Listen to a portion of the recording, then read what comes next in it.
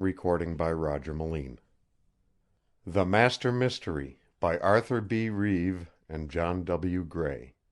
Chapter 1. Peter Brent sat nervously smoking in the library of his great house, Brent Rock. He was a man of about 45 or 6, a typical, shrewd business man. Something, however, was evidently on his mind, for though he tried to conceal it, he lacked the self-assurance that was habitually his before the world. A scowl clouded his face as the door of the library was flung open and he heard voices in the hall. A tall, spare, long-haired man forced his way in, crushing his soft black hat in his hands. "I will see Mr. Brent," insisted the newcomer, as he pushed past the butler. "Mr. Brent," he cried, advancing with a wild light in his eyes, "I'm tired of excuses. I want justice regarding that water motor of mine." He paused, then added, shaking his finger threateningly, "Put it on the market, or I will call in the Department of Justice." Brent scowled again. For years he had been amassing a fortune by a process that was scarcely within the law. For, when inventions threaten to render useless already existing patents necessitating the scrapping of millions of dollars' worth of machinery, vested interests must be protected. Thus, Brent and his partner, Herbert Balcom, had evolved a simple method of protecting corporations against troublesome inventors and inventions. They had formed their own corporation, International Patents, Incorporated. Their method was effective, though desperate. It was to suppress the inventor and his labor.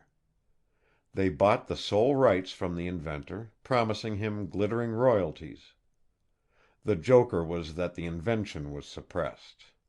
None were ever manufactured. Hence there were no royalties and the corporations went on undisturbed while Brent and Balcom collected huge retainers for the protection they afforded them. Thus Brent Rock had come to be hated by scores of inventors defrauded in this unequal conflict with big business. The inventor looked about at the library, richly paneled in oak and luxuriously furnished. Through a pair of folding doors he could see the dining room and a conservatory beyond. All this had been paid for by himself and such as he. "Sit down, sir," nodded Brent, suavely. The man continued to stand, growing more and more excited. Had he been a keener observer he would have seen that under Brent's suavity there was a scarcely hidden nervousness. Finally Brent leaned over and spoke in a whisper, looking about as though the very walls might have ears. "My dear fellow," he confided, "for some time I have been considering your water motor. I will return the model to you. Release the patent to the world."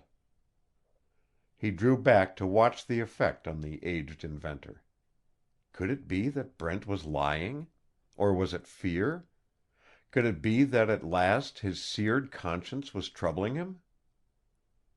At that exact moment, upstairs, in a private laboratory in the house, sat a young man at a desk, a handsome, strong-faced, clean-cut chap. All about him were the scientific instruments which he used to test inventions offered to Brent. A look of intent eagerness passed over his face. For Quentin Locke was not testing any of Brent's patents just now. Over his head he had the receivers of a dictograph. It was a strange act for one so recently employed as manager of Brent's private laboratory. Yet such a man must have had his reasons. One who was interested might have followed the wire from the dictograph box in the top drawer of the desk, down the leg of the desk, through the very walls to the huge chandelier in the library below, where, in the ornamented brasswork, reposed a small black disk about the size of a watch. It was the receiving end of the dictograph. Suddenly the young man's face broke out into a smile, and without thinking He stopped writing what the little mechanical eavesdropper was conveying him from below. He listened intently as he heard a silvery laugh over the wire. "Oh, I didn't know you were busy. I thought these flowers. Well, never mind. I'll leave them anyway." It was Eva Brent, daughter of the head of the firm, who had danced in from the conservatory like a June zephyr in December. "My dear," Locke could hear the patent magnate welcome, "it is all right. Stay a moment and talk to this gentleman while I go down to the museum." Locke listened eagerly, glancing now and then at a photograph of Eva Brent on his own desk, while she chatted gaily with the inventor. It was evident that Eva had not the faintest idea of the hard nature of the business of her father. Meanwhile, Brent himself had left the library and passed through the portiered door into the hall.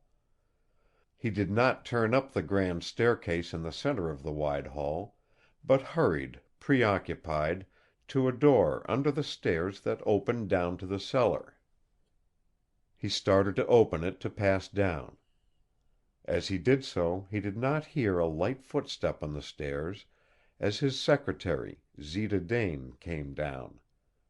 But he did not escape her watchful eye. "Mr. Brent," she called, "is there anything I can do?" Brent paused.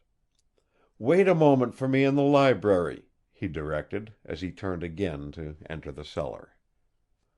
He closed the door, and Zita watched him with an almost uncanny interest, then turned to the library to join Eva and the newcomer. Down the cellar steps Brent made his way, and across the cellar floor, pausing at the rocky wall of the foundation of the house blasted and hewn out of the cliff on which it towered above the river. A heavy steel door in the rock wall barred the way. Brent whirled the combination and shot the bolts, and the door swung ponderously open, disclosing a rock-hewn cavern. 3 walls of the cavern were lined with shelves containing inventions of all kinds: telegraph and telephone instruments, engine models, railroad signaling and safety devices, racks of bottles containing dangerous chemicals and their antidotes, all conceivable manner of mechanical and scientific paraphernalia. It was literally a graveyard of genius, harboring the ghosts of 1,000 inventors' dead hopes. Brent entered hastily and went directly to a shelf. There he picked up a model of a motor. He blew the dust from it and examined it approvingly. Suddenly he saw something that caused him to start. He looked down at his feet. There was a piece of paper on the floor. He picked it up and read it, and as he did so he started back, frightened, then angry.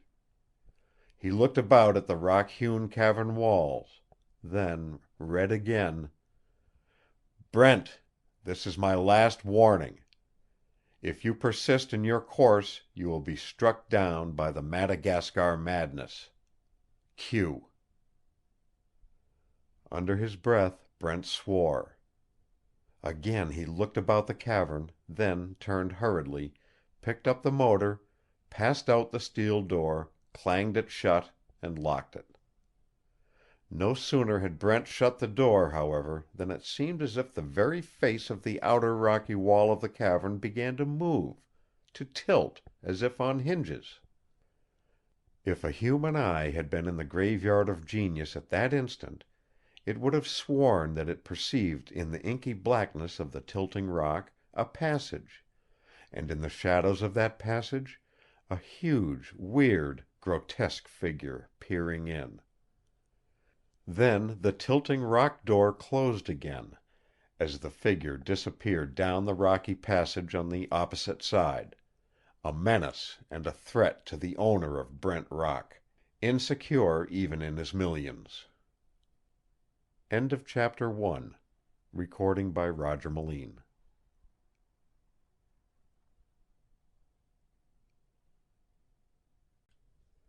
The Master Mystery by John W. Gray and Arthur B. Reeve.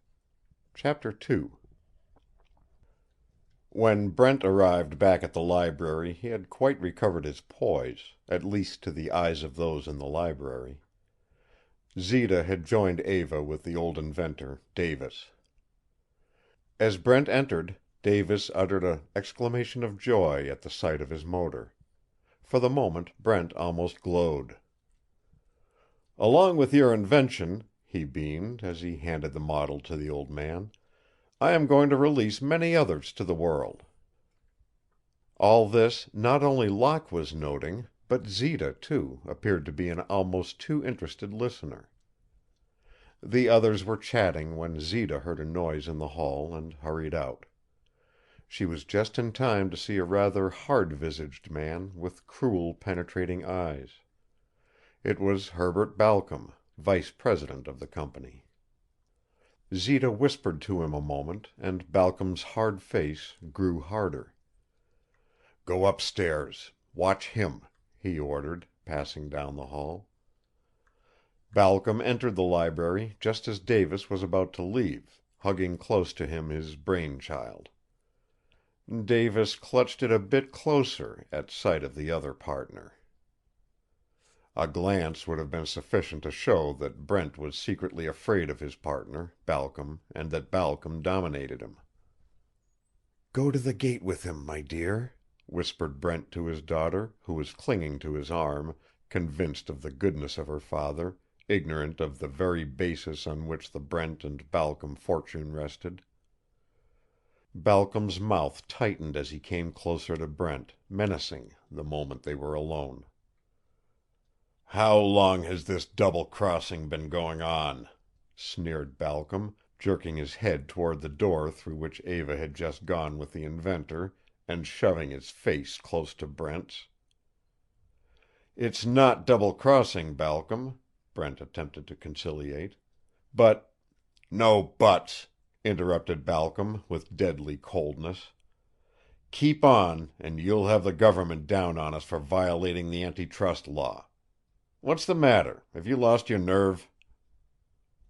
As Balcom almost hissed the question, up in the laboratory Locke was now writing furiously in his notebook, when he was interrupted by a knock at the door. He whipped the dictograph receiver off his head and jumped to his feet, hiding all traces of the dictograph in the desk drawer. Then he moved over to the door, unlocked it, and flung it open. "Oh, I hope I haven't interrupted you in any important experiment," apologized Zita, innocently enough. "Nothing important," camouflaged Locke. Though Locke did not seem to notice it, another would have seen that Zita cared a great deal for him. "May I come in?" she asked, wheedling. "Certainly. I am charmed, I assure you." While Zita was gushingly effusive, Locke was correct and formally polite as he bowed his acquiescence. Zita felt it. For a moment she stood looking at a half-finished experiment on the laboratory table, then finally she turned to Locke with a calculated impulsiveness. "Why do you treat me so coldly," she asked, "when you know I admire your wonderful work?" "Really, Miss Dane," he apologized, "I didn't mean to be rude." Yet there was an air of constraint in his very tone. "Do you know," she flashed, "I can't help feeling that you are so brilliant. You must be something more than you seem." Locke suppressed a quick look of surprise. Was she trying to worm some secret from him? He masked his face cleverly. "Indeed, you must be imagining things," he replied quietly, turning and strolling toward the window of his laboratory. The moment his back was turned, Zita picked up the photograph of Eva on the desk. For a moment she stood glaring at it jealously. Out of the window Locke smiled. For down on the gravel path, walking slowly toward the gate to the Brent Rock grounds, he could see Eva and Davis. The smile faded into a scowl. He had seen a young man enter the gate. It was Paul Balcom, son of Herbert Balcom, and Paul was engaged to Eva, thus giving Balcom a stronger hold over Brent. Locke knew enough about Paul to dislike him thoroughly and to distrust him. Had Locke been able to see over the hedge, he would have confirmed his suspicions. For Paul had actually driven up to Brent Rock in the runabout of as notorious a woman as could have been found in the night life of the city, one known as De Luxe Dora in the unsavory half-world in which both were leaders. Had his dictograph been extended to the hedge, he would have heard her voice rasp at Paul: "Your father may make you pay attention to this girl, Paul, but remember, you had not better double-cross me." Paul's protestations of underworld fidelity would have added to Locke's fury. However, Locke had not seen or heard. Still, it was unbearable that this fellow Paul should be engaged to a girl like Eva. Tall, dark, handsome though he was, Locke knew him to be a man not to be trusted. Paul hurried up to Eva, not a bit disconcerted at the near discovery of his intimacy with Dora. And whatever one may believe about woman's intuition, there must have been something in it, for even at a distance one could see that Eva mistrusted Paul Balcom, her fiancé. Locke scowled blackly. Paul thrust himself almost rudely between Davis and Eva. Again Davis shrank, as he had from the young man's father, then bowed, excused himself, and hurried off, hugging his motor to him, while Paul took Eva's hand, which she was not any too willing to give him. Locke watched, motionless, as the couple turned back to the house. Somehow Eva must have felt his gaze. She turned and looked upward at the laboratory window. As she saw Locke, her face broke into a smile, and she waved her hand gaily. Paul saw it, and a swift flush of anger crossed his face. He pulled Eva abruptly by the arm. "Let's go into the house," he said, almost angrily. Seeing the action, Locke also turned from the window to encounter Zita, still watching. Without a word, he left the laboratory. While this little quadrangle of conflicting emotions of Locke, Eva, Paul, and Zita was being enacted, the two partners in the library were disputing hot and heavy. As they argued, almost it seemed as if Balcom's very face lined his thoughts, that he desired Brent out of the way, as a weakling in whom he had discovered some traces of conscience, which, to Balcom, meant weakness. Balcom leaned forward excitedly. "I do not intend to let you wreck this company because your conscience, as you call it, has begun to trouble you," he hissed. Brent's hand clutched nervously. He was afraid of Balcom, so much so that he fought back only weakly. Locke was down in the hallway just in time to meet Eva and Paul as they entered. "Oh, do you know I'm so glad? I think my father is the most kind-hearted of men," Eva trilled to Locke, as she recounted what had happened in the library with Davis. Locke listened with restrained admiration for the girl, whatever might have been his secret opinion of her father or of the story he already knew. On his part, Paul did not relish the situation, nor did he take any pains to conceal it. He shrugged and turned away. "Come," he said, with a tone of surly authority. "I think I hear my father in the library." Eva looked back swiftly at Locke and smiled as Paul led her toward the library door. But that also made Paul more furious. "Why do you make me ridiculous before that fellow?" he demanded. "I'm sorry," replied Eva, in surprise. "I didn't mean to do that." Vaguely, Paul understood. The girl was too unsophisticated to have meant it. Somehow that made it worse. Though she did not know it, he did. Unknown to herself, there was a response in the presence of Locke which was not inspired in his own society. he hurried her into the library. It was as though the entrance of Paul and Eva had been preconcerted. The partners, in their dispute, stopped and turned as the young people entered and moved over to a divan. Balcom lowered his voice and plucked at Brent's sleeve as he nodded toward the couple. "I could trust you better if they were married within a week," suggested Balcom. Brent recoiled, but Balcom affected not to notice. "Then I will believe that you are dealing fairly with me," he emphasized. Brent studied a moment, then nodded assent.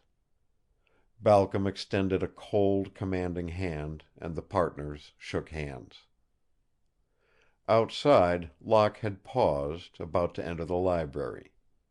The pause had been just long enough for him to hear, and it was a blow to him. He watched, dazed, as the two older men walked over to the younger couple. Then he hurried away, heartsick. "My dear," began Brent, as he patted the shoulder of the girl, the one spot of goodness that had shone in the otherwise blackness of his life, making him at last realize the depth to which lust of money had made him sink. "We were just saying that perhaps it would be advisable to hasten your marriage to Paul. Say, perhaps next week?" The words seemed to stick in his throat. As for Eva, she felt a shiver pass over her. Without knowing why, she drew back from Paul, at her side, shrank even closer to her father, trying not to tremble. Did Paul realize it? Brent felt the shudder with a pang. He leaned over. "Promise to do this, for my sake," he whispered, so low that there was no chance of the others hearing. "By tomorrow all may be changed." There was something ominous about the very words. End of chapter 2. Recording by Roger Melin.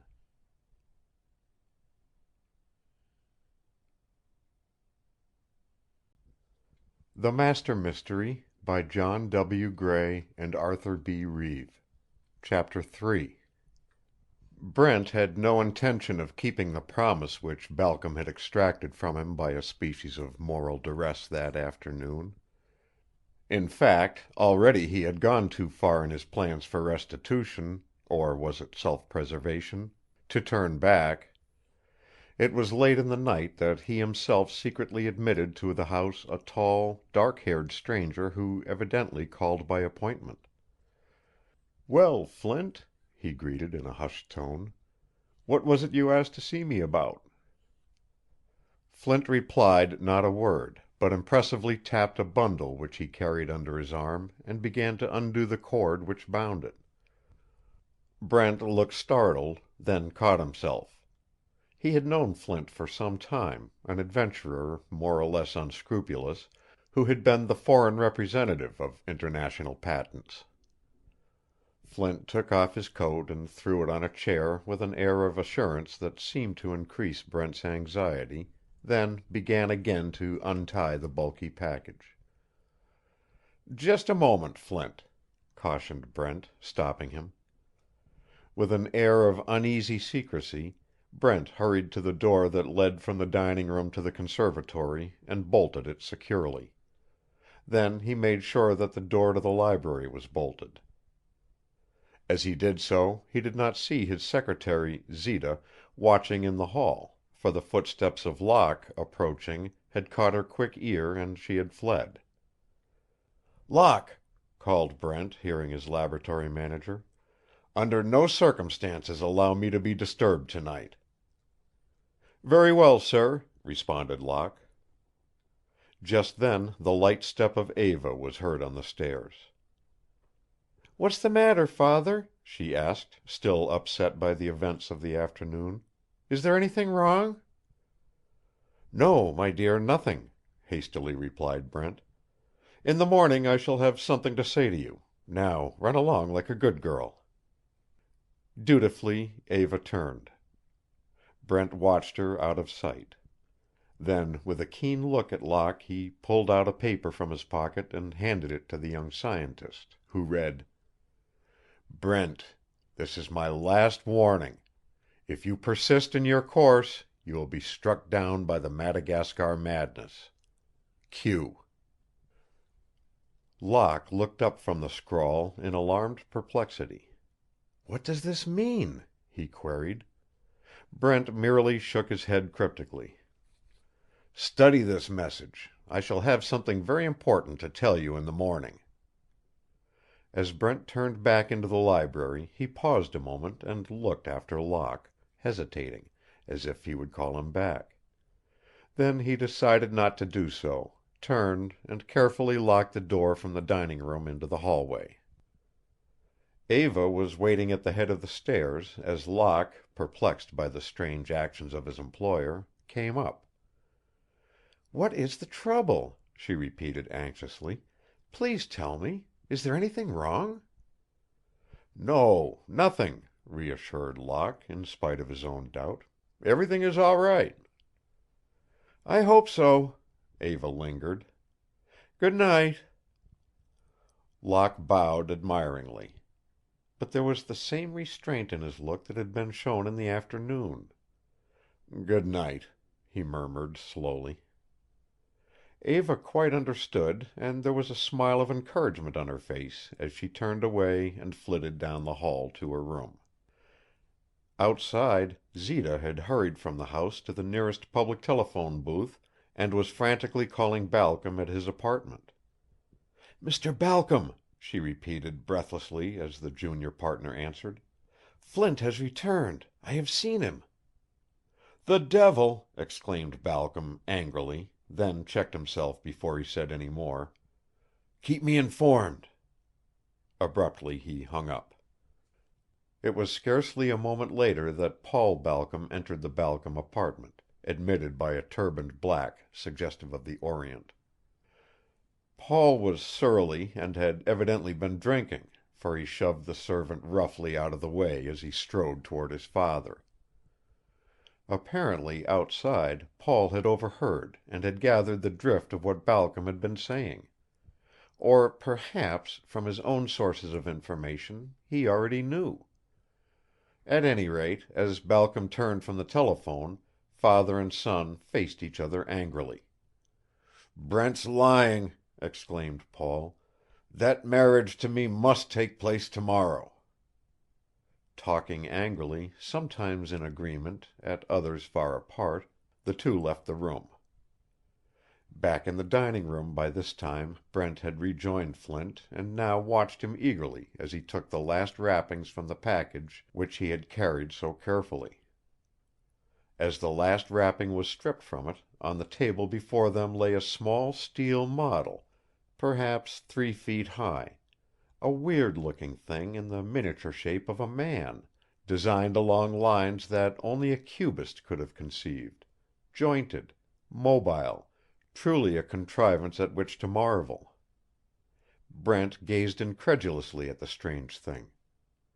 "An automaton!" he exclaimed. "More than that," replied Flint, calmly. Flint unrolled a chart of the human nervous system and spread it out on the table.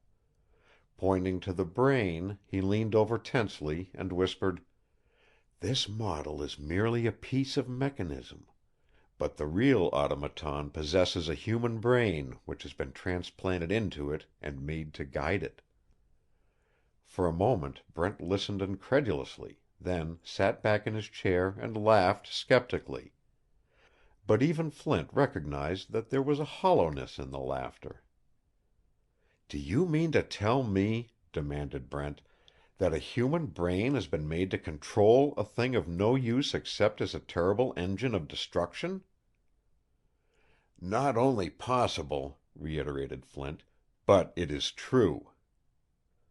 "Oh, Flint," rallied Brent, with a sort of uneasiness, "you can't tell me that." "Believe it or not," insisted the adventurer, "I have been in Madagascar, and I know." For a moment Brent paused at the vehemence of Flint's answer. What had Flint to gain by misrepresentation? 1,000 images of the past flitted through Brent's brain. Then, slowly, a look of terror came over Brent's face. Suppose it were indeed true, this Frankenstein, this conscienceless, inhuman Superman? Brent gripped himself and composed his features and his voice. "But this thing," he rasped. "What does this prove?" "Oh, this is merely automatic, a piece of mechanism, a model which I stole. It works when it is wound up, not like the real one. Look." Flint put a pencil in the little steel hand of the model and pressed a lever as he held a piece of paper under the pencil. Brent leaned over, fascinated. Instantly the tiny hand began to trace on the paper one letter, the simple letter Q. As the hand finished the tail of the Q, Brent gripped the table for support. His eyes bulged and stared wildly. "My God!" burst from his lips. "It is the warning Q."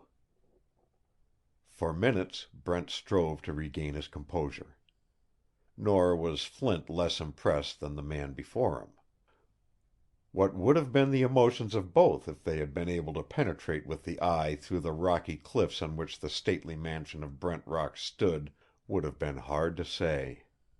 For down in a rock-hewn cavern, not many 100 yards away and below them, reached by a secret entrance from the shrubbery of the cliffs near the shore, already had congregated several rough characters. They were playing cards and drinking, now and then glancing furtively at the passage entrance, as though they were expecting the arrival of someone or something. Suddenly came a dull metallic clank through the passage, strangely echoing. At once all leaped to their feet, at attention, not unmixed with awe and fear that sat strangely on their desperate features. What was it that they, who feared neither God nor man, feared? They strained their eyes, looking into the passage that led darkly away into blackness. Dimly down it now could be seen two gleaming spots of light, points in the Cimmerian darkness. They seemed to be growing larger and coming nearer as with each hollow reverberation the dull metallic thuds increased. Faintly now could be made out in the blackness a huge stalking figure, having the shape of a man, with gigantic, powerful shoulders, powerful arms, a thick body, hips and thighs that spelled terrific strength, legs and feet that suggested irresistible force. "The automaton!" escaped involuntarily from all lips. Slowly, irresistibly, the horrendous figure stalked forth into the dim light. There it paused for a moment, a figure of steel, larger than most men, yet not so large that it might have encased a man. And yet its motions, its every action, were like nothing mortal. Even these hardened denizens of the underworld shuddered. In its hand the automaton carried a 5-branched candlestick, for what purpose none seemed to know. Yet all bowed and quaked at every pantomime motion of the figure, ready to do the bidding of the least motion of their inhuman master. Still holding the candlestick with its 5 huge yellow candles before him, the automaton stalked forward to the table and impressively deposited the candlestick on it, then stepped back a pace and waved his ponderous hand at the assembled emissaries who scarcely repressed their own abject terror. End of chapter 3. Recording by Roger Melin.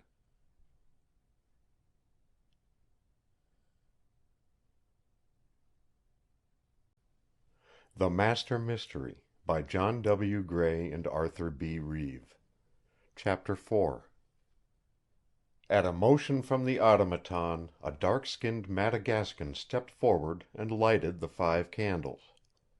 At once a dense smoke began drifting from the candles. The men looked at one another, showing an uncomfortable fear of what the negro and the automaton were doing. Even the negro edged away fearfully, and all crouched back, afraid of the fumes. A moment later the automaton, with a mighty blast of air, snuffed all the candles at once, then, without a word, picked up the candlestick, and stalked off through the passage on the opposite side of the den from the entrance, the passage that led to the graveyard of genius. A few moments later the secret rock door from this passage into the graveyard swung open and the automaton stalked in, going carefully, noiselessly now.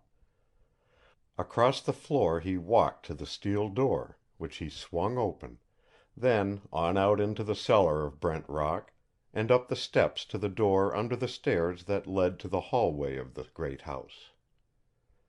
In the hall the automaton halted beside a small stand on which stood a candlestick exactly like the one he carried. Quickly he picked up the original candlestick and replaced it by the one he carried.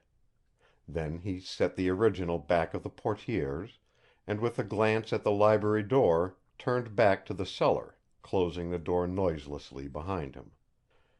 Down the steps he went, toward the open door of the graveyard of genius. Beside the door was the fuse box of the lighting system of the house. The automaton reached out and began rubbing sharply at the insulation of the feed wires. Upstairs in the dining room Brent had by this time flung off his coat and was examining with Flint the curious model the adventurer had brought from Madagascar. Brent was very excited and questioned Flint eagerly. "I tell you, Flint," cried Brent at length, huskily, as he seized a pen and dipped it into the ink, "the time has come for me to do what I have long intended. I am going to do now what I should have done years ago." Brent started to write feverishly: "Quentin Locke, I have done you a great injury about which you know nothing, but I am willing to—" His hand had scarcely traced the last word when the room was plunged into absolute darkness. Down in the cellar the automaton had succeeded in rubbing off the insulation of the feed wires. There was a flash of light as he laid his steel hand over the 2 feed wires, then darkness. In the dining room Brent and Flint, already keyed to the highest pitch, leaped to their feet with an exclamation of terror.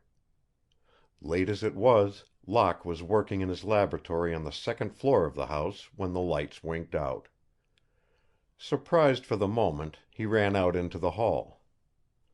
Already there was the butler, groping about with a candle. "What's the matter, Quentin?" asked a breathless voice behind them. It was Eva, in a filmy dressing gown. Locke turned to vision a creation of loveliness in the candlelight which set his heart thumping.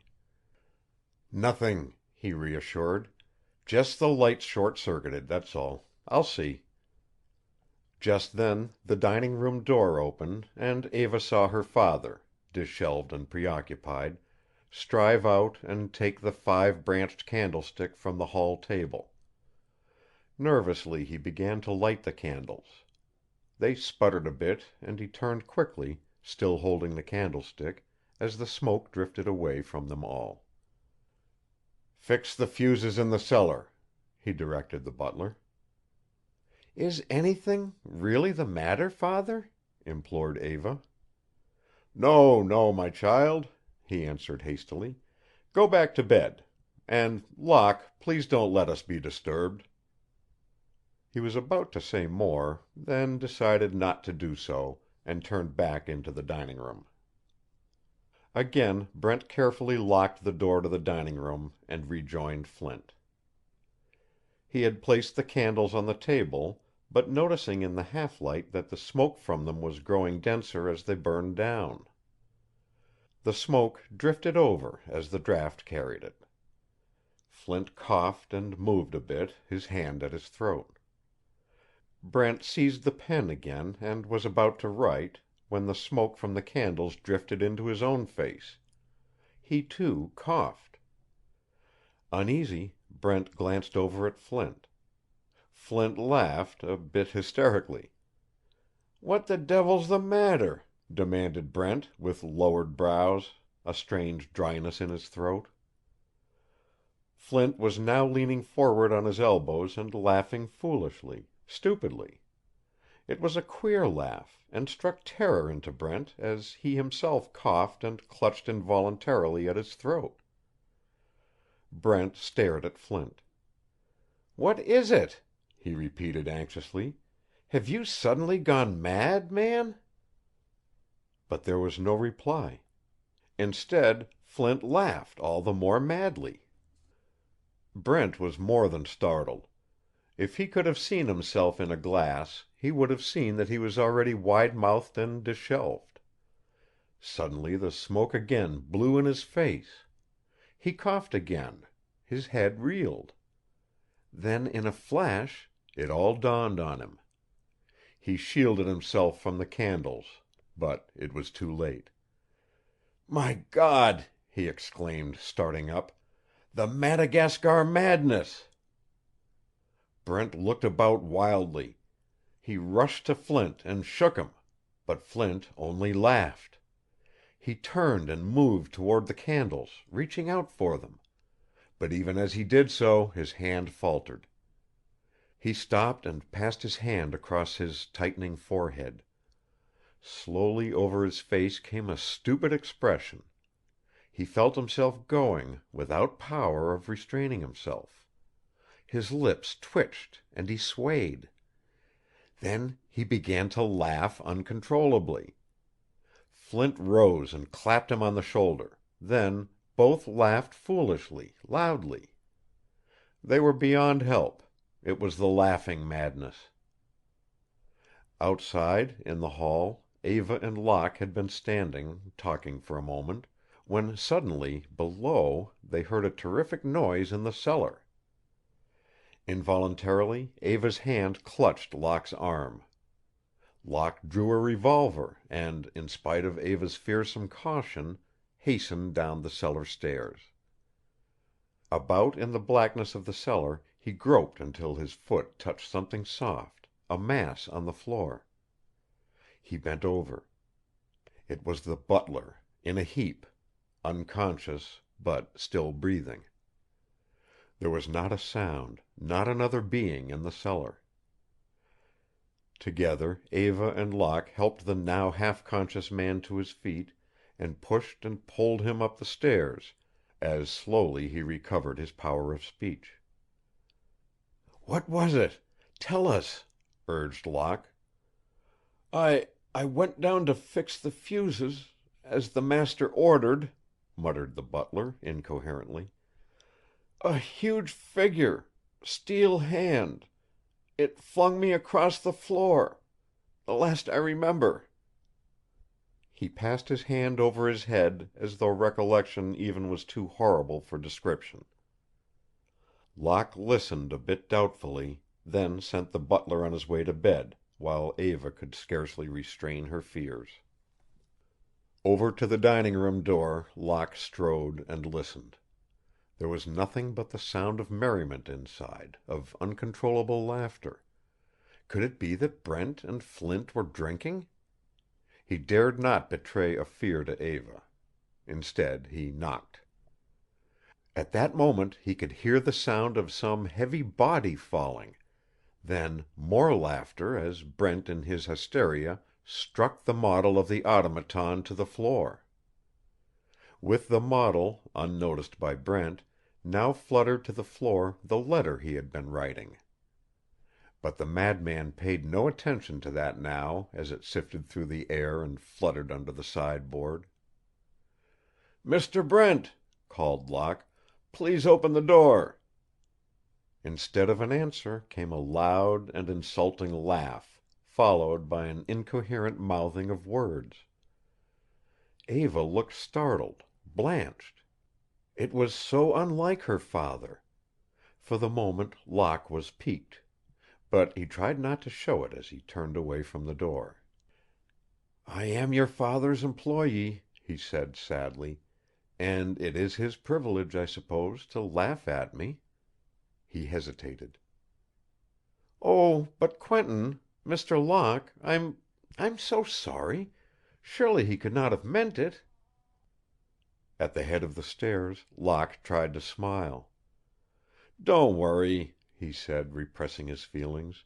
"It'll make no difference between us. Good night." They parted, Eva closing her door for a sleepless night, Locke to work far into the night in his laboratory until sheer exhaustion overcame his feelings. Meanwhile, in the dining room, the two men kept terrible vigil, hour after hour, oblivious of time, in wild and wanton laughter, maniacal abandon. A terrible blow had been struck, and reason was tottering on her throne. Two men had been stricken by an unknown hand, stark, stark mad. End of chapter 4. Recording by Roger Melin.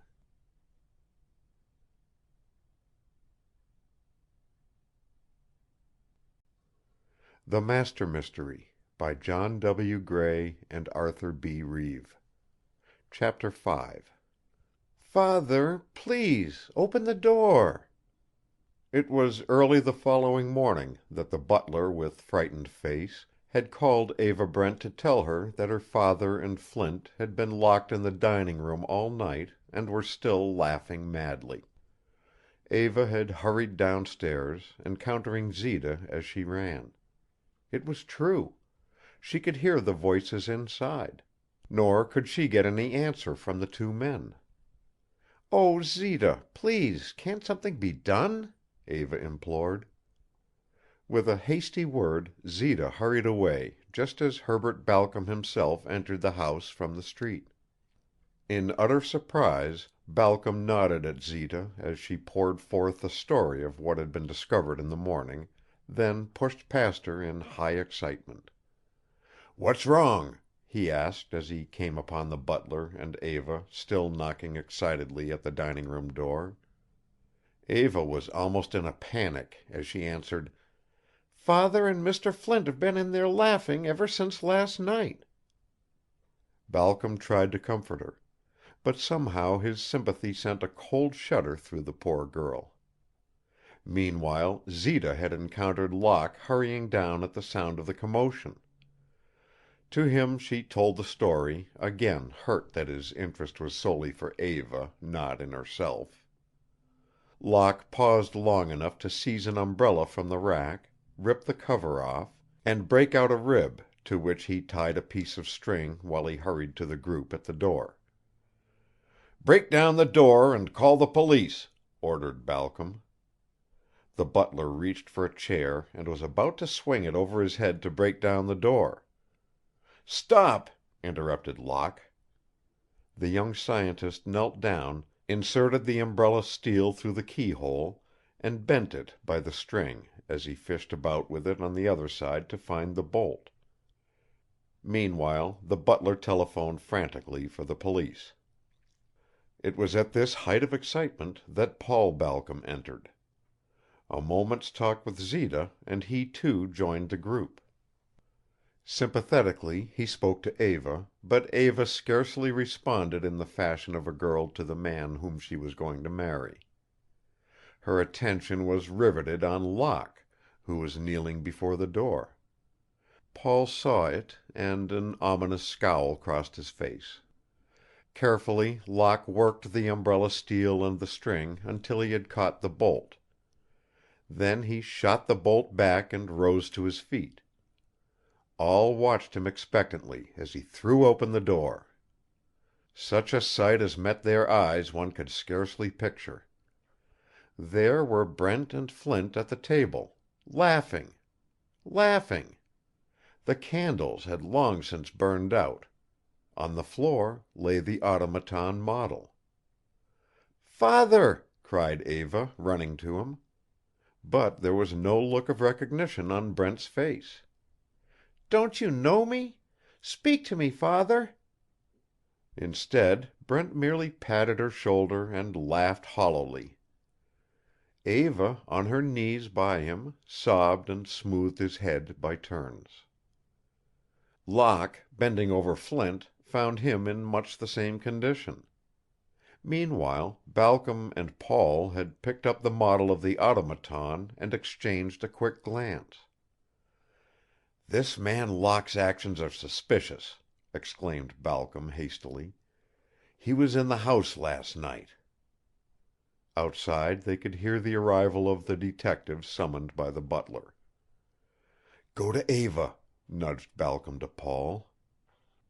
A moment later the butler entered with the detectives. At the sight of the automaton model in Balcom's hands, the butler cried out: "That is what attacked me last night. Only larger, much larger." All eyes were now on the butler. Quickly Balcom took advantage of the situation thus created. Locke, also, left Flint and moved over to the group examining the model. As he did so, his eye caught a piece of paper under the sideboard. He was about to pick it up when he realized that all were looking at him. Quickly he covered his discovery and faced them. "This man is the stranger in the house," cried Balcom in anger. "Arrest him and make him explain." It was the work of only an instant for the chief detective to step up to Locke and slip the bracelets on his wrists. "Don't!" cried Eva. "Please, my dear, your father," remonstrated Paul. At that instant Brent was seized with another violent fit of coughing and laughter. Eva, distracted, was half fainting. Thus, with Locke handcuffed, Balcom and Paul were triumphant. Locke saw his chance, but the handcuffs prevented him from using his hands. In the instant that all were diverted toward Brent, with incredible deftness, Locke slipped his hand from the cuffs, one link of which fell open as if by magic, through a secret all his own. He reached down and picked up the paper under the sideboard, and read it. It was the letter Brent had been writing and served only to increase his perplexity. He read it again, then crushed it into his pocket, and before anyone had discovered his trick had slipped his hand back into the cuffs and they were locked again. At that very moment the telephone rang and the chief of the detectives answered. As he did so, a perplexed expression crossed his face as he walked over quickly to Locke. "I beg your pardon," he apologized as he began to unlock the handcuffs. "Here, my man, what are you doing?" interrupted Balcom. "I know my business. You lay off," growled the detective. A moment later Locke, with a slight smile on his handsome face, was answering the telephone. Not a soul save the detective even yet suspected the true identity of Locke, even as he answered over the telephone with a respectful "Yes, sir." The fact of the matter was that the message had come most opportunely. It was from the chief of the Department of Justice himself, ordering Locke to stay at the house until he had secured the evidence that would allow the department to proceed against the company under the antitrust law. That, then, was the explanation of the secret dictagraph which Locke had installed, the explanation of his apparent faithlessness to his employer. But weightier matters were now on Locke's mind. Here he was, faced by the case of his life, involving the happiness of the very girl whom he had so soon come to love. His incentive was double: love and success; triple, above all, justice. By this time the household themselves were sufficiently calm to help Brent to his bedroom and Flint to a guest chamber. Balcom was about to follow when Locke, returning from the telephone, touched him on the shoulder and shoved the threat message which Brent had given him the night before under the face of the junior partner. "Read that," he demanded. Balcom read, controlling his features admirably, if control were necessary. "What's the meaning of this?" he demanded coldly. "Were you in Madagascar lately?" shot back Locke. Locke could not be sure whether or not Balcom suppressed a start. At any rate, he did not conceal anger at the insinuation. "Certainly," he replied. With my son I cruised through the Mozambique Channel and touched at Madagascar last summer. Why?" Locke nodded, and the detective made a note of the reply. "What do you mean to insinuate by that question?" demanded Balcom. Without reply, Locke shrugged nonchalantly and smiled. Not 10 feet away, in the conservatory door, Paul listened, and his face darkened as he clenched his fists.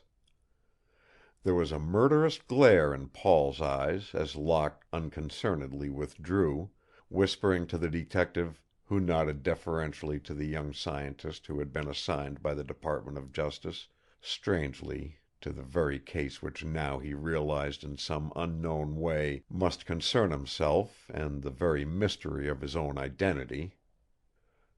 So wore along the morning, with growing mystery and excitement. It was not long before the Brent family physician was summoned, and after a careful diagnosis pronounced Brent in a hopeless state as far as his own science was concerned.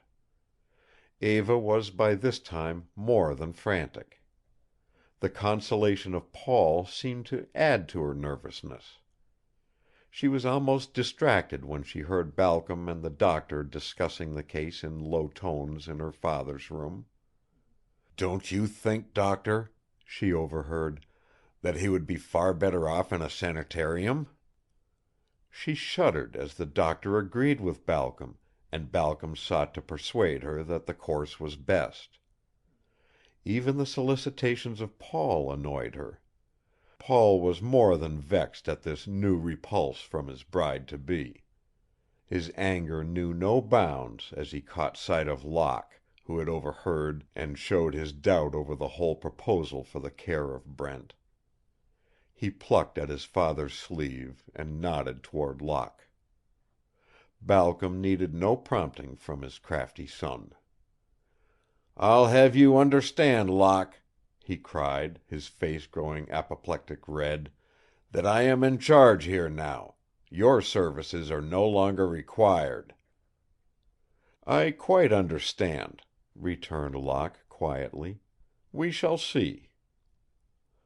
Balcom stormed down from the room to the telephone, where, a moment later, he telephoned to an asylum, asking them to send a conveyance with nurses, keepers, and whatever paraphernalia was necessary to take care of his partner, Brent.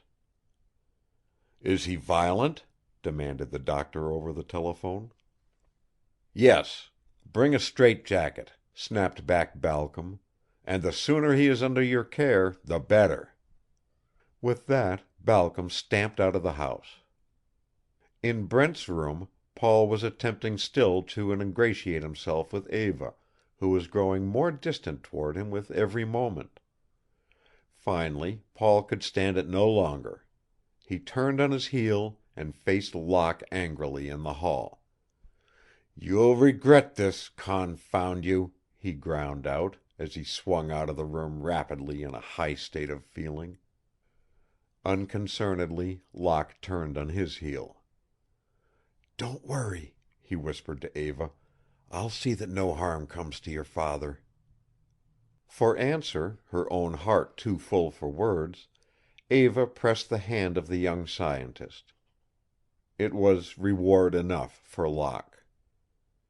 Meanwhile, at Dr. Shaw's sanitarium, to which Balcom had telephoned with the permission of the doctor, elaborate preparations had been completed for the reception and transportation of Brent. It was perhaps an hour later that the ambulance, with 3 white-uniformed attendants, pulled out, carrying all those appurtenances necessary for the care of the insane, including the straitjacket which Balcom had so testily suggested. That same hour had seen intense activity in another quarter.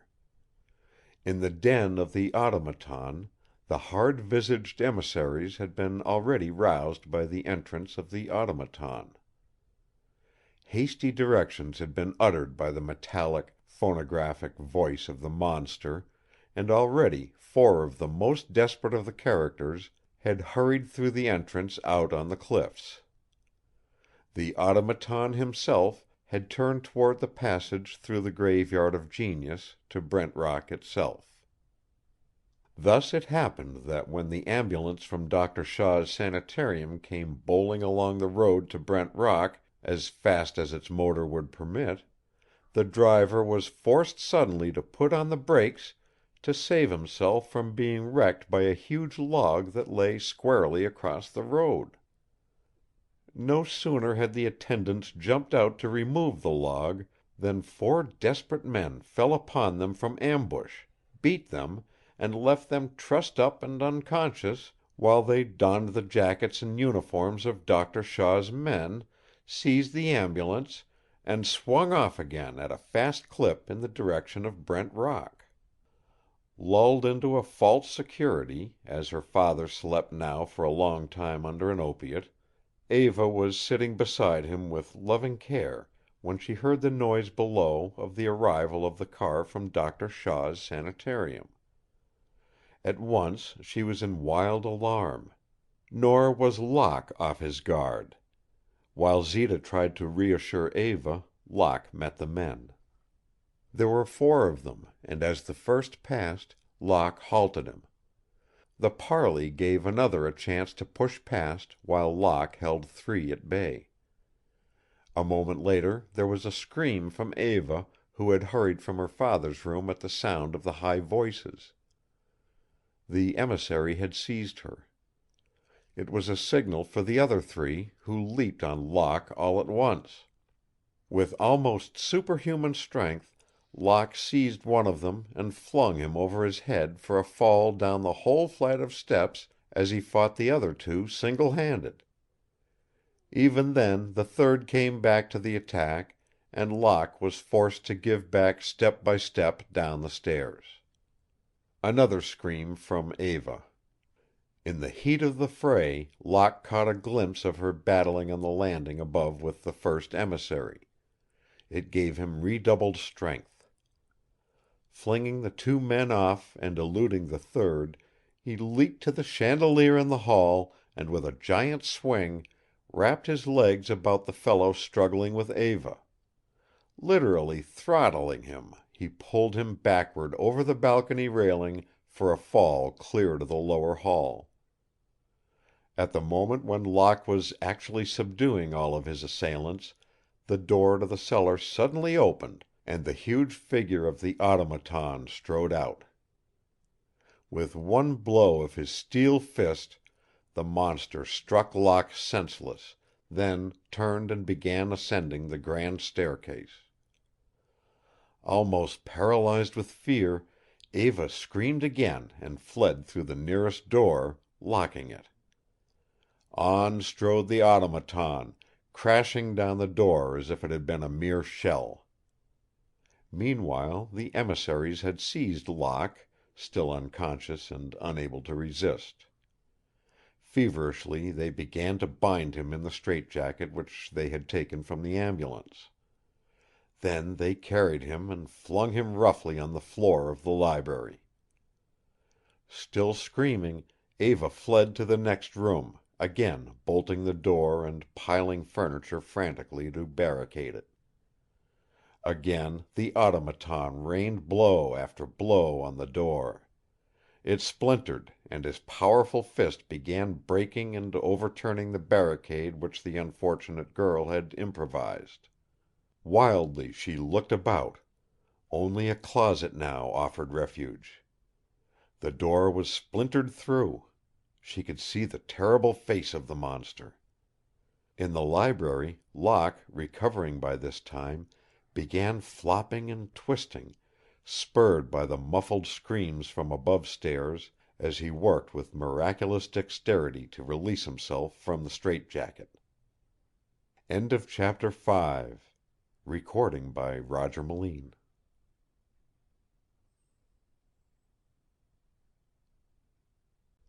The Master Mystery by John W. Gray and Arthur B. Reeve. Chapter 6. Locke struggled with superhuman effort to release himself from the straitjacket in which he was held prisoner. The throat straps pressed against the neck muscles, and the strain on the straps could be heard like pistol shots, as the leather stretched under his prodigious efforts. With every nerve keyed up and his reflexes answering his keen brain, he swayed backward and forward, rolled from side to side, until his shoulder blades were thrown completely out of joint. The pain was intense, but he summoned every ounce of strength at his command and finally succeeded in getting one of his arms free by gradually working his body toward a settee, where, with his elbow on the seat, he pushed his disjointed arm over his head. Agony was written all over his face as, at last, with a final effort, he extricated his arms and was in a position to loosen the straps which bound them, with his teeth. Nor was his labor over now. The canvas jacket cut into his flesh and the buckles bruised his muscles. His body ached with weariness, yet he clung to his task. Like a thing incarnate, he toiled as he realized the danger that confronted Eva. Upstairs, the monster was pursuing Eva. The heavy oaken doors were as straws to him, and he plunged through them as a mad elephant dashes through a canebrake. Destruction lay in his wake as he crashed through the improvised barriers which Eva had constructed to delay his onslaught. A crouching, desolate figure, she waited for what she knew to be her end. There was only one barrier left between her and this engine of destruction. It was only a moment now when she would be a crushed, mangled mass. With terror in her heart, she waited for the thing to crash through the last remaining barrier, and even now she could hear his ponderous step as he crossed the room toward the door which would only momentarily stay his progress.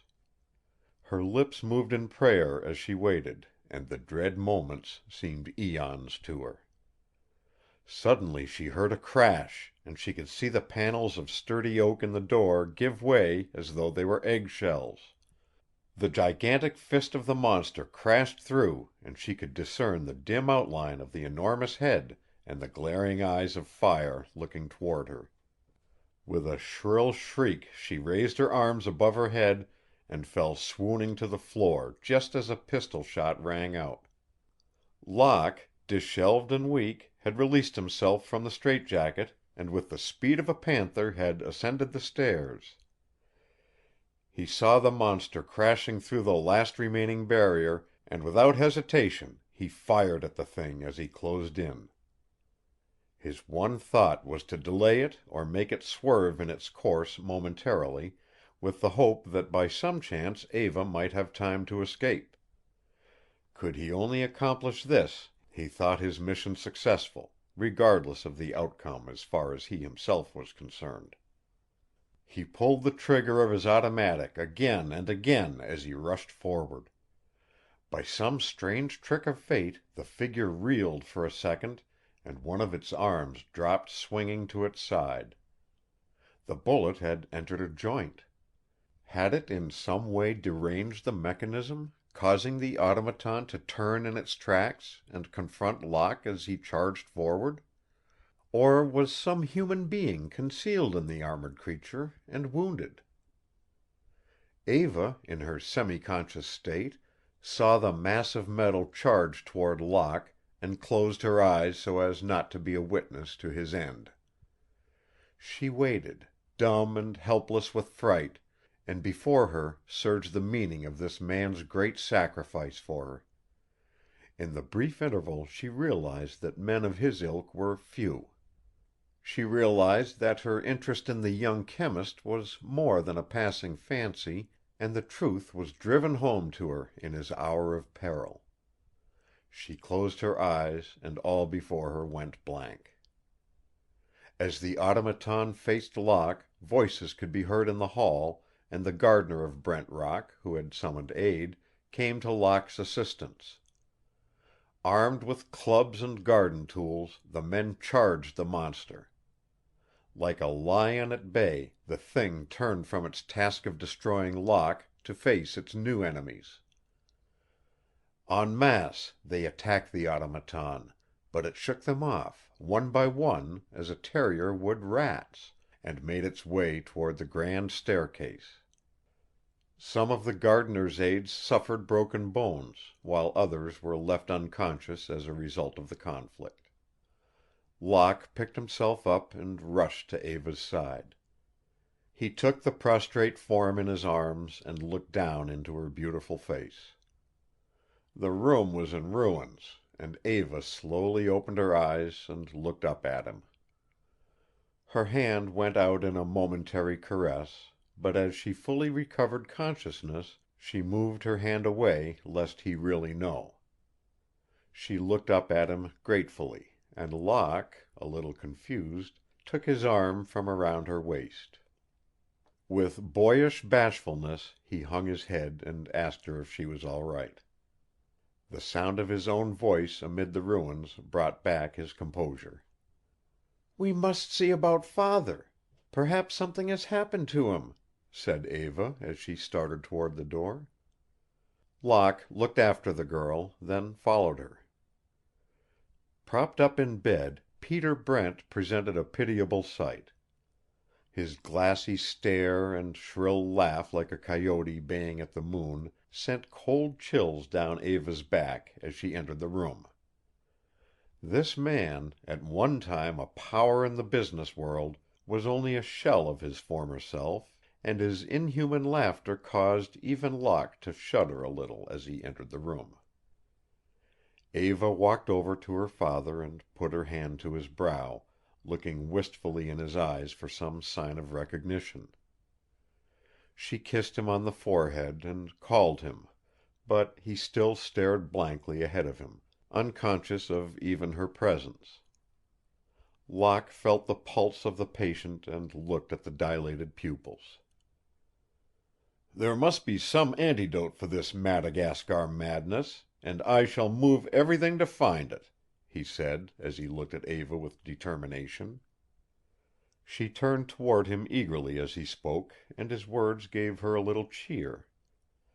Eva continued her caresses, but the demented man showed no signs of recognizing even his own daughter. From another room the shrill laughter of Flint could be heard as he raved in delirium. Bereft of reason, he fought an unseen enemy. "Q did it, I tell you. It's Q," he raved and shrieked in his insane way as he rocked back and forth in bed. He was fighting his own conscience, and kept pushing some unseen thing from him as he shook in a paroxysm of fright. The front door bell rang and Balcom entered. He was suave in manner, but this time he seemed a little excited as he gave his hat and stick to the butler. "Tell Miss Brent I must see her at once," he ordered. As the butler turned to mount the stairs, Balcom reached his hand up and rubbed his shoulder as though he were in pain. Perhaps the gesture meant nothing, but a keen observer would have noticed that his arm did not move with the freedom that one would expect of a man of his frame and build. As he rubbed his shoulder, his eyes followed the butler up the stairs and his lips tightened. He watched him until he was out of sight, then turned and entered the library. As Balcom entered the library, the doorbell rang and the 3 ambulance men who had been overpowered by the emissaries of the automaton entered. Balcom approached them and hasty explanations were forthcoming. In his suave manner he quieted the most noisy of the trio, who by this time had found the straitjacket from which Locke had just released himself. "This looks like a put-up job to me," growled the driver as he confronted Balcom, holding the straitjacket toward him. "And I believe you know something about it." "My dear man, I am the person who telephoned for you to come for my stricken partner," said Balcom, "and I still insist that he is in dire need of treatment." As he spoke, Eva entered the library in time to hear him. She was followed by Locke.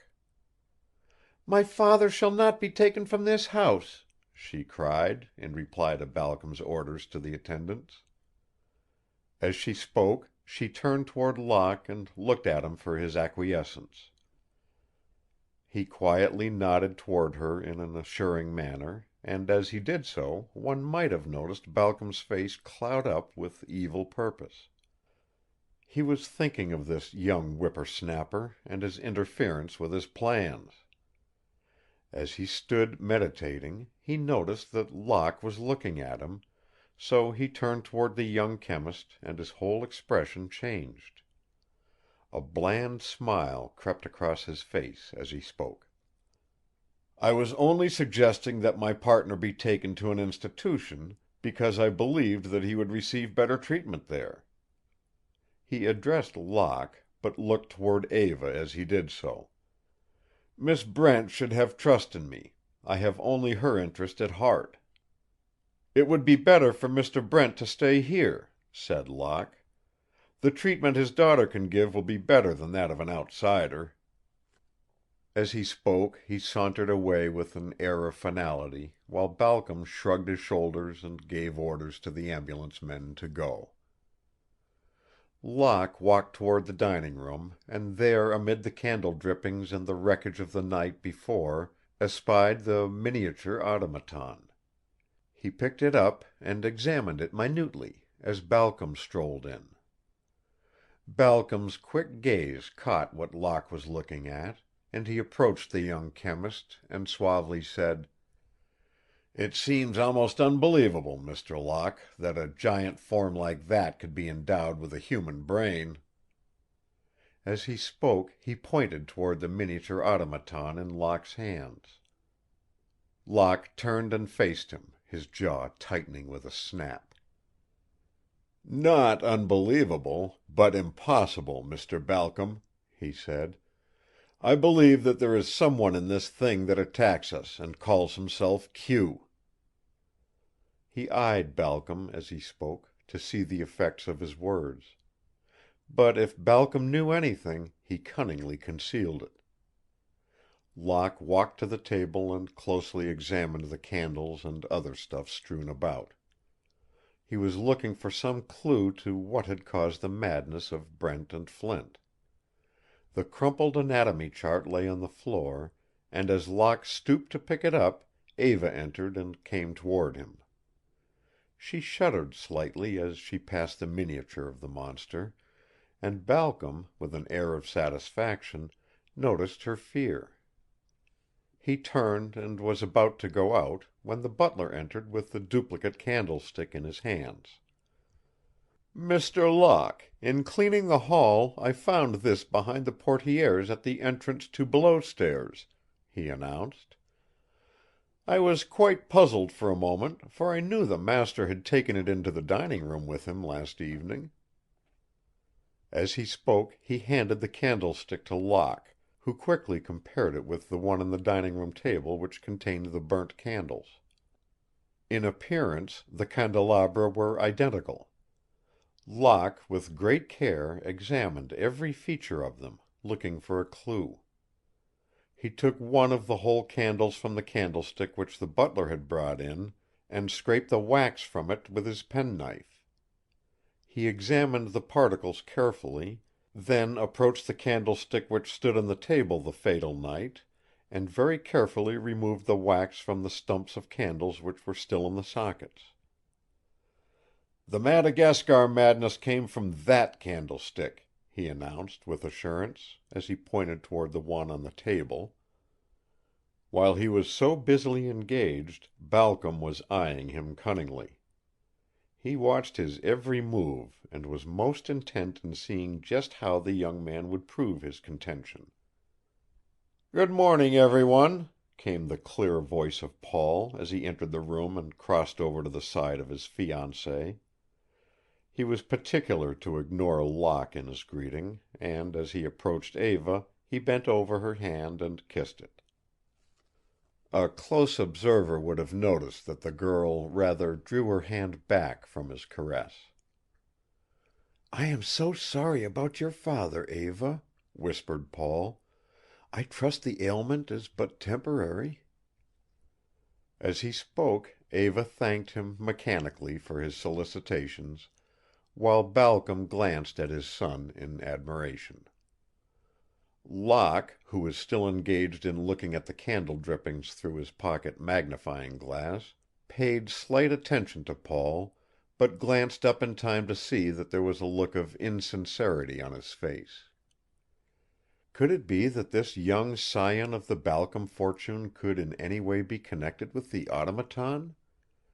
Could this man, this suave, polished gentleman, have any motive for seeking the ruin or death of his fiancée? Locke seemed to be busily engaged in his task, but he was making mental notes on the conduct of young Balcom. He looked up finally and turned to Eva. "Miss Brent, I find minute particles of some foreign substance in the wax of these candles," he announced. "They seem to be of organic origin, and I am certain that they contain the poison which has robbed your father of his mentality. I am going to take them to a chemical laboratory, where there will be proper facilities to have them analyzed. Perhaps there is an antidote that will restore your father's sanity." As Locke spoke, he carefully wrapped up the particles of drippings in a piece of paper and put them in his pocket. As he did so, both Balcom and Paul exchanged hurried glances, and Balcom left the group and started toward the hall. During all this procedure, Zita, clad in a sumptuous morning frock hardly befitting a secretary, was standing behind the portieres in the hall and listening intently to all she could hear within the dining room. As she heard Balcom's footsteps, she hurriedly turned and seemed to be going up the hall. He looked after her and then called. She came toward Balcom with a nod of understanding, and, as she approached, he led her to a corner of the hall and whispered to her. "It is imperative that we get Flint out of the house tonight. I can trust you to take care of this if I arrange the details?" Zita quickly nodded acquiescence, looking furtively over her shoulder to see if they were observed. "I will get him to your apartment," she hurriedly said, as she looked up at him for further instructions. Balcom turned quickly from her, got his own hat and sack, and departed, just as Locke came into the hall, bound for the chemist's shop. He looked after the disappearing form of Balcom, and then turned and noticed that he was being watched by Zita. Zita, in turn, hastily entered the library without looking over her shoulder. "I wonder what her real position in this house can be," mused Locke as he took his hat and went toward the front door. In the dining room, Paul was now standing close to Eva and had taken her hand. "You know it was your father's wish that we be married," he was saying, "and I know that he would be happy if we had the ceremony performed at once." His eyes narrowed as he said this, but Eva was too preoccupied to see it. With a shudder, ever so slight, she looked up at his handsome face and spoke. "I will not even speak of marriage until my father recovers, Paul, and I don't know how you can ask me to at such a time." She was not thinking so much of her father as of a certain young chemist who had risked his life for her. Why had fate thrown him in her way, she wondered. What was there about Quentin Locke that compelled her attention, that made her feel secure when he was about? What was the difference between the young chemist and Paul that she felt perfect trust in the one whom she had only known a short time, and distrust and uncertainty in the other to whom she was about to be married? She hung her head and went into the drawing room, leaving Paul standing there. He looked after her, and a slight smile crossed his face as he thought of what a fool she was to think that he cared for her. His self-assurance led him to believe that the reason that Eva was not consenting to his proposal was indeed because of her father's condition, for he little dreamed, nor would his egotism permit him to believe, that anything else could be the case. His mouth hardened in a subtle smile as he sauntered after Eva to bid her farewell. He remembered that deluxe Dora was waiting outside for him in her speedster. He had made this paramour of his take him to the very door of his fiancée's home and there wait until he had paid his respects to the moneyed lady who would make happiness possible by supplying him with the funds to pursue his pleasures and ensure his father's hold on the International Patents Incorporated. Paul looked at his watch, then, after a few words of condolence which would hardly sound sincere from anyone less gifted, made a hurried departure toward the corner where the speedster was waiting. "Who was the funny gink that hurried by a little while ago?" queried Dora, in the vernacular of her calling. "He gave me the double O as though he had something on me." "That's a fellow we've got to look out for, kid," answered Paul, in the same terms by which he was addressed, for, if nothing else, Paul could be as much at home in the underworld as in a mansion on the Drive. "Brent claims that he was a chemist before he went bugs," continued Paul, "but I have my doubts. In fact, I'm very leery of him because I think he's a fly cop." He took his place beside Dora, who started the car and headed downtown. After Paul's departure, Eva hurried to her father's room and tried to comfort him. He was seated in a chair, staring blankly ahead of him. He was quieter now, but his body twitched nervously from time to time. The tears started to come to Eva's eyes as she saw her father's plight, and she knelt down beside him and took his hand in hers. She stroked it with her own hand and bent over and kissed it. As she knelt, crying softly, she sobbed half aloud, "Why can't I confide in you, Father? Why can't you advise me? I don't love Paul Balcom and could never marry him. I know I love Quentin Locke. I do. I do."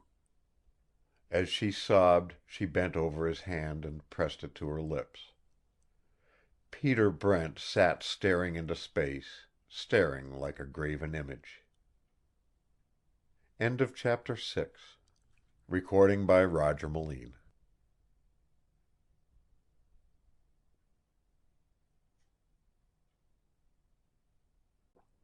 The Master Mystery by John W. Gray and Arthur B. Reeve. Chapter 7. After her brief encounter with Balcom in the hallway, Zita stealthily mounted to Flint's room. Flint's condition was unchanged. He lay sprawled out in a huge armchair, his head swaying from side to side, as he muttered and mumbled incoherently, while his leering smile caused even Zita to shudder. She was, however, alive to the importance of her mission. Steeling herself, she raised Flint from the chair and steadied him with one hand while she tried to smooth out the wrinkles of his clothing so that his mad condition would not be too apparent when they went outdoors.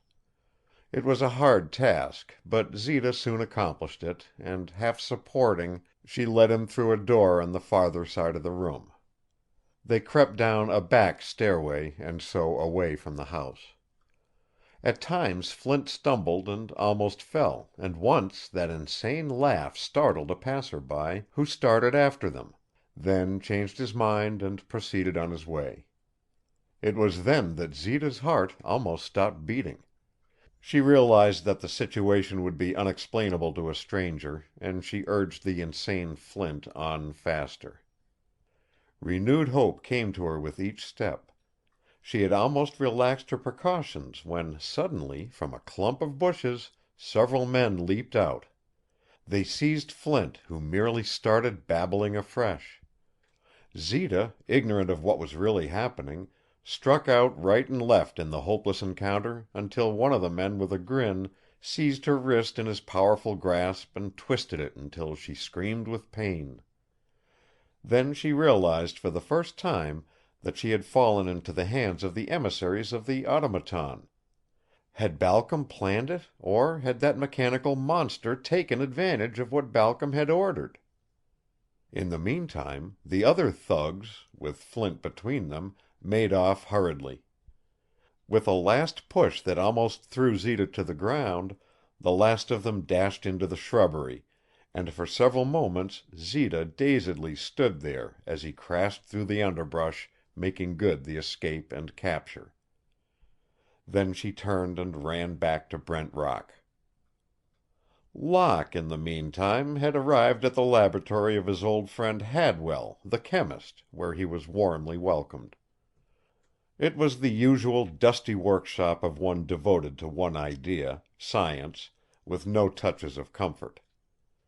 Hadwell fairly lived amid retorts, Bunsen burners, and reagents. He was a man of profound research rather than the commercial chemist, and it was from him that Locke, in earlier days, had learned many lessons so well that now his career was watched with interest by many distinguished men of science. Hadwell was delighted at the chance to examine the strange scrapings of wax which Locke had dug out of the sockets of the candlestick, the more so as they must contain some mysterious poison. First he studied them under a powerful lens, then by chemical reactions, until he made visible some peculiar crystals. Locke himself was amazed as his friend worked. "You don't know it all yet, my boy," smiled the aged professor. "There's still something the old teacher can add to your education, and I'm glad, Quentin, very glad, for it'll draw you closer to me again. I need you to carry on my work when I must lay it down. I'm not positive," he continued, "but I believe these crystals to be those of datura stramonium, and, as you say speed's the thing, we'll begin by noting the effect of the stuff as a gas on that guinea pig over there." "Have you masks?" asked Locke with true scientific caution. "Yes, on the shelf. You're keen, Quentin. These fumes can penetrate the tiniest aperture and, if my guess is right, without a mask, you would quickly laugh yourself to death." "Don't, Professor, don't joke, for there is no joy in that mad laughter. It is horrible, maddening, even to the hearer. Let us get to work. The father of the girl I love may even now be sinking to his death. We must determine the nature of this deadly stuff, and then find an antidote." The chemist brought out the cage in which the guinea pig was placidly munching a lettuce leaf, and placed it in a convenient spot on the table. Then, after Locke, as well as the professor, had carefully adjusted the masks, the latter lighted a Bunsen burner and applied the flame to the deadly crystals. A pungent fume was given off and collected in a rubber bag, or cone, from which a long tube protruded. This tube the chemist introduced into the cage. For a moment there was no perceptible change in the animal's actions. Then it stopped eating, sniffed at the strange odor, and commenced to twitch violently. This twitching continued for several minutes, when the creature started to revolve in circles, like a Japanese dancing mouse. Finally it became subject to spasms, and although the professor withdrew the tube, these symptoms continued. "I was right," he cried. "It is an especially poisonous variety of that almost unknown Oriental drug, datura stramonium. I think I can find an antidote to it also. To work, my boy, to work!" One experiment after another resulted in failure, however, and it was while they were so engaged that the telephone rang and a feminine voice inquired for Locke. It was an excited Eva who called. "Quentin," she burst forth, breathlessly, "what do you think has happened? The strangest thing! Flint has escaped! Tell me what to do. Can't you come to me at once? I need you." Locke needed no further urging. Important though the work of finding the antidote was, Eva's call was more imperative to him. He reassured her as best he could over the wire, for he had no idea what had really happened. Zita, as might have been expected, on her return to Brent Rock had been far too clever to disclose the exact truth that Flint had been abducted, and that while in her own charge. When she arrived at Brent Rock, she had mounted by the same stairway by which she and Flint had departed. Entering Flint's room, she had raised the alarm and had acted her part so well that Eva thought that she had discovered Flint's absence at the precise moment at which Zita had cried out and she had come running in answer to her call. Locke gave Hadwell a brief outline of what had just occurred at Brent Rock. "Professor," he pleaded, "for heaven's sake don't fail me.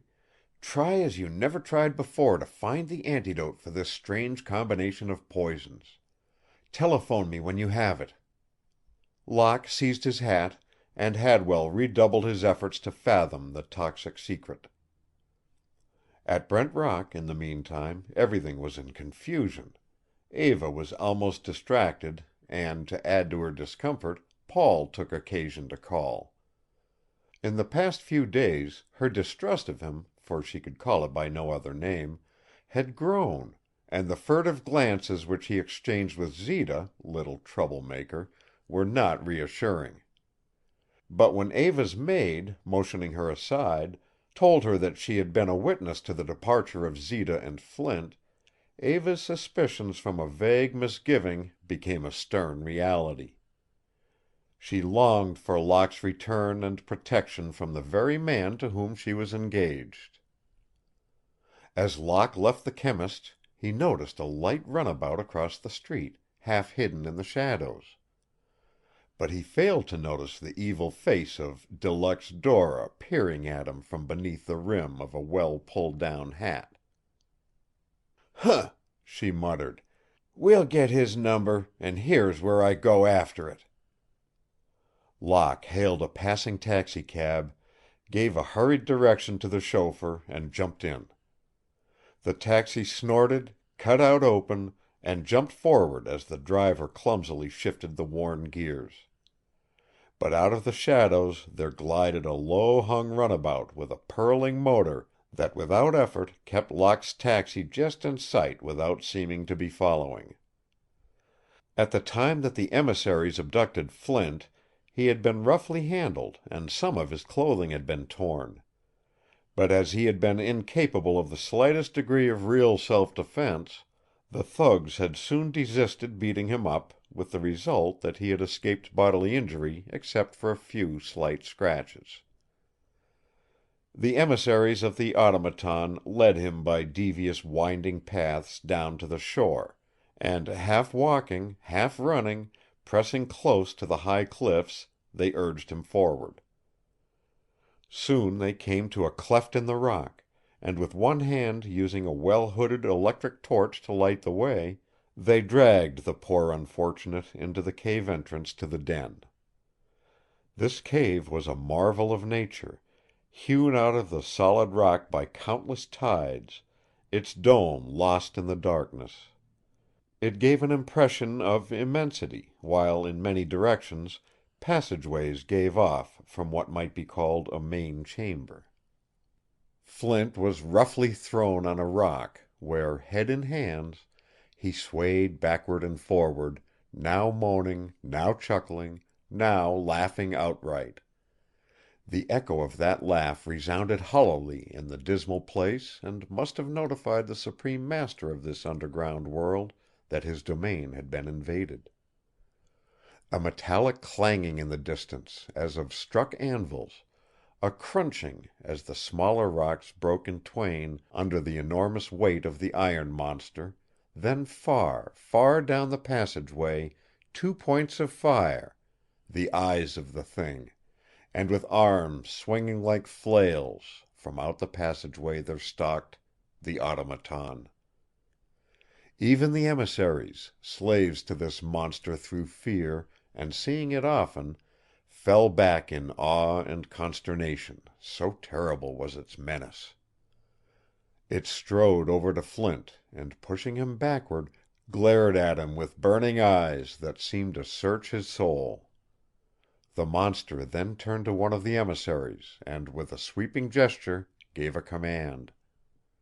The emissary understood and immediately ran up one of the passageways, returning in a few moments with a bottle which contained a purplish mixture.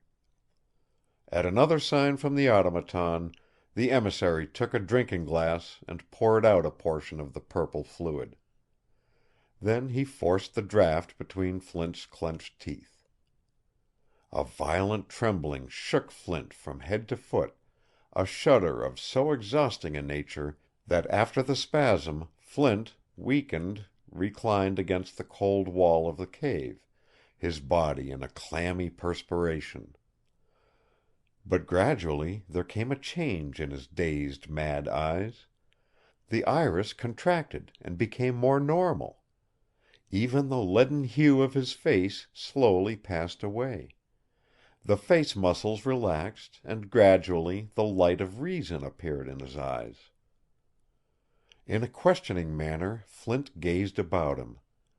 He saw the cave with its scintillating points of fire, as the man with the torch gesticulated.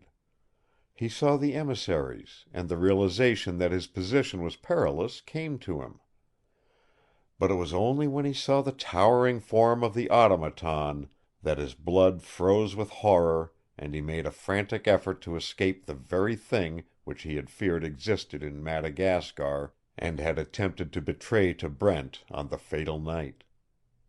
It was useless. He was soon borne down by the thugs, who stationed 2 of their number to guard him. Seeing the utter hopelessness of any attempt to escape, Flint sat quietly while his crafty mind schemed for some other plan. Suddenly he saw the bottle, the contents of which had restored his reason. Reaching out slyly, he turned it around until he could read the label, and then, even in his predicament, he exulted over his discovery. It was the antidote! Like a flash came to him a shrewd scheme to use the knowledge. An emissary who seemed to be a leader came over to him. "Flint," he snarled, "you get one chance, see? Beat it back to Brent Rock and see that you get that Brent girl to come to the place where we will turn you loose. Understand? If you fail, it means death. Think it over." Flint could only agree.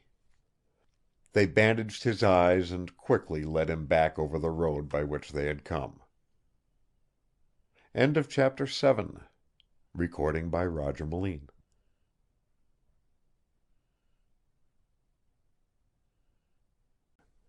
The Master Mystery by John W. Gray and Arthur B. Reeve. Chapter 8. Brent Rock was brilliantly lighted against Locke's coming. At the foot of the great stairway a group of excited servants had gathered, as if for mutual protection. "Not another day will I stay in this house," quavered the cook. "What with crazy laughing and the other carryings on, I'm fair distracted." "Take shame to yourself, Mary Dolan, for your gab a-quittin', with the master and Miss Eva in sore trouble," answered the second girl. "But as you say," she continued, shaking her head, "it's a gloomy old place, and if it wasn't for Miss Eva I'd not be long in going myself." "Have you no loyalty?" asked the butler, turning on them both. "Hold your jaw, Johnny Bull," threatened the cook. "Indade no foreigner can tell Mary Dolan her duty." So they wrangled back and forth, and the underlying cause of all the discord was the old one, fear. Nor was Eva exempt from its baneful influence. She was here, there, everywhere, allaying one servant's apprehension, commanding another to perform some task in order to occupy that servant's mind, but for herself she knew that the strain would not lessen until Locke arrived. She ran upstairs and to a window from which she could obtain a better view of the drive along which he must come. In a very short time, which nevertheless seemed an age to her, Eva was rewarded, and she fairly flew down the stairs, out of the house, and far down the drive. Locke's taxi stopped. He leaped out, and regardless of the chauffeur, took Eva's hand. "Tell me quickly what has happened?" he inquired. From a distance Dora was a witness, exulting. "Paul stands a swell chance with her," she sneered. "Oh, I'm so glad you're here," confided Eva, letting down just a bit of her restraint as, like a frightened child, she told of what she had learned about the disappearance of Flint. Locke dismissed the driver, and together they walked slowly toward the house. Not only Eva, but the entire household was relieved by Locke's presence. The cook rushed forward and with a "God bless you, sir," would have embraced him had he not stepped aside. Even the dignified old family butler tried to take his hand, an unheard of liberty on his part. For unknowingly all had come suddenly to rely upon this quiet, unassuming young man. Locke immediately asked to be shown to Flint's room in the hope that Flint might have left some clue behind. But although they searched high and low, no success met their efforts. It was then that they faced their darkest moment.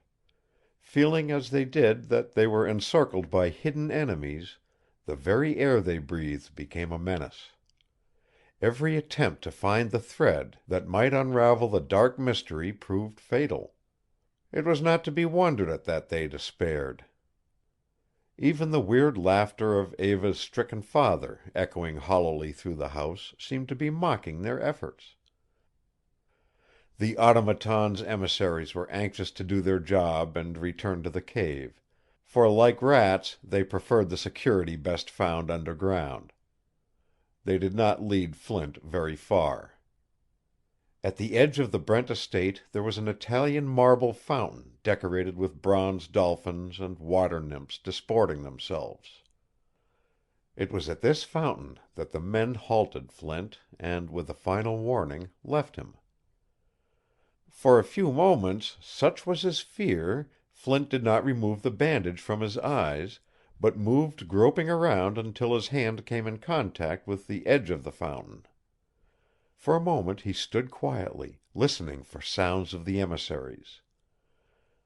Then, as he heard nothing, he tore the bandage from his eyes, gazed wonderingly around him until his mind grasped his exact location, then, with a bound, started to run toward Brent Rock. Had he noticed the bestial face of an emissary peering from the shrubbery, he would have been even more frightened. Retribution, he would have known, would be swift and sure had he disregarded their commands and moved in another direction. As Flint left the fountain, Balcom, suave and well-groomed as usual, was just giving his hat and stick to the butler when Locke and Eva, returning from Flint's room, encountered him in the hallway. "Oh, Mr. Balcom!" exclaimed Eva. "Mr. Locke and I are at a loss to account for Mr. Flint's disappearance. I told the gardeners, and they have hunted for him all over the estate and beyond, but he has disappeared as completely as though the ground had swallowed him." Balcom expressed his utmost astonishment and at once insisted on going to Flint's room to solve the mystery himself. Eva and Locke went directly into the library, where Locke for the first time had an opportunity to tell Eva the result of his visit to the chemist. The fact that they had discovered the nature of the toxin was in itself encouraging, and Eva felt that, even now, she could see the glimmer of a silver lining to the clouds. "If we can only locate Mr. Flint, Quentin," she murmured, "I feel that much would be explained." Hardly had the words passed her lips when, breathless and disheveled, Flint staggered up the stairs from under the porte cochere and into the hallway. Balcom, just descending from his brief inspection of Flint's room, hailed him. "What has happened?" he demanded. "Don't go into the library." "I've just escaped from the automaton," shouted Flint, "and I've found the antidote." Before Balcom could stop him, he rushed into the library, Balcom following in a towering rage. Eva gave a startled little cry at the wild intrusion, and Locke moved closer to her. "Is the antidote that will restore your father's reason worth $10,000 to you?" demanded Flint. Then, before Eva could reply, added, "Speak quick. I've got to get out of the country tonight." "10,000!" gasped Eva. "10 times 10,000. Tell me what it is." "Show me the money first," haggled Flint. "And remember, I must have the hard cash." "Just a moment, Eva," interrupted Locke. "Consider this thing well. We can deal with this fellow as a final resort." Eva looked from Locke to Balcom, her mind in a turmoil, as the telephone bell rang and Locke hurried to answer it. In the room now there was a conflict of emotions and desires that fairly electrified the place. Eva ardently craved her father's recovery at all costs. Flint's avaricious mind wavered between a scheme nearing success and the possibility of failure and the fear of the automaton. Balcom strained to hear the purport of the message that Locke was receiving. At the sound of the chemist's voice, Locke was tense with suppressed excitement. "I've found the antidote," hastened to report the professor. With a cordial word of thanks, Locke turned from the telephone and faced the group in the room.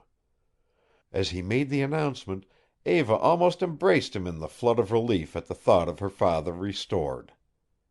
"Eva," growled Balcom, "you forget yourself. As Paul's father, I cannot countenance such actions." "Mr. Balcom," interrupted Locke, "I am sure you will be kind in your criticism of Miss Brent. She has merely overrated my services to her." "Paul shall hear of this," stormed Balcom. "If your son cares to take the matter up with me," returned Locke, now on his dignity, "I am always to be found here." "Never mind," interposed Flint, who feared to see his chance slipping. "I've got to get out of the country. Mr. Locke, your antidote is probably valueless. Mine is the certain one. Look at me, Miss Brent. Am I not cured?" "You miserable sneak," scowled Locke, stepping over to him. "We don't need your assistance now." "I'm dealing with Miss Brent," insisted Flint insolently.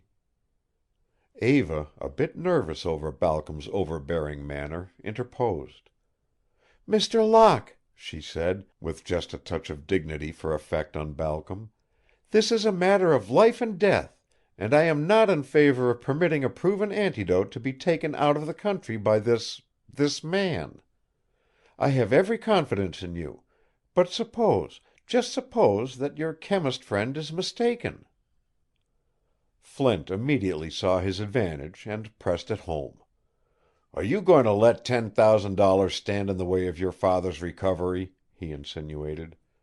"Here," he added, taking pencil and paper from his pocket and writing hurriedly. "Baker's dock," Eva read as he handed her the paper, "until 5 o'clock." Flint bowed decently enough to her, glanced upward, and, as he thought of Eva's father lying stricken with the Madagascar madness in the room above, an evil leer came over his fox-like face. As he left he completely ignored both Locke and Balcom, unless it was that the look in his eyes meant a sort of sinister triumph. Locke followed him out of the library, and for a few moments Eva and Balcom were alone. Balcom had been quick to realize that it would not further his plans if he continued to antagonize this high-spirited girl. He took another course. The kind and fatherly manner which he could assume so readily was now apparent. "Eva, my dear child," he ingratiated, "I am really sorry for the hasty way in which I spoke, but aside from our duty to international patents, your marriage to my son has been my greatest hope and ambition." "I can't see why you should wish a daughter-in-law of whose actions you disapprove," retorted Eva, pointedly. It was a facer for Balcom, and he quickly guided the conversation into less dangerous channels. Eva's candid nature could not comprehend treachery of any kind in others, and yet, although she was unable to put a name to it, she had a vague feeling of insecurity in dealing with her father's partner. This feeling had been heightened by Balcom's actions. In speaking of the proposed marriage to Paul, He had come quite close to her. She shuddered, for out of the corner of her eye, only a few moments before, she remembered him in the same position when Flint had handed her the address, and she knew that Balcom had surreptitiously read it. Why had he taken that underhand method, when, if he had only asked frankly to see the paper, she would have handed it to him without hesitation or suspicion? Eva started to leave the library, but Balcom stopped her with a gesture.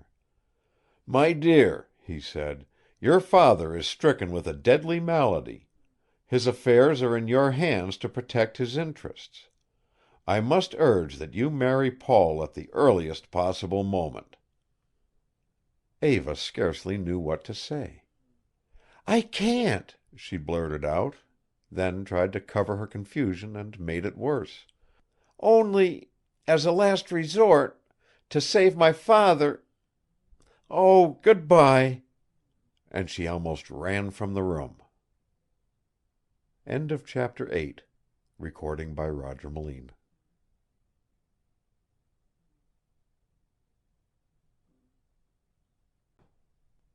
The Master Mystery by John W. Gray and Arthur B. Reeve.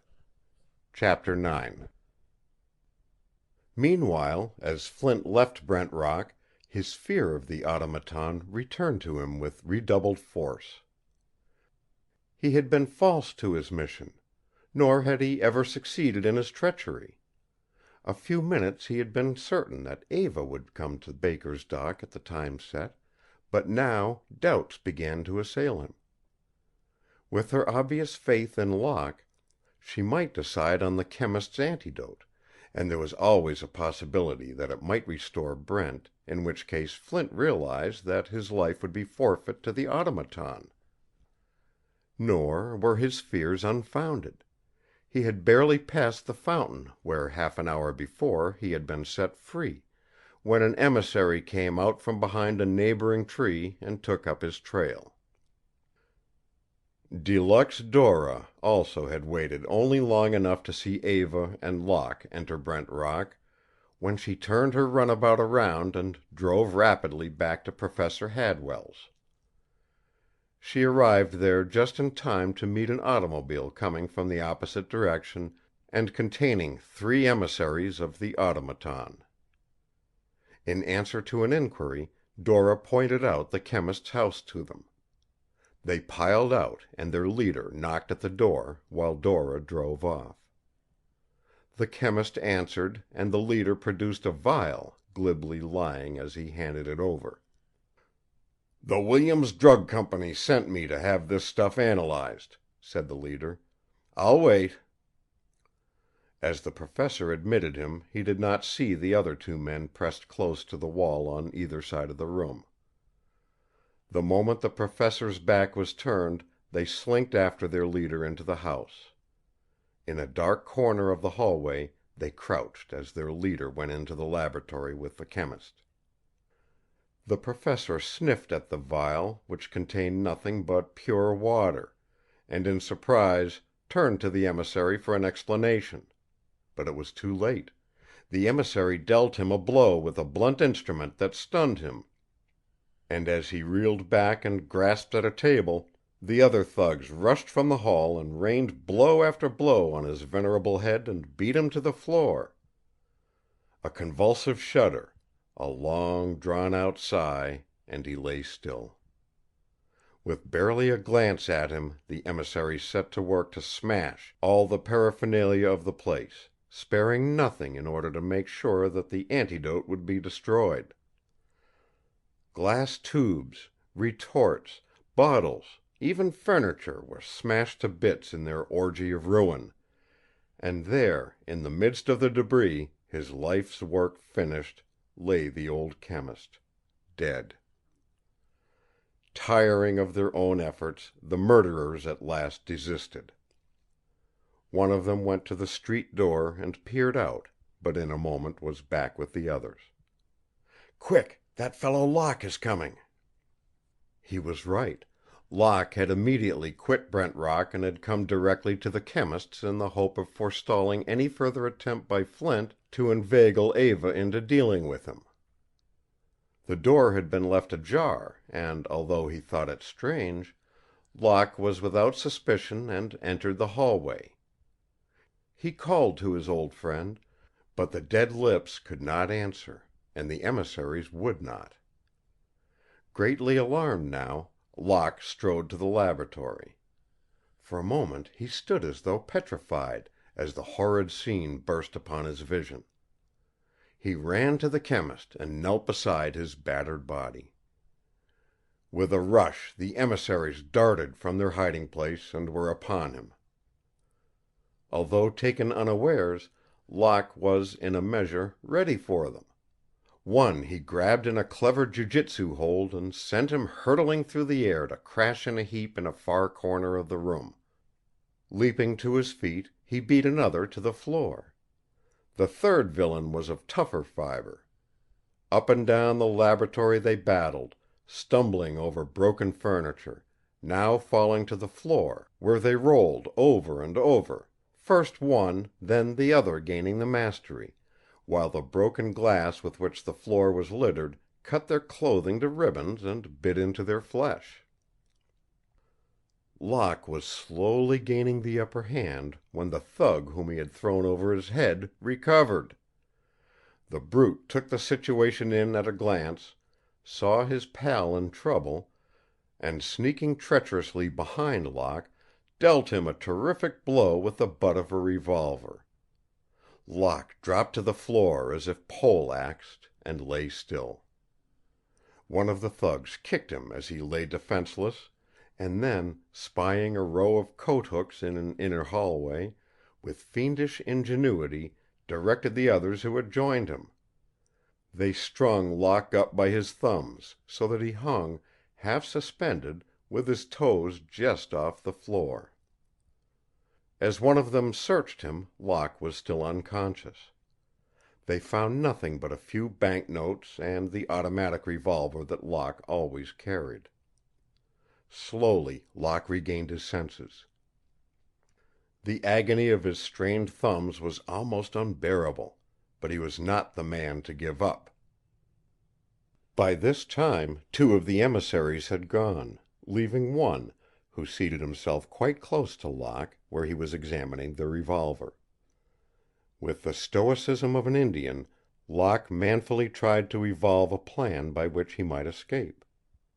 Like a flash it came to him, but it was a plan so fraught with the possibility of failure that he would not have decided on it except for the agony of the strain on his thumbs. Directly opposite him, and at a distance of 4 or 5 feet, was a door leading to a back alley. This door the emissary now guarding him had locked as a precaution against surprise, and had carefully placed the key in his vest pocket. Locke weighed each detail of his plan, and then, bracing his feet firmly against the wall, he suddenly shot his lower limbs forward, and like the closing of a pair of giant shears, he wrapped his legs around the neck of the emissary and immediately exerted enormous pressure with his knees. The emissary, taken totally by surprise, struggled to break the hold, and Locke's thumbs were almost wrenched from their sockets. But he held on grimly. Soon the thug's struggle subsided, Locke released him, and he slipped to the floor. Locke was wearing a low-cut shoe.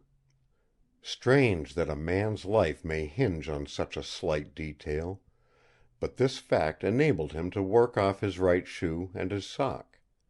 He extended his bare foot, and with his toes searched the pocket of the emissary for the key to the door. Finally he found it. Locke held the key as firmly as he might between his toes, and projecting his body by a muscular effort far away from the wall, he managed to insert the key in the lock. He turned it. The door was unlocked now. A swift downward movement of his foot against the knob, and the door swung open. He braced himself against its edge and, with his back firmly pressed against the wall, relieved the strain on his thumbs. He rested a moment, and then, as it were, walked up the edge of the door until his feet reached the top. Swinging one leg over the door, by patient effort he was enabled to release one swollen thumb, then the other. An instant later he dropped down and leaned exhaustedly against the wall. While Locke was held in the room, things had happened which would have set him nearly crazy with anxiety. Eva, having heard nothing from him, had become alarmed and had telephoned to the chemist. This was at 5:15, and she had supposed that it was the chemist who answered her. In reality, it had been an emissary, and he had told her that the final experiment to find an antidote for her father's malady had been really a failure, and that Locke had left some time before. After all that she had endured, this was almost the final blow to Eva. She thought of Flint and Baker's dock and 5 o'clock. There was no time to lose if she were to save her father. So she pulled herself together, seized her hat and cloak, and started for the door. Here Zita stopped her and offered to accompany her, but she declined. She hastily asked the direction of Baker's dock from the butler, and then ran out of the house and sprang to the steering wheel of her waiting car. With a whir of the starter she was away. Flint had arrived at the dock long before, and was now slinking in and out among the crates and boxes as he sought diligently for a safe hiding place. But his nerves, none too strong at the best, were now running riot, and nowhere could he feel a sense of security, so that he could remain quiet. It was while he was sneaking from one pile of bales to another that an emissary hailed him. "Are you Flint?" he demanded. "Yes," came quaveringly from Flint. "Well, there's a lady in the office asking for you." Such was the fascination of any of the emissaries of the automaton over Flint by this time, that he followed the man without question, particularly as he felt that he would be spared, since the lady in the office could be none other than Eva. Together they walked toward the entrance, and, with an order to wait, the emissary halted Flint close to a pile of crates, and left him. Flint dared not move. A premonition of impending disaster must have come over him, for his knees shook and a clammy sweat broke out on his forehead. Without sound, a gigantic iron hand and arm protruded from behind a crate, and for a moment hung suspended over Flint's head. Then, with a swift encircling movement, that hook-like arm wrapped itself around Flint's neck and drew him into the shadow. The mighty form drew the victim close, and it was over. The automaton picked up the body as though it had been a mere featherweight, and stalked out to the waiting emissaries. A trap door was opened, and Flint's body was dashed into the river. Thus it was that all his scheming came to an end, and his secret from Madagascar, which he had told Brent, but which now lay locked in that madman's mind, was stilled with Flint's dead lips. At the chemist's shop, Locke was by this time recovering from the terrible ordeal through which he had passed. He bathed his swollen thumbs, and by rubbing them was able somewhat to restore the circulation. Then he stepped to the telephone and gave the Brent Rock number. It was Zita who answered him. "Eva has gone alone to Baker's dock," she answered to his inquiry, in half-triumphant jealousy. Locke did not wait to hear more. There was not a moment to be lost. He rushed out, disheveled as he was, into the street, slamming the door after him. It seemed hours before he could find a taxicab. "Baker's dock!" he yelled. "And $20 if you make it in 10 minutes." He did not know that the emissaries had robbed him of everything, nor would it have made any difference, for he could easily have fixed it with the driver through his police and Secret Service connections. In the meantime, Eva's car had met with misfortune and she had been compelled to stop. She jumped out and busied herself with a missing cylinder. Locke's taxi was running smoothly and arrived at the dock well within the time he had ordered. Locke jumped out and started to pay. It was then that he discovered that he was without money. The driver became angry and hard to pacify with the story of the robbery, but Locke finally convinced him that all was right with the Department of Justice. Locke walked through the gates to the dock and for a moment stood nonplussed. This dock had none of the turmoil and bustle naturally associated with docks when a steamer is about to leave.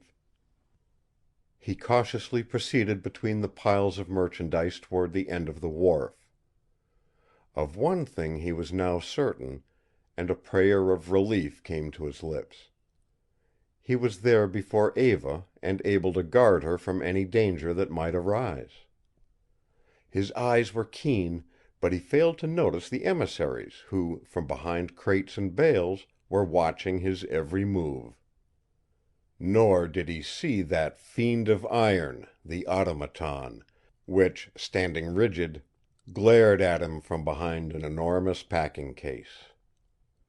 He continued down the wharf as, slinking like coyotes, those sinister forms glided from hiding place to hiding place and were never far from his heels. He reached the end of the wharf and gazed up and down the dark river. Here and there he could distinguish the colored lights that marked a tugboat or some other small craft, but of a large steamer there was no sign. It is rarely that a boat warps into a dock just a few moments before leaving for foreign parts, and it flashed upon Locke's mind that Flint had deceived them about his leaving for Madagascar that night. He was still wondering what it could all mean when the emissaries leaped upon him. Although weakened by his previous battle, Locke proved no easy customer for them. Time after time he struggled free from them, and with arms working like pistol rods for a while he kept them at a distance. But like a pack of wolves they were not to be denied, and they finally succeeded in holding him firmly. One of them brought leg irons which he snapped around Locke's ankles. Once again Locke managed to get one of his arms free, and before they could prevent him, 2 emissaries lay prostrate on the wharf. But that effort marked his last, for the automaton, stalking up behind him, pinioned his arms as though he was a baby. An emissary now placed a pair of handcuffs on his wrist, and to bind him more securely, fastened a chain that extended from the handcuffs to the leg irons. 2 of the thugs now carried him to the edge of the wharf, while a third attached a heavy weight to Locke's feet. Locke realized his helplessness, realized that his death was imminent. But he determined to rid the world of at least one murderer. By a mighty effort he shook off his captors, and as one rushed forward, he grabbed him in his manacled hands and leaped with him into the river as they grappled. At the shore end of the wharf, an emissary was leading Eva, as she thought, to Flint. Locke and the thug sank immediately to the bottom of the river, and under water there ensued a terrific battle. Locke, semi-helpless because of his shackles, had the greatest difficulty in preventing the thug from breaking loose.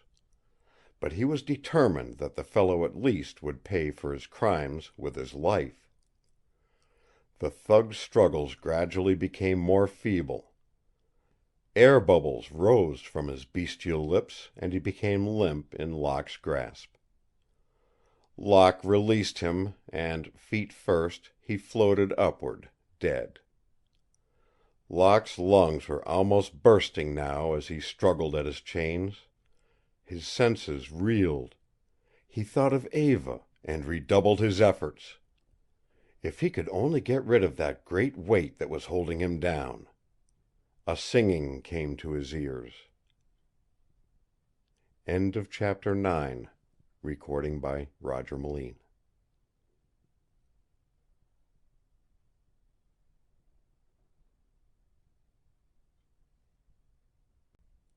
The Master Mystery by John W. Gray and Arthur B. Reeve. Chapter 10. As Eva hurried down the dock, looking for the renegade Flint, she found herself cornered between the emissary and the terrible automaton himself. With a scream of terror she ran until she came to a door that divided the dock into fireproof sections. Through it she darted, the automaton following relentlessly. Meanwhile Locke, his lungs almost bursting and the blood surging to his head, had managed to free himself from his shackles and had floated to the surface of the water. As he came up, he swam to the piles of the dock just as several boatmen saw him and hurried to his aid. They heard the screams of Eva and all started running up the dock, but not in time to capture the automaton, who, warned by the emissaries, crashed through the side of the dockhouse nearest the shore and escaped. A moment later Locke, searching through the piles of boxes, bales, and crates, found Eva just recovering from her fright, and in the joy of having saved her by his timely return forgot, for the moment, to pursue the terrible villain, who managed to reach a waiting closed car and was whisked away. Thus it was that after their return to Brent Rock, on the following day, Eva was ministering to her father, still hopelessly insane through the failure to discover the antidote to the madness. While Eva was engaged in her ministrations upstairs, Locke was finishing some experiment in his laboratory. Downstairs, Balcom had just arrived in the hall, where he was met by Zita with a report of what had happened the day before. "Tell it to me in the strong room while I place this package there," Balcom whispered, indicating the package which he had brought. Together, Balcom and Zita descended to the cellar and made their way to the Graveyard of Genius as Zita poured forth her story, unmindful of the fact that the butler had seen them go down and was watching very skeptically. In the graveyard, Balcom unwrapped a small model of a motor and placed it on the shelf. Eva, having left her father, came upon Locke in the hall, and there they stood, talking for a moment, while the butler approached apologetically. "Begging your pardon, Miss Brent," he reported, "but I just saw Mr. Balcom go down to the strong room with Miss Zita, and I thought you might like to know." "Thank you," nodded Eva, dismissing the butler and trying to show no concern in the matter. But Locke shot a quick glance at her as the servant left, and it was evident that both felt the same suspicion, for Locke immediately excused himself and hurried downstairs. In the graveyard, Balcom and Zita were talking in subdued tones, as Zita whispered, "I suppose you know," she nodded, "that before Mr. Brent went mad, he wrote a confession with a list of these inventions which International Patents has suppressed?" Balcom could scarcely conceal his rage. "Yes, I know it," he replied savagely. "That confession would cause a great deal of trouble." Low as they were talking, they would have been even more careful had they known that Locke was listening outside, and that even as they turned to leave the strong room, he had sidled out of the way and was rejoining Eva in the library.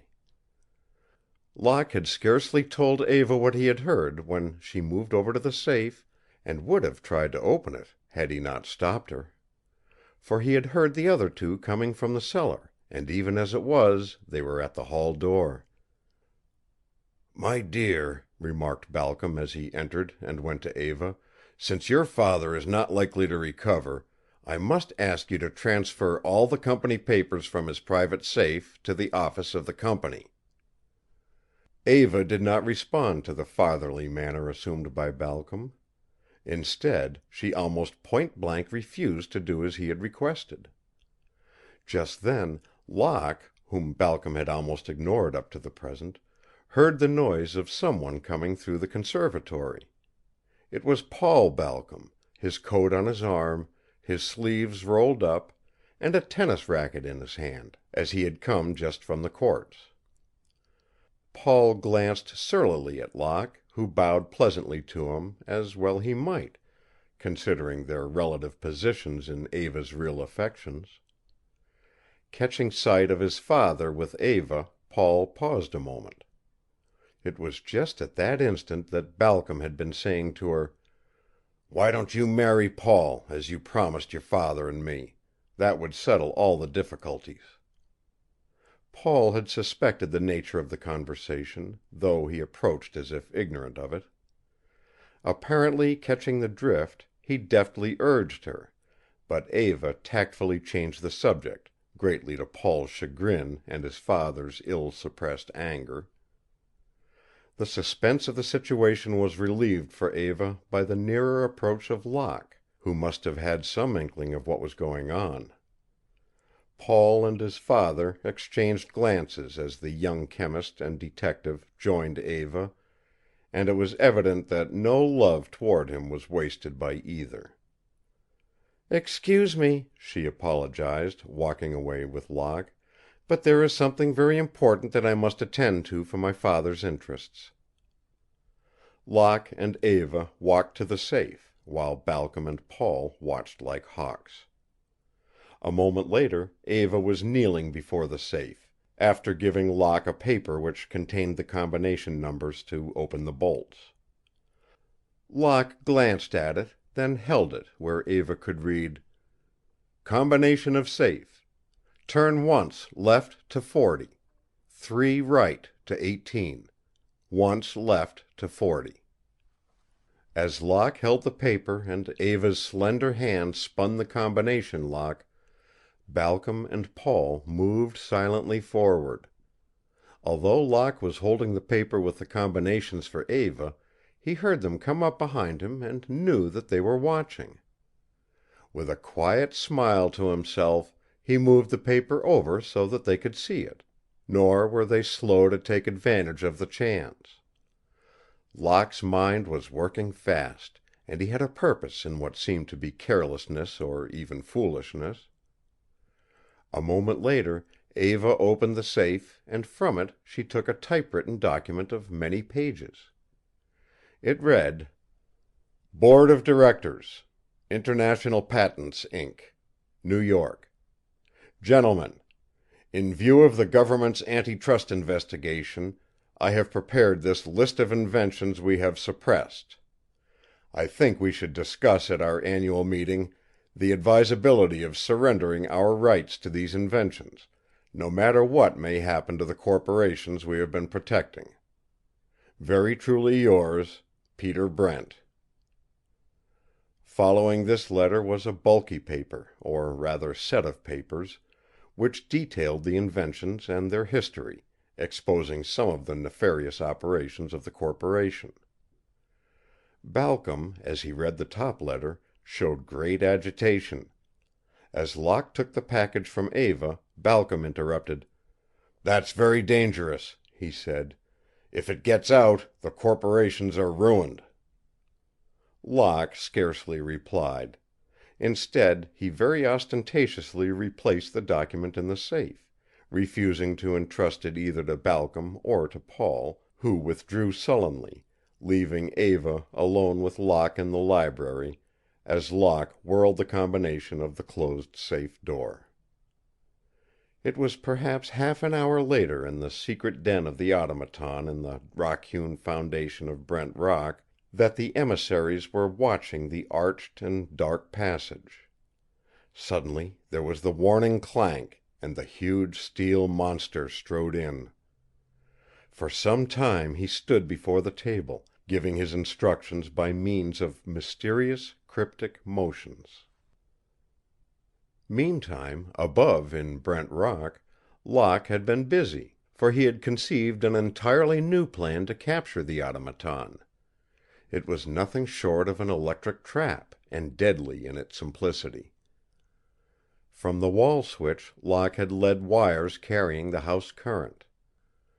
Already, also, he had let Eva in on his secret plan, and she was all eagerness as he planted his trap.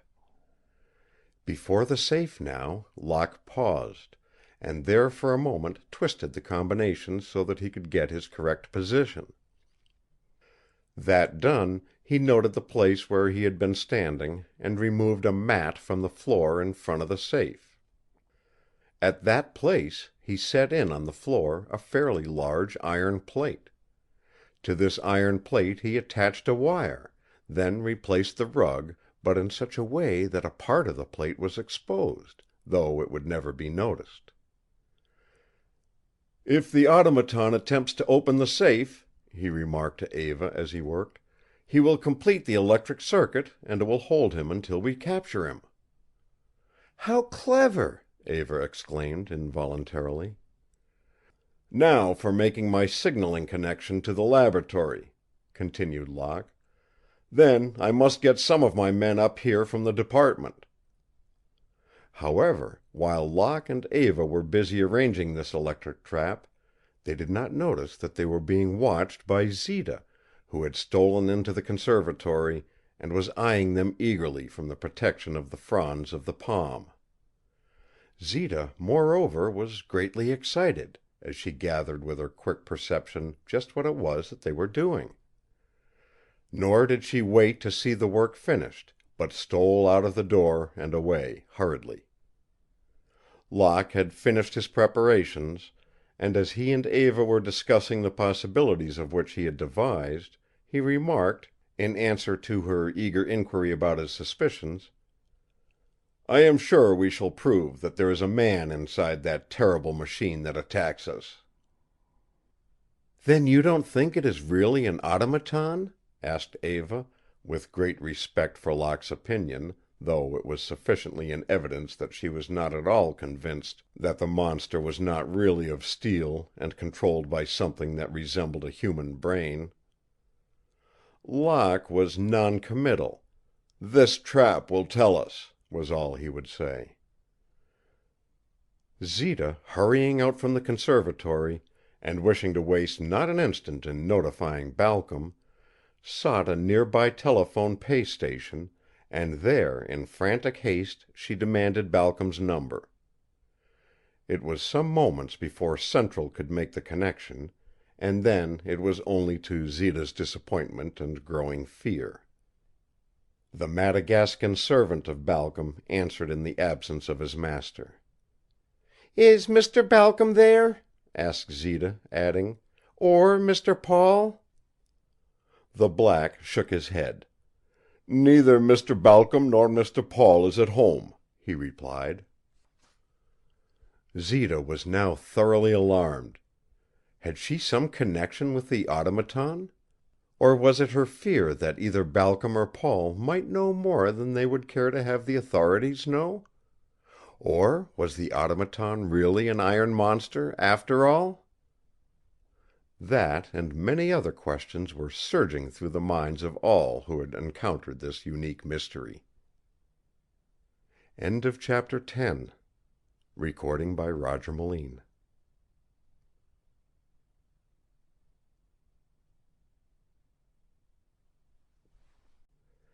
The Master Mystery by John W. Gray and Arthur B. Reeve. Chapter 11.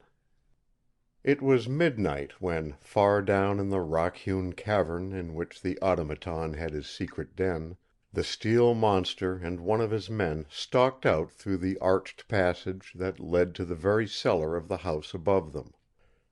A few moments later the swinging rock door in the Graveyard of Genius tilted, and the two entered the strong room, passing across the room and out through the steel door into the cellar.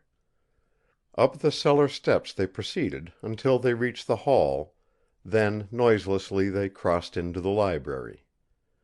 With his human companion the monster approached the safe deliberately.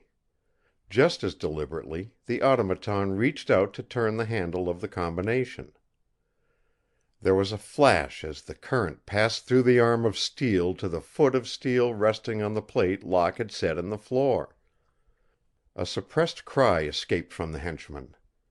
As for the monster, he strove with superhuman force to wrench himself away from the electric trap. Meanwhile, up in his laboratory in the house, Locke and 4 men from the Department of Justice had been waiting.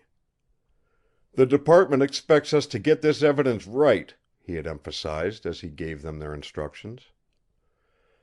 Hardly had he finished when a signal light which Locke had arranged on the wall flashed, giving the information that the trap had worked. Out of the laboratory all piled, running down the hall, Locke paused only a second to tap on Eva's door, as she had asked, if anything happened, so that she might be present at the capture. An instant, and Eva too had joined the pursuit. Down in the library the automaton struggled with the current. As the rug was kicked aside, the emissary saw the wire from the plate and quickly traced it to its source. The result was that in a few seconds the emissary had found a wall switch and pulled it. Instantly the automaton was released from the power that held him. Quickly the man of steel raised and lowered his arms as though to be sure that he could do so, at the same time indicating orders to his follower, who leaped to guard the entrance to the room. Then the automaton turned to open the safe, making swift use of the remaining seconds before the alarm might bring interference. In almost no time he had the safe open, reached in, and seized a packet of precious papers, apparently. Then he turned and was gone, regardless of the man whom he had sent to guard him. In the hall, Locke's sharp ears had detected the approach of the emissary. Not knowing whether it might be the villain himself, he cautioned the men to wait an instant. The emissary, coming out, crouching and listening, did not see Locke, and thus Locke was able to seize him and with a spectacular throw project him literally into the hands of the law in the person of one of his own men, who snapped the bracelets on the astonished thug as Locke, followed by Eva and the rest, ran on to the library. No one was in the library as Locke ran in and looked about. He turned toward the door to the hallway where the portières were drawn. As he was standing there, looking about, the portières moved behind him. Suddenly they were jerked aside from their fastenings and flung over his head. As this happened, the ponderous hand of the automaton descended on Locke's head, and he sank to the floor as the portières wrapped about him. When the department agents with Eva arrived, they were merely in time to untangle Locke from the curtains. The automaton had fled safely. Although his head was still reeling from the blow, Locke started to question the prisoner, but gave it up as a bad job and hurried over to examine the safe, followed by Eva. Their dismay was mutual. Not only was the safe door open, but the paper was gone. Question the emissary as they would, they could get nothing out of him. Such men have keenly developed the gang instinct of silence. They would sooner die than squeal. Even a night in jail failed to break the reticence of the emissary, although he had been subjected to the most strenuous third degree. Not only had his spirit not been broken, but the fellow was keenly alert and planning a way to secure his own release. As a prison guard was taking the emissary back to his cell, after a thorough quizzing by Locke in the warden's office, the emissary whispered, "Want to make a piece of change? Safe?" The guard looked about, saw that the coast was clear to speak, but before he could do so the emissary spoke again. "Give me a piece of paper and a pencil." Quickly the thug scratched away at a note. "Deliver that," he said to the guard, handing him the note he had written, "and you'll get something worth while." The guard nodded as he shoved the thug into his cell and locked the door, then walked off, while the fellow watched eagerly through the bars. Locke, in the warden's office, unsuccessful in making the prisoner talk, had evolved another scheme. "Put me in the cell next to him," decided Locke. "I have a plan."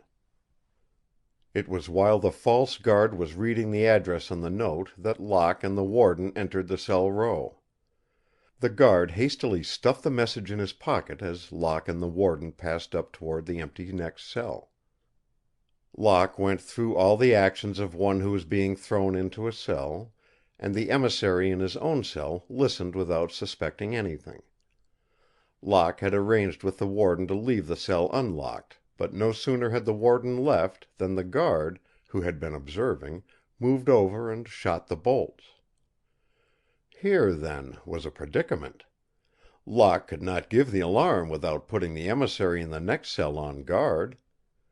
Rapidly, Locke revolved in his head scheme after scheme. He was an expert on bolts and knew that at any moment he could release himself. Should he do so now? Instead, he concluded to wait until the guard returned, for by the man's actions Locke was sure that something queer was going on, although, naturally, he did not know what it was. Accordingly, Locke lay down on the bunk in the cell and decided to wait. Some time later, at a deserted house not far from the rock-hewn den of the automaton, the false prison guard might have been seen delivering the message which the prisoner had written to two other emissaries of the automaton. After a hasty conference they decided on their course of action. Not only did he receive the money the prisoner had promised him, but the emissaries gave him minute instructions regarding the rescue which they planned. A cap and a pair of goggles for the prisoner were given to the guard and he was sent on his way. Scarcely had he gone when the automaton himself entered the deserted house, and under his direction one of the emissaries wrote a note which he addressed to Eva. For, with Locke out of the way, it was a splendid time to take advantage of the poor girl. The note read simply, "Our prisoner has confessed. Meet me at the Cliff House at 8 o'clock," and bore the signature of Locke.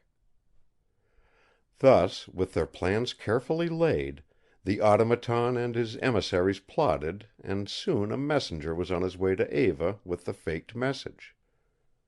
Meanwhile, as the day wore on, the treacherous guard returned on duty at the prison, and at the first opportunity made his way to the cell in which the emissary was locked. In a hoarse whisper he told the fellow of the success of his mission and of the plan, slipping to him the cap and goggles through the bars. Locke had been waiting for hours impatiently on his bunk, but now was all attention, though he was careful not to betray it. As the guard left and the emissary was trying on the cap and goggles, Locke came to his cell door. Now was the time to act. He began working noiselessly and swiftly with the bolts, deftly determining just how the tumblers fell, until he was able to slip the bolt. He peered into the next cell. The emissary had retired to his own bunk to await the time of rescue. Locke saw his chance, and at once began unlocking the cell door. As the emissary heard him, he concluded that it was the guard come to release him, and sprang from his bunk just as Locke entered. He suspected nothing until a stray ray of light fell on Locke's face. But then it was too late either for him to put up much of a fight or to make an outcry. For with a swift blow Locke disposed of him and carried the fellow, unconscious, into his own cell, where he locked the door again, hurrying back to the emissary's cell, where he donned the fellow's clothes, of which he had stripped him, and appropriated the cap and goggles. Then Locke waited for the rescue that was to lead, he was sure, straight to the villains he wished to capture. At Brent Rock, the fake telegram from Locke had been delivered and Eva was overjoyed to learn of his seeming success. As it happened, Zita was in the library when the butler brought the message in, and all animation was eager to accompany Eva to the meeting place. But Eva would not listen to it. So, not many moments before 8 that night, while Locke was waiting in the jail for the rescuers, Eva climbed into her speedster, eager to keep the appointment which she was convinced would clear up the mystery. In the darkness outside the jail, by this time, was waiting the false turnkey, when an open car drove up with its motor silenced.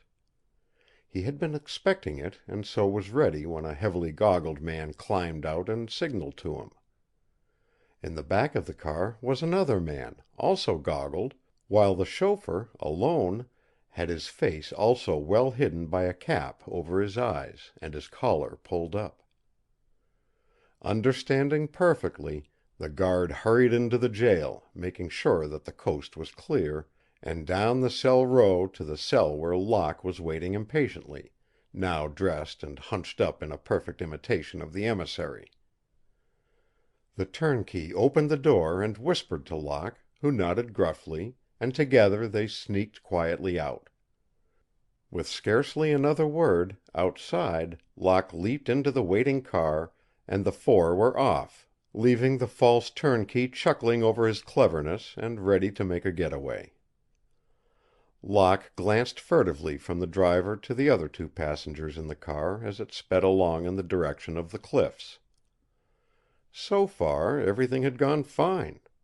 When would they begin to suspect the substitution he had played on them? He revolved rapidly in his mind just what he would do under various circumstances. "Well, old pal," exclaimed one, clapping him on the shoulders, "how does it seem to be out?" Locke replied with gruff heartiness, and the others now began to remove their goggles. Locke, however, did not do the same. They exchanged a glance. Already Eva had arrived at the Cliff House, had left her car, and was approaching on foot, just as Locke with the now thoroughly aroused emissary swung into sight.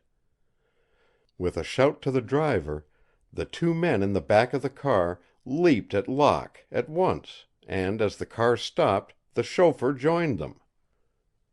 Even prepared as he was, Locke was no match for three of them, and fighting furiously, all four combatants rolled over and over as they came closer to the door of an old acid mill that adjoined the Cliff House. "We must keep him from saving the girl," panted the leader of the emissaries to the others. Inside the old building stood some huge tanks of acid, and as they rolled nearer and nearer to them it became evident that Locke was in their power. Suddenly one emissary reached out and secured a coil of rope, which he unwound quickly. The others, too, saw their chance. It was fiendish. Round and round they wound the rope until they had Locke well nigh helpless. Then one of them cast the end of the coil over a beam, all seized the end as it fell on the other side, and Locke found himself dangling head downward from the beam, suspended over the vat of acid. They were about to drop him into it when one, more alert and more fiendish than the rest, cried out, "Look!" Through a window now they could see Eva, and back of her the terrible figure of the automaton, stalking. She had walked directly into the trap, but the fight with Locke had delayed the emissaries. Wildly now Eva was running over the lawn, full in the direction of the acid room from the Cliff House. "Quick!" directed the emissary. "She'll come in that door. Fasten the rope on it. Then his own sweetheart will drop him into the acid." It was only a matter of seconds, as the screams of Eva came closer and closer, for the emissaries to carry the rope and jam it into the door through which pretty soon Eva would run to take refuge from the pursuing automaton. Then they slunk back through a rear door, with muttered taunts to Locke, who struggled in the tangle of rope as he felt the stinging fumes of the acid below. Outside, Eva, who had realized at last that it was a trap and had no thought that Locke might be anywhere about, fled toward the acid room, while the emissaries hid, ready to seize her as she opened the door which was to plunge her lover into a horrible death in the acid seething below him. End of chapter 11. Recording by Roger Melin.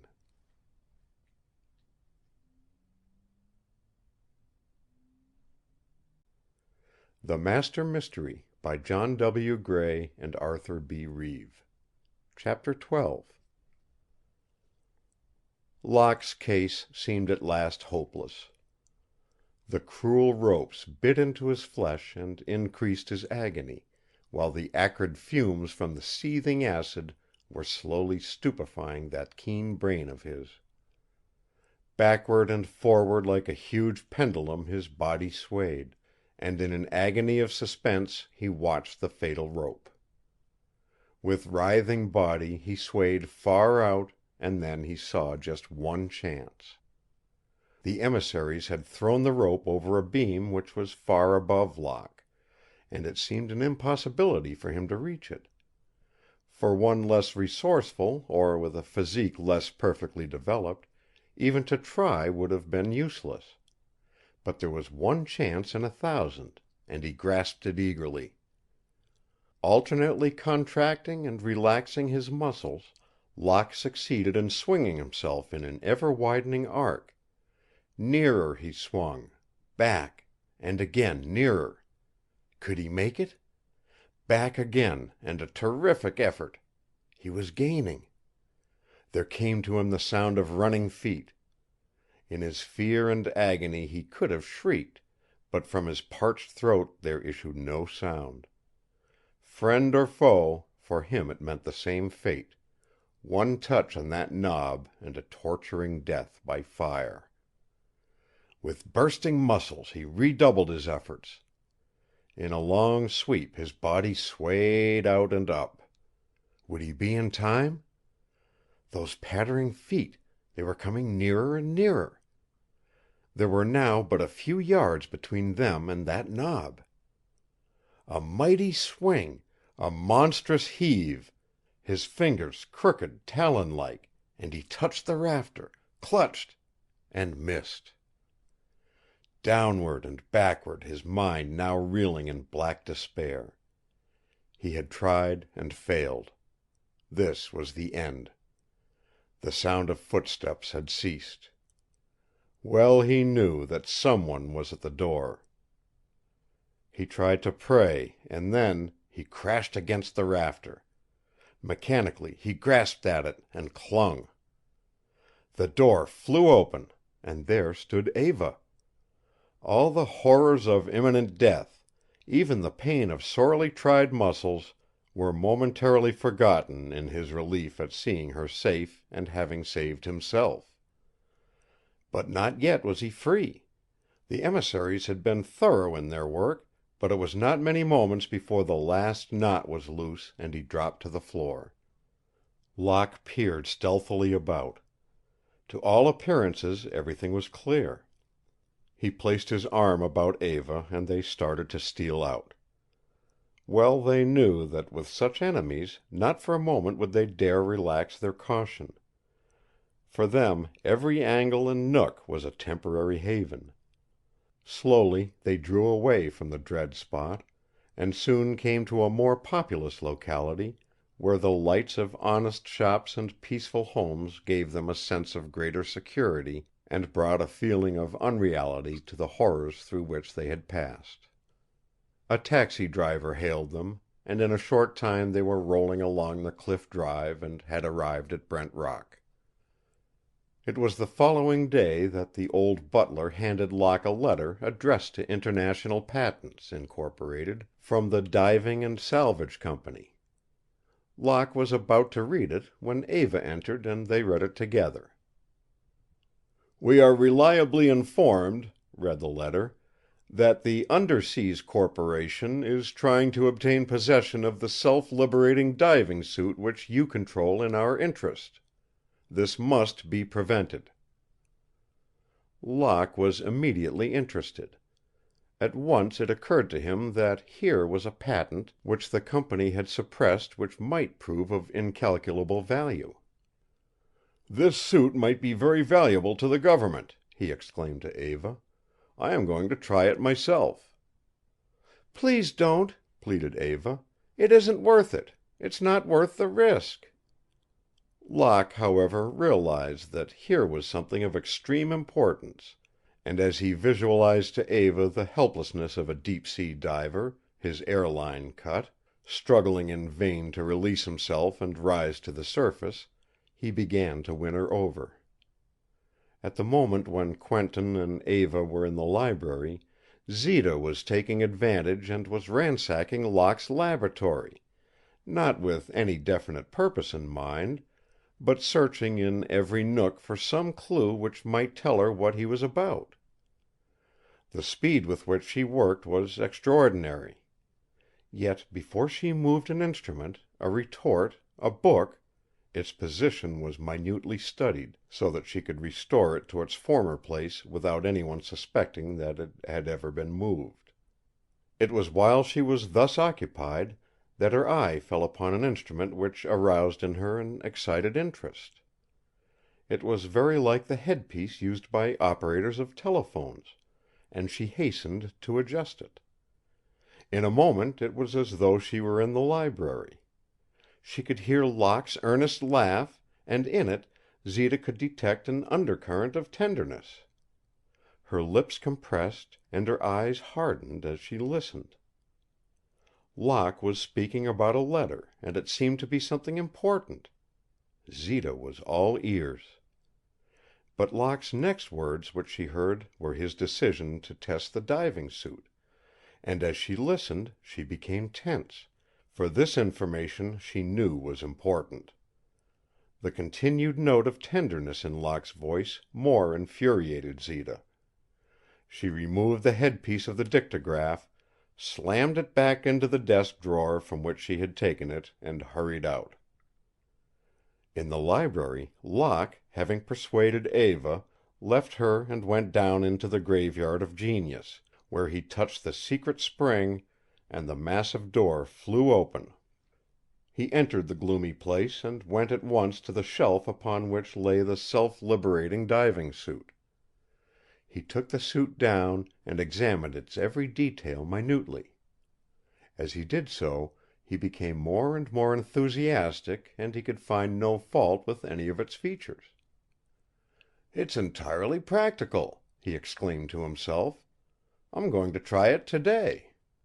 He closed the great door and remounted the stairs, carrying the suit with him. But had he noticed the fiery eyes that had watched him through the secret rock door of the cavern, he would not have been so eager to try the test he had in mind. By this time Eva had called her car, and together Locke and Eva drove to the nearby cove, where there was a little launch which he planned to use. Out into the river they sailed, Eva at the wheel, while Locke busied himself over the sputtering engine. Soon they arrived at a spot which was suitable for the test of the suit. Locke had brought along the full equipment, and, while Eva took charge of the air pump, Locke donned the diving suit. Soon all was ready and Locke descended over the side, after carefully instructing Eva in each detail. Eva started pumping, while with her other hand she carefully paid out the air line and signal cord. But in their close attention to the task in hand, neither had noticed a low, knife-like launch that had followed them and that was now hovering a short distance off. Locke was now walking over the shell-strewn bottom, examining curious objects here and there. The tide was setting in strongly, and at times it was with difficulty that he kept his feet. He had become satisfied that this particular suit filled all the requirements of a first-class diving suit, and he was about to try its special, self-liberating feature when his attention was arrested by a vague mass which seemingly moved against the current. This was so extraordinary that his first thought was of a shark. He stopped in his tracks and became motionless, for it is a well-known fact that these sea-tigers rarely see an object unless it is in motion. Still, the vague form slowly took on more distinctness as in its course it gradually drew nearer to him. It was then that Locke was almost overcome with surprise, for there, groping his way toward him, was a diver, like himself. What was this strange being doing there on the bottom of the sea? Whence had he come? Locke could not guess. For, like Eva, he had not noticed the other launch. It seemed impossible to him. Still, to him, Apart from curiosity at the appearance of the other diver, the incident had no other interest. What had he to fear from any man at the bottom of a peaceful harbor? Locke moved nearer. The stranger allowed him to approach, stopped even as though he were himself amazed at Locke's appearance, and Locke made gestures to reassure the man of his good intentions. Locke was quite close now, and through the glass gate in the other's helmet he could see his eyes. But in those eyes he could see no responding friendliness. There was a murderous hate instead.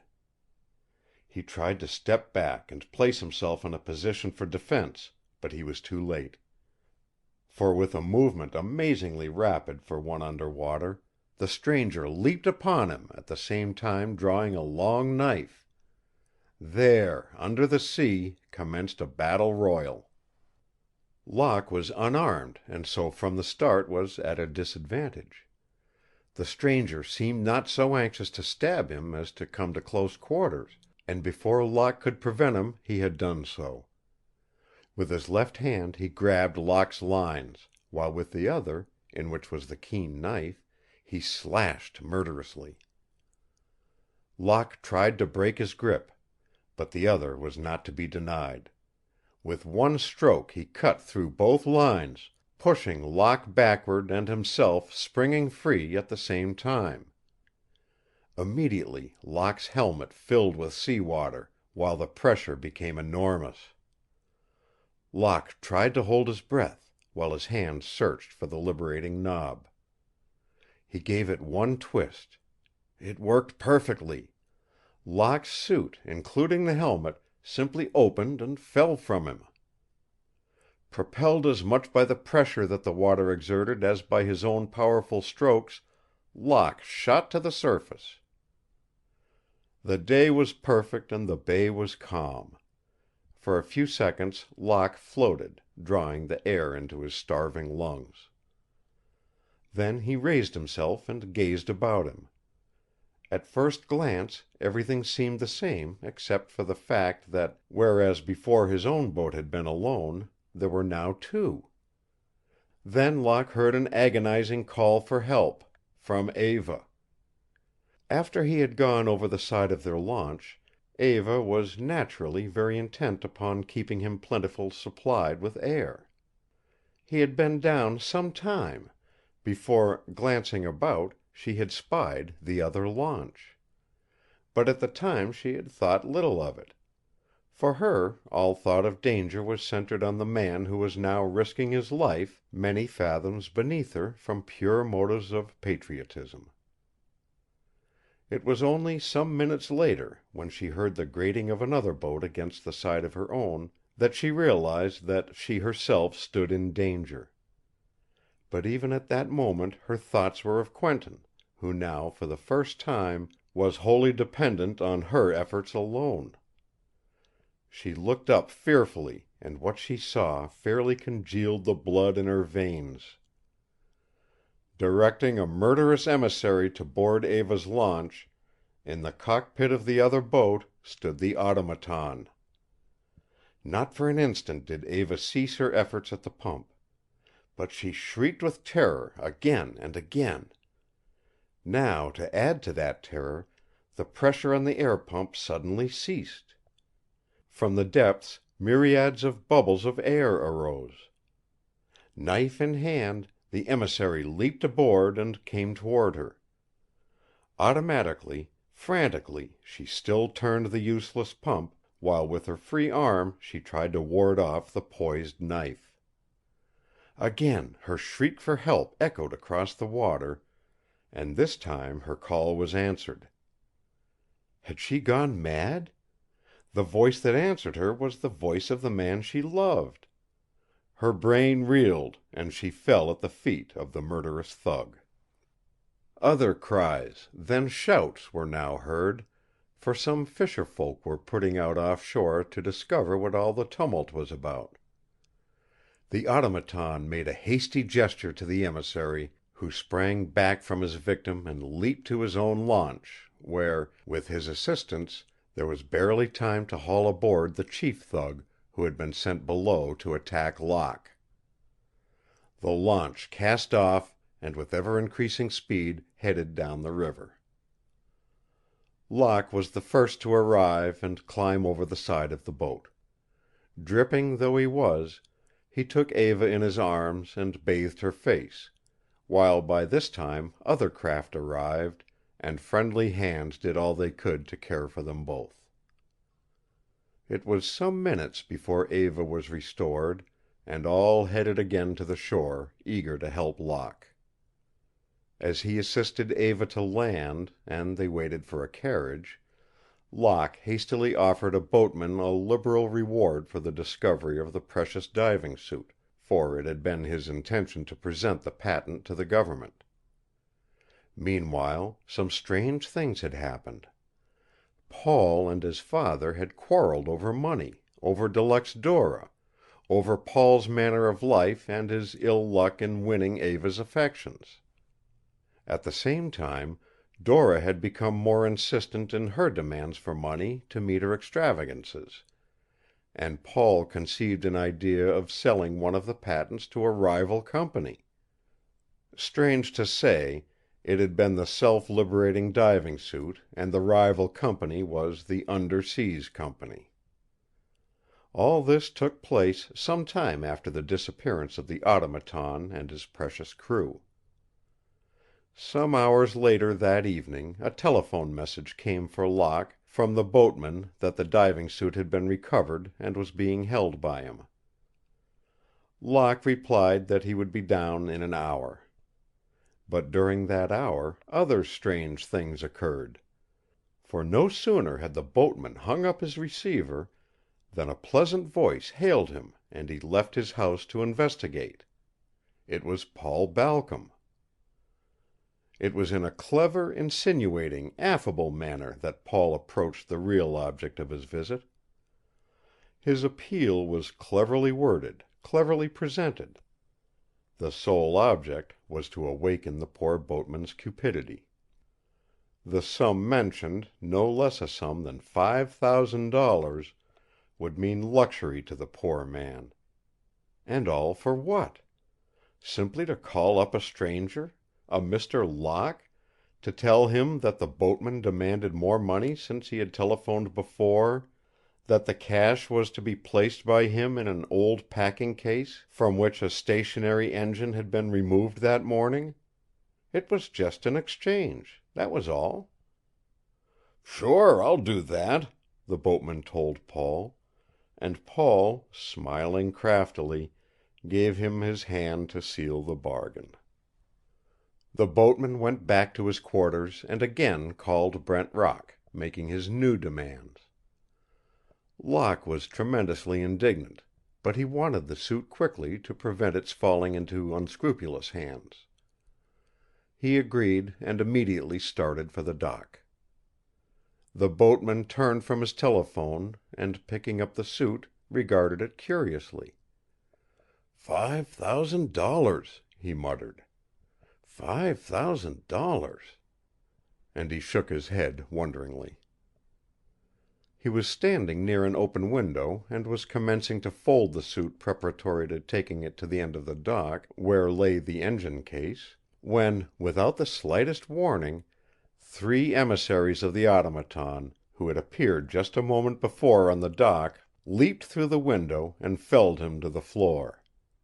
He struggled feebly, but it was no use, and a final blow left him unconscious. The emissaries next grabbed the diving suit and left hurriedly by the way they had come. But they had not completed what it was they sought to do. The old boatman was not as badly hurt as it seemed, and was able to drag himself across the floor with just strength enough to pull the telephone from the table and call Brent Rock. Then, as weakness again overcame him, he managed to blurt out a message to Eva, who answered. "Don't let Mr. Rock come to the dock," he managed to gasp. "He'll be killed." Then he collapsed and fainted. Eva tried frantically to get the boatman again on the wire, but it was useless. Quickly a plan formed in her mind. If she could only intercept Locke before he reached the dock! She dashed out to the garage, realizing that it was almost hopeless, since Locke had been gone some time. Hoping against hope, she jumped into her speedster and swung out and down the road.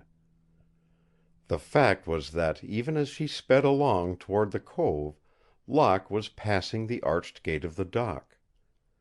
He called at the boatman's little shack. Of course there was no reply. To all appearances it was deserted. Thinking to find him at the very end of the dock where he had been told to place the money, he proceeded to the engine case. He was slightly surprised at not finding the boatman there, but as that was no part of the agreement it engaged his attention for only a moment. He started to withdraw the money from his pocket, groping at the same time to see if the diving suit was actually in the case. He was bending over, when suddenly there was a rush of men behind him, and a blackjack in the hands of one of the ruffians just missed his head. He fought, but their numbers were overwhelming. Like a pack of wolves, they pulled him down. Locke was quickly bound with ropes and forced into the engine case. The cover was put on, and they nailed it down solidly. To make it doubly sure, this time, the case was then lashed with ropes, and they were knotted. Next, the emissaries carried the case to a sloping landing stage, preparatory to casting it into the river. It was at this moment that Eva came running down the dock in wild search to intercept Locke. Wide-eyed, in the moonlight, she paused at what she saw. The emissaries had given the packing case its final shove. Scraping, it slid down the incline and toppled overboard. There was a great splash as it struck the water and immediately began to sink in the depths. The engine exhaust had evidently protruded from the case, as there was a hole in its side slightly larger than a man's hand. To Eva's horror, though she had half expected it, she saw actually a hand thrust forth from this hole as if waving frantically. The box sank lower as it rapidly filled with water. Eva knew not what to do. Instinctively she knew that it was Locke. It was as though he had waved a last farewell. Only the hand now showed above the surface. Finally that too disappeared beneath the waves. Despairingly, she turned to see if there was anything on the dock with which she might help Locke, and she saw the automaton himself advancing from the shore toward her. She turned. The emissaries on the other end of the dock cut off any chance in that direction. Without a moment's hesitation, Eva poised herself a moment on the edge of the dock and leaped far out into the blackness of the river. End of chapter 12. Recording by Roger Melin.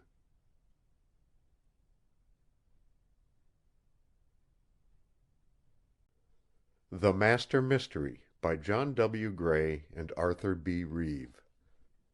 Chapter 13. The box that held Locke a prisoner was now undoubtedly resting on the slimy bottom. Eva had totally disappeared. The automaton, convinced that at last he had rid himself of his victims, waved away the emissaries and departed. Except for the tiny lights of ships on the river and the staccato exhaust of a tugboat, the river flowed with nothing to remind one of the two tragedies of only a few seconds ago. As far as the eye could see, the surface of the water was unbroken. Then, suddenly, the scene changed. For from out of the water, as though hurled up by a catapult, shot a man's body. It was Locke. By what miracle had he escaped from the watery grave? From the time he was a small boy the study of locks and bolts, of knots and straitjackets, of anything that could restrain or bind a man, had held a marvelous fascination for him, until now he was recognized as one of the world's greatest experts on these subjects.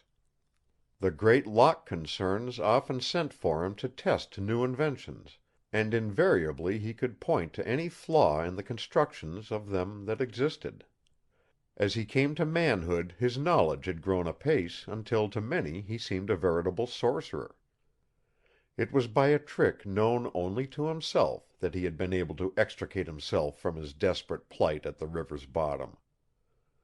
True, his flesh was lacerated. True, he was on the verge of total collapse. But he lived. He made his way slowly toward the dock and was resting against one of the piles when he heard a faint cry. He strained his ears to locate the direction whence it came. Once again that feeble call floated across the water, and in it there sounded something vaguely familiar. He was more rested now, and he swam farther under the dock. Again came the cry. With a thrill, now he recognized the voice. "Eva!" he called again and again. "Here I am," came back the echo.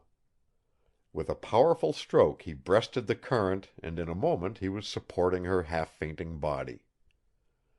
Precarious though their position was, Locke felt the thrill of her words. The effect was to spur him on to fresh efforts. Eva had become stronger now. For a few moments he swam, in order, if possible, to find some means by which they might escape from the water and reach the dock. They had no way of knowing but that the automaton and his emissaries might still be lurking above, ready to thrust them back into the water, or to reserve for them some even more terrible fate. But it was a risk that they realized must be taken, and at once. An attempt to swim to another dock could end only disastrously. Locke soon returned with the cheering news that he had discovered a ladder that came even to the surface of the water, a landing for small boats. More than that, he had mounted the ladder, and from a short survey he had seen no sign of their enemies.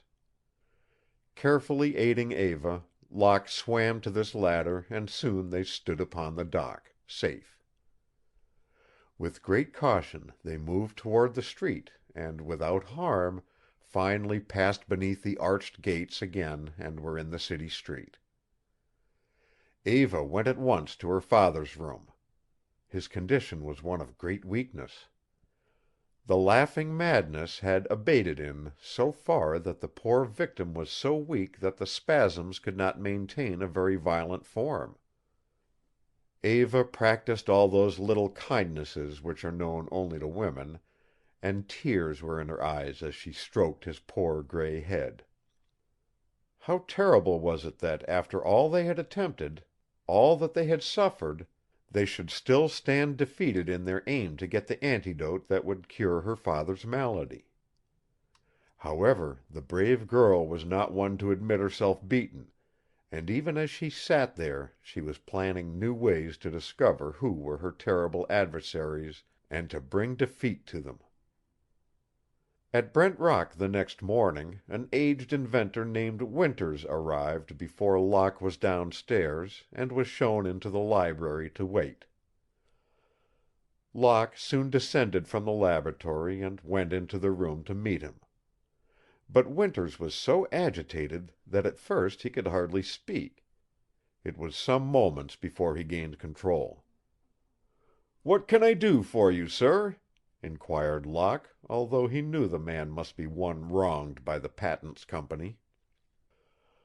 "One of my inventions was returned to me, when I protested once," the man replied, "but nothing has been done about two others." "Please try to have a little further patience," pleaded Locke. "Everything is being done to assure justice to all." "But, Mr. Locke," the man persisted, "I must insist on the return or the immediate marketing of the two inventions now in the possession of international patents, or I will—" He paused, for Eva had entered and was overhearing what Winters was demanding. "I am sure that as my father returned one of your inventions," she interrupted, "he would wish me to return the other two, and I shall do so at once. Mr. Locke, will you be so kind as to get them?" Locke immediately left the room and descended to the Graveyard of Genius for the two models. In the laboratory above were Balcom and Zita, for she had told him of her discovery of the dictograph. Balcom had the headpiece firmly clamped over his head and was drinking in the purport of the conversation down in the library. Zita was almost beside herself with curiosity, as Balcom repeated only scraps of the conversation that went on below, but finally the real subject of the whole matter was repeated to her and she was satisfied at last. A peculiar look came into her eyes. As for Balcom, one would have thought that a whole world's treasure had suddenly been placed within his grasp. Yet each was cautious not to betray too much to the other. Over the dictograph came the words spoken by Eva. "Mr. Locke and I will come to your workshop at 8 this evening to complete the transaction." Locke, in the meantime, had brought the two models into the library, and the inventor had almost danced with joy at seeing the children of his brain again. Sent down by Balcom, Zita had been ordered to spy on Eva and Locke. She had been nearly caught by Locke as he was returning from the Graveyard of Genius, but had slipped behind a pair of portieres at the end of the hall, and had emerged only when Locke had entered the library.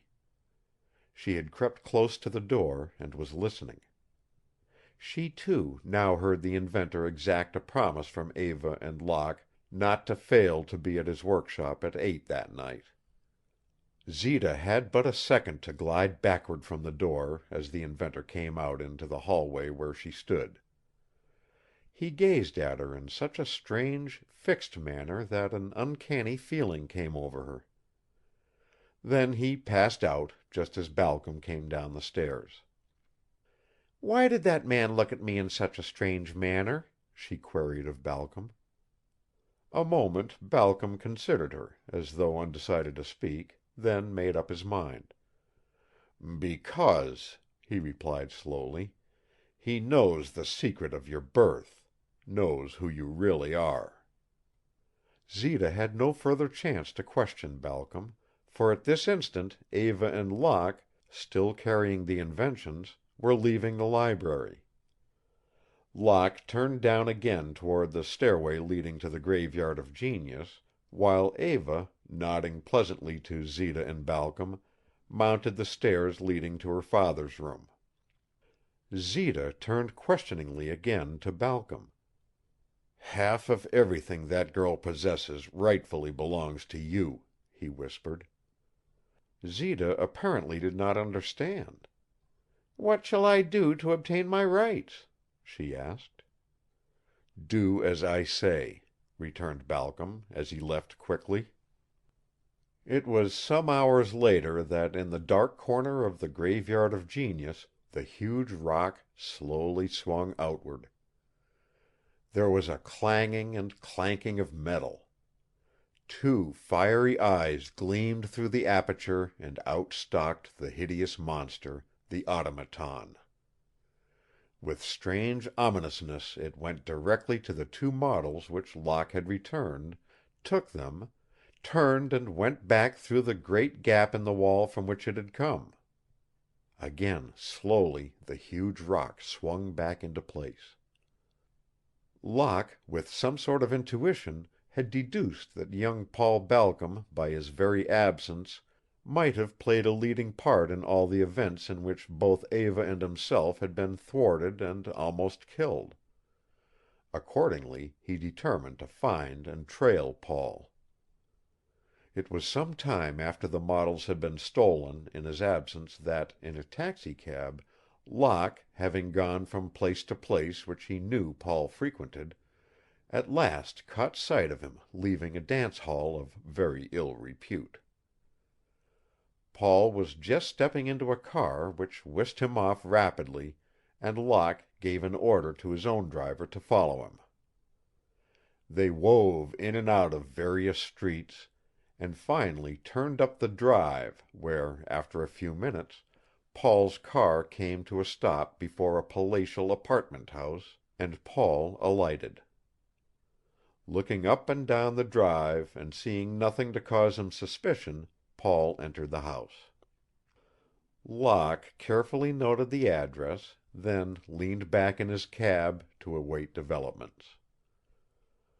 Paul was taken to the 3rd floor and there was admitted to a gorgeous apartment. "I thought you'd never get here," languidly greeted the feline deluxe Dora. She led him to a chaise longue seductively, taking care, however, that he should see a pile of unpaid bills that lay upon a table near it. Paul was not entirely at his ease and wasted no time in coming to the point. "Look here, Dora," he began. "I know you can't run this shack on air. I got your note this morning. I've been busy, and I've got an idea. I've made up my mind to take a couple of those inventions the company owns and sell them. It means coin." Dora's eyes gleamed avariciously. "Be patient," Paul added, "and I'll have you swimming in gold." At this juncture 3 young fellows of the cabaret type, better known as lounge lizards, were admitted to the apartment.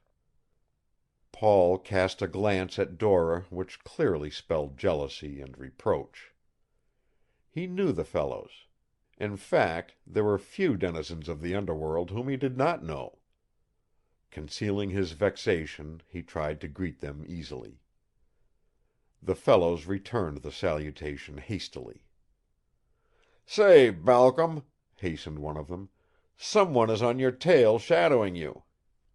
Paul was startled and furious, but in this emergency it was Dora who thought out the plan of action. "In a nightcab?" she repeated, as the others told what they had seen outside. "Listen to me, Paul. Go to the window and show yourself. Then leave the house. This fellow Locke will investigate, and we'll tend to the rest." Paul moved to the window, opened it, and stepped out on a small balcony. Dora slipped to his side, and for a moment they stood there gazing apparently at the view of the river. Then they re-entered the apartment. "Now go, Paul," said Dora. "Whoever this fellow is, we'll handle him." Paul started to get his hat, then stopped and from his pocket drew out a small package. "I was going to use this elsewhere," he said, "but it might come in handy to—" Dora reached for the package, but Paul withdrew it hastily. "Careful, Dora," he admonished. "There's a small gas bomb inside." The 5 now conferred a bit, and it was agreed that this time the inquisitive Mr. Locke would surely trouble them no more. "With Locke out of the way," promised Paul to Dora, "the road to our fortune is clear." A moment later Paul left the apartment, descended in the elevator, and jumped into a taxicab and was off. Locke from his cab had, of course, seen all this, had seen Paul and Dora on the balcony and the departure. But he knew nothing of the 3 men who had gone to the same apartment. He waited until Paul passed out of sight, then stepped out of his cab, making a careful calculation as to the exact location of the woman's apartment, for he had determined to find out about her. From the hall boy he learned that it was Deluxe Dora, of whom he knew, and it was only a matter of seconds when he was admitted. Dora swept over graciously toward him. "Will you answer me one question?" he asked in answer to a query from her. She nodded assent. "How long have you known Mr. Balcom's son?"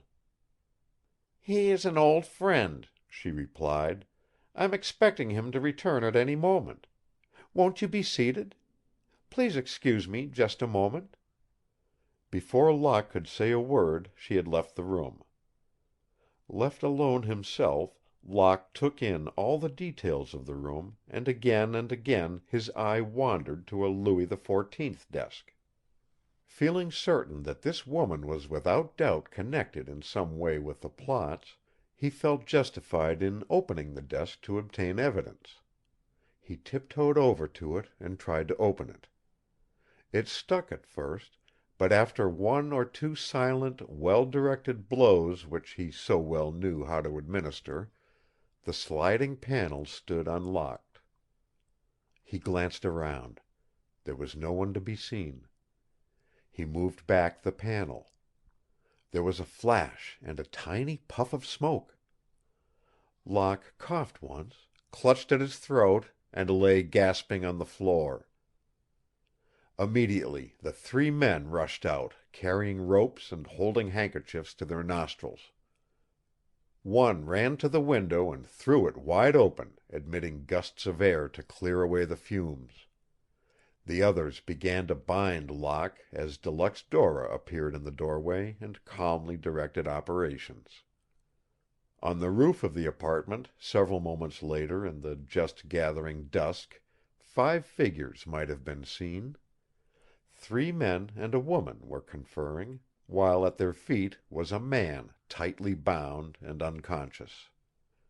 In the background was a huge water tank with a ladder leading to its brim. Suddenly the conspirators straightened up. They had come to a decision. The 3 men lifted the unconscious figure and bore it up the ladder. The tank was empty. One of the men jumped down into it, while the others lowered their victim after him. Then they passed down ropes. There were 2 spouts at the bottom of the tank through which water was pumped. Also there were pipes running upward. To these pipes they tied Locke. Then the men climbed out and, as their last fiendish act, turned the water on. With a sneer Dora turned and led the way downstairs again. "They'll find his body when they have to clean the tank again," she exclaimed.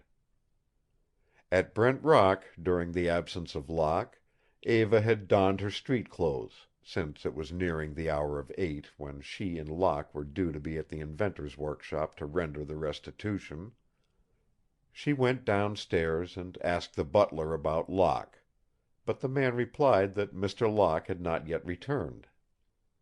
Eva was very uneasy by this time, and, thinking to save time, was about to go down to the Graveyard of Genius to get the models of the 2 inventions, when Zita came down the hall carrying a fair-sized package which she tried hard to conceal. Eva greeted her and continued down to the cellar as Zita, with a sort of grim smile, left the house. Eva came to the great door, pushed the secret spring, and in a moment was inside the gloomy place. She went directly to the spot where the 2 inventions had been kept. They were gone. Alarmed, she rushed upstairs. Still Locke did not return. Nor did any word come from him. It was now very near to 8. Eva decided to go, for surely Locke would be there.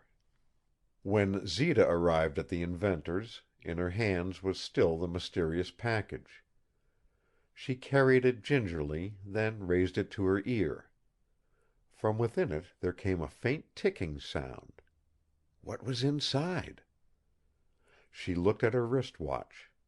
It was still some minutes before 8. She knocked at the inventor's door. The inventor at once admitted her. It was a neat little workshop in which every detail had been thought out with care.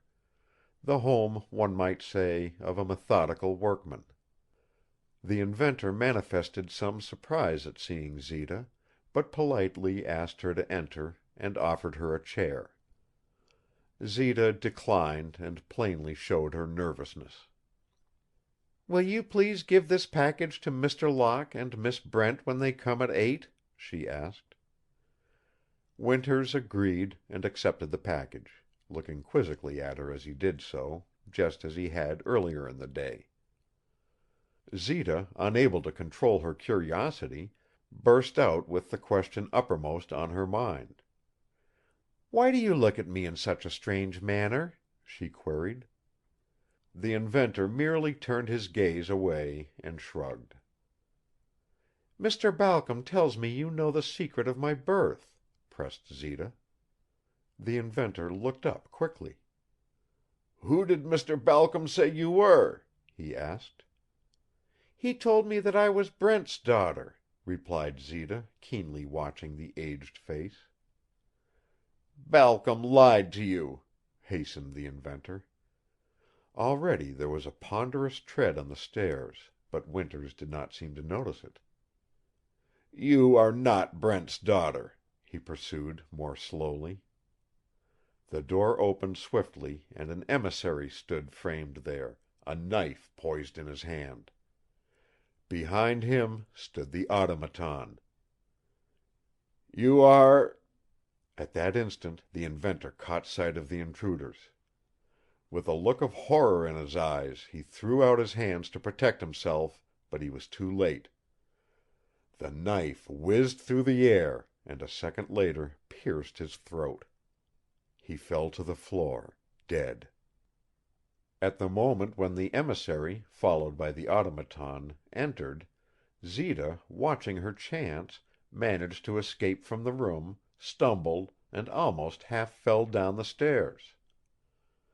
Already, in the huge water tank that stood on the roof of the apartment of Dora, Locke had revived as he felt the water and had found himself already half submerged, with the water rapidly pouring in. At first he could not grasp his terrible predicament, but before long the full horror of it burst on him, and he struggled madly to free himself. Since his body was stretched at full length, it was impossible to use the ordinary tricks of which he was master.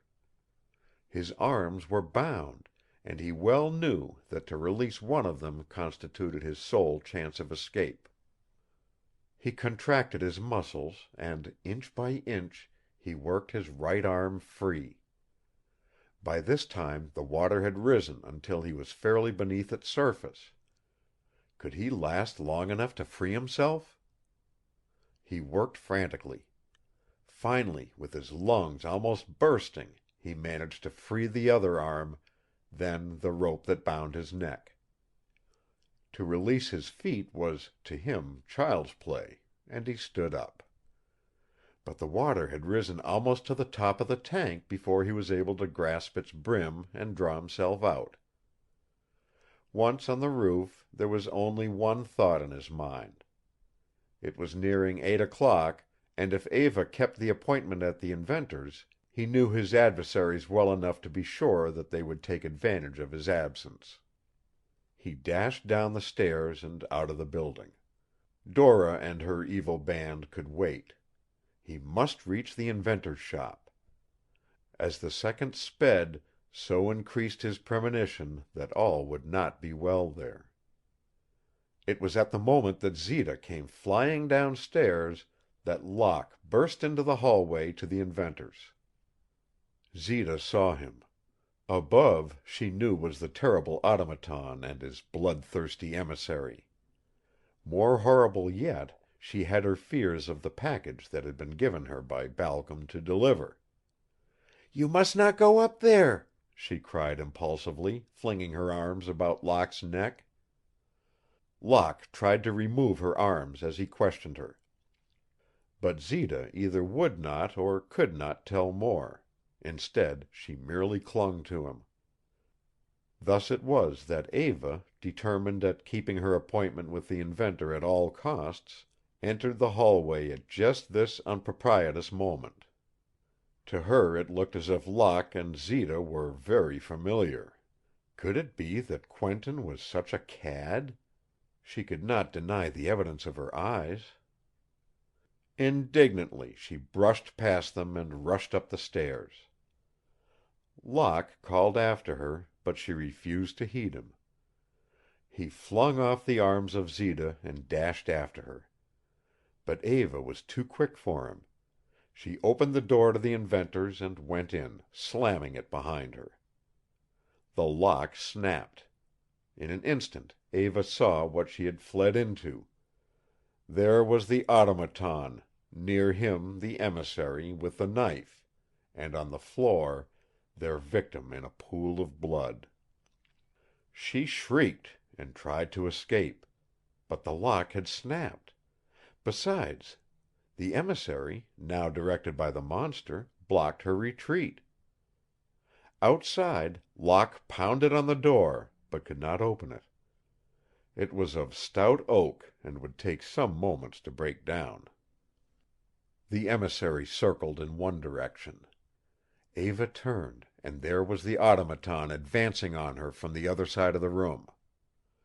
On the table, the clockwork bomb, delivered by Zita, whether with full knowledge or not, ticked out the last few seconds before its timing at precisely 8. End of chapter 13. Recording by Roger Melin.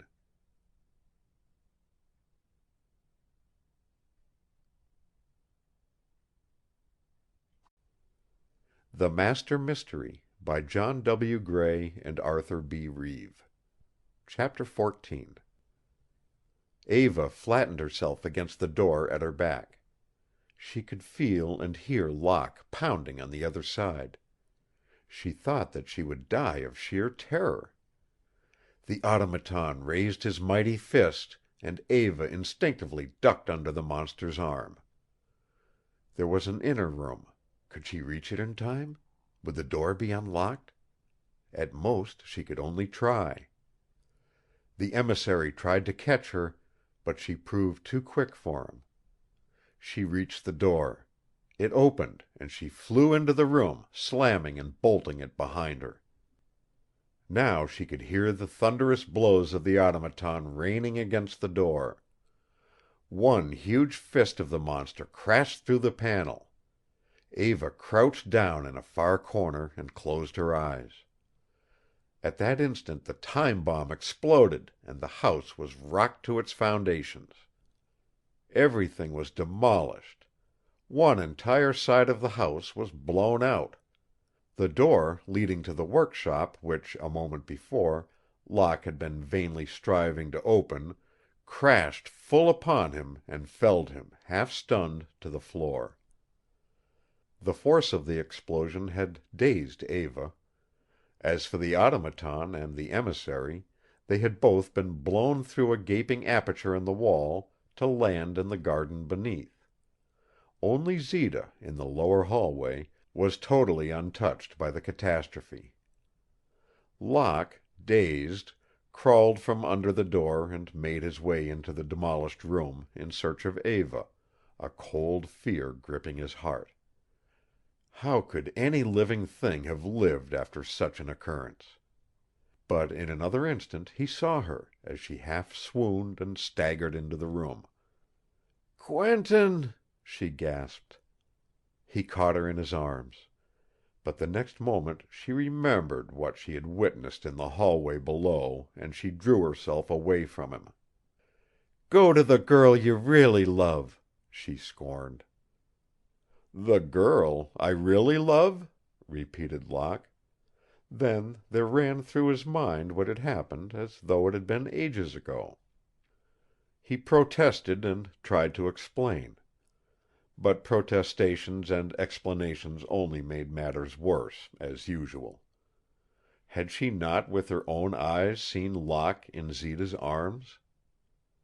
"Eva," he persisted manlike, "I swear that she was only trying to save my life. I cannot help it if she—" Locke saw that his defense was only making an innocent matter worse, and checked himself. His mind recalled that someone had once said that a jealous woman believes a man guilty until he proves himself innocent. When he has proved himself innocent, she merely still suspects. Eva's manner was very constrained. At that moment a policeman, followed by Zita, entered, and Zita, running up to Locke, cried anxiously, "You're not hurt, are you?" Locke answered in an annoyed negative. The policeman now questioned them very closely and examined the dead inventor's body. Then he entered their names and addresses in his notebook. Next the officer led the entire group down to the garden. There the horribly injured emissary was trying miserably to crawl away. The automaton had totally disappeared.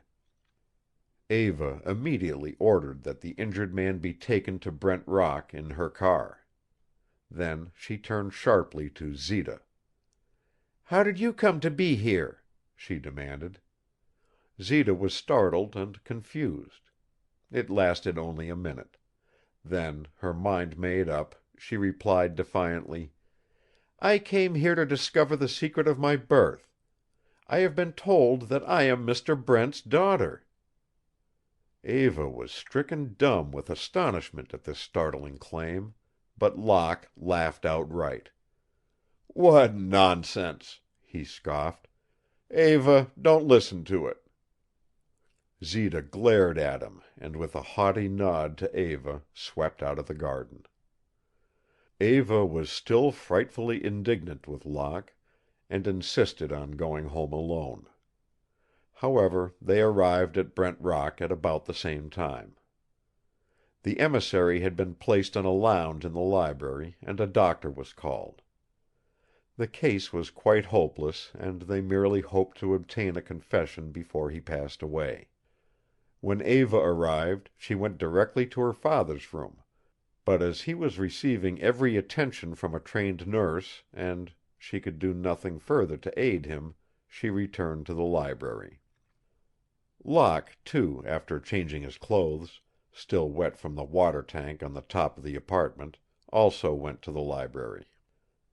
At his entrance the doctor glanced at him in a manner to indicate that there was no hope of saving the man's life.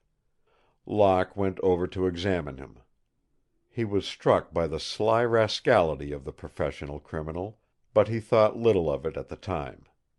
He tried to question the emissary, but, except for a labored breathing, could extract no response. There were voices in the hallway. For a moment the dying man showed some signs of returning consciousness. A crafty look came over his face. What was he contemplating? The door opened and Balcom and his son Paul entered. Balcom walked jauntily, but with a suavity of manner that was always his. Paul looked at his best, except for the fact that he carried his left arm in a silken sling. Balcom greeted them all, and at his voice the dying man actually showed a sort of agitation. A strong shudder seemed to pass through his body. Then, like a spring suddenly uncoiled, he sat up. He was fully conscious now and strove to rise to his feet. It was a tremendous effort, but he succeeded, and stood confronting Balcom, while the ominous light of hatred that gleamed from his eyes as they encountered those of Balcom made even that well-poised man recoil and shudder. With the muscles of his face working convulsively, the dying thug tried to speak. All those standing in the library realized that it was to accuse, to denounce. However, the effort proved too great, and with a groan that was ghastly, the man fell backward on the couch, dead. Murdering brute that he had been, still to Eva and Locke he now represented nothing but a stricken human being, with a human soul, blackened and warped. But Balcom and Paul seemed to show unmistakable signs of joy and relief. It was so evident, Locke thought, that he turned to them. "Your coming seemed to have an unfortunate effect," he hinted. "The man seemed to know one of you, at least." "Nothing of the kind," retorted Balcom, nettled. Locke turned to Paul and regarded his injured arm questioningly. Paul, however, never lost his accustomed aplomb. "I was hurt in an automobile accident," he explained, though with what seemed to be a trifle of nervousness. Locke turned to the doctor. He was rubbing his hands and smiling, with great unction, an action very unbecoming, to say the least, in a medical man who had just lost a patient. Taken all in all, Locke felt he could now sense the web of conspiracy tightening around him. The cards were still in the hands of his enemies.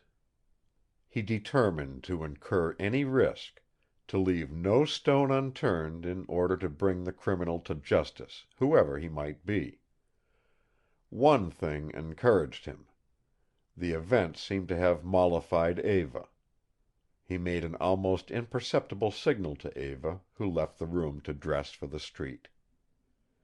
Meanwhile, Locke left the library and went to a private telephone that connected the garage to the house. He ordered the chauffeur to have a fast runabout ready for instant call. Then, at the other telephone, he notified the coroner's office of the death of the emissary.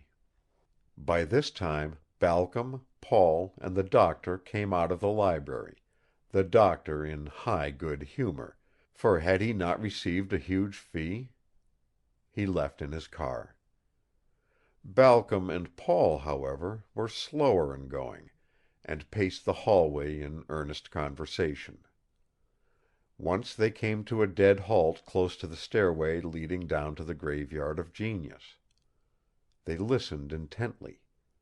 Evidently they came to a decision on something, for they left the house very hurriedly. Immediately Locke called for the runabout. Eva came running downstairs, and in a moment they took up the trail of the Balcom car. It seemed as if they traveled for miles, and Locke was commencing to think that it was merely a wild-goose chase, when Balcom's car came to a halt in one of the lower quarters of the city, before a house that was apparently tenantless. To avoid discovery, Locke backed his car around a corner, got out, and watched their movements from a safe distance. He saw Balcom Sr. alight, but Paul did not leave the car. Locke was in some quandary what to do. To attempt to enter the house without Paul seeing him and raising the alarm would, he realized, be impossible. Therefore he waited for nearly a half an hour before his patience was rewarded by seeing Balcom come out of the house, jump into the car, and drive off hurriedly with Paul. Locke walked to the house and looked closely over the exterior. It was little different from others in the same street. Then he walked thoughtfully back to Eva, and they argued pro and con about the advisability of attempting to enter. Locke insisted on entering alone, but Eva would not hear of it. Therefore it was decided that they would go in together. When Balcom had alighted from his car half an hour before, he had merely stood for a moment in front of the door of the house when, mysteriously, the door had opened. There was no one in sight, but he was so familiar with the house that it might have been his own. He descended a flight of stairs and stood before another door, where the same door-opening process was repeated. Balcom entered a darkened room and for a moment seemed quite alone. Then, from out of the shadows, with a little half-run, half-lope, a strange figure of man came toward him. He was in reality large of frame, but stooped and bent with age. An old frock-coat was wrapped about him. But the most remarkable things about the man were a pair of weirdly fascinating eyes, with a mad glint in them and an enormous full beard, snow-white, that fell almost to the waist. At times the man talked rationally, in fact with the forcefulness of a great savant. Then, abruptly, he would leave off and the rest of his conversation was that of a babbling child. He was seldom at rest, scampering here and there, not unlike a bird dog on a fresh scent, seeking, always seeking. What? Balcom grasped his arm in order to arrest his attention. "Doctor Q," he addressed him, "you can have the revenge you have sought so long. Have you prepared everything?" The old man chuckled and wagged his head in senile fashion. Balcom grabbed both his shoulders so that the old man was facing him, and shook him slightly. "Your enemies are here," he emphasized. "Have you prepared for their reception?" and then the haze beclouding the old man's brain seemed to pass away, and his next moments were lucid. "Ah, it's you, Balcom. You were just saying—" Balcom explained that Locke and Eva had tracked him, and on his departure would undoubtedly enter to investigate the place. Doctor Q, for such was his odd name, understood now, and an evil grimace distorted his wrinkled face. "Let them come," he growled. "I am prepared. Why, I have even improved certain features of the chair of death." He led Balcom into an inner room where many electric bulbs were dimly glowing. At their entrance 2 brutal-looking men straightened up from their task and saluted Balcom with great deference.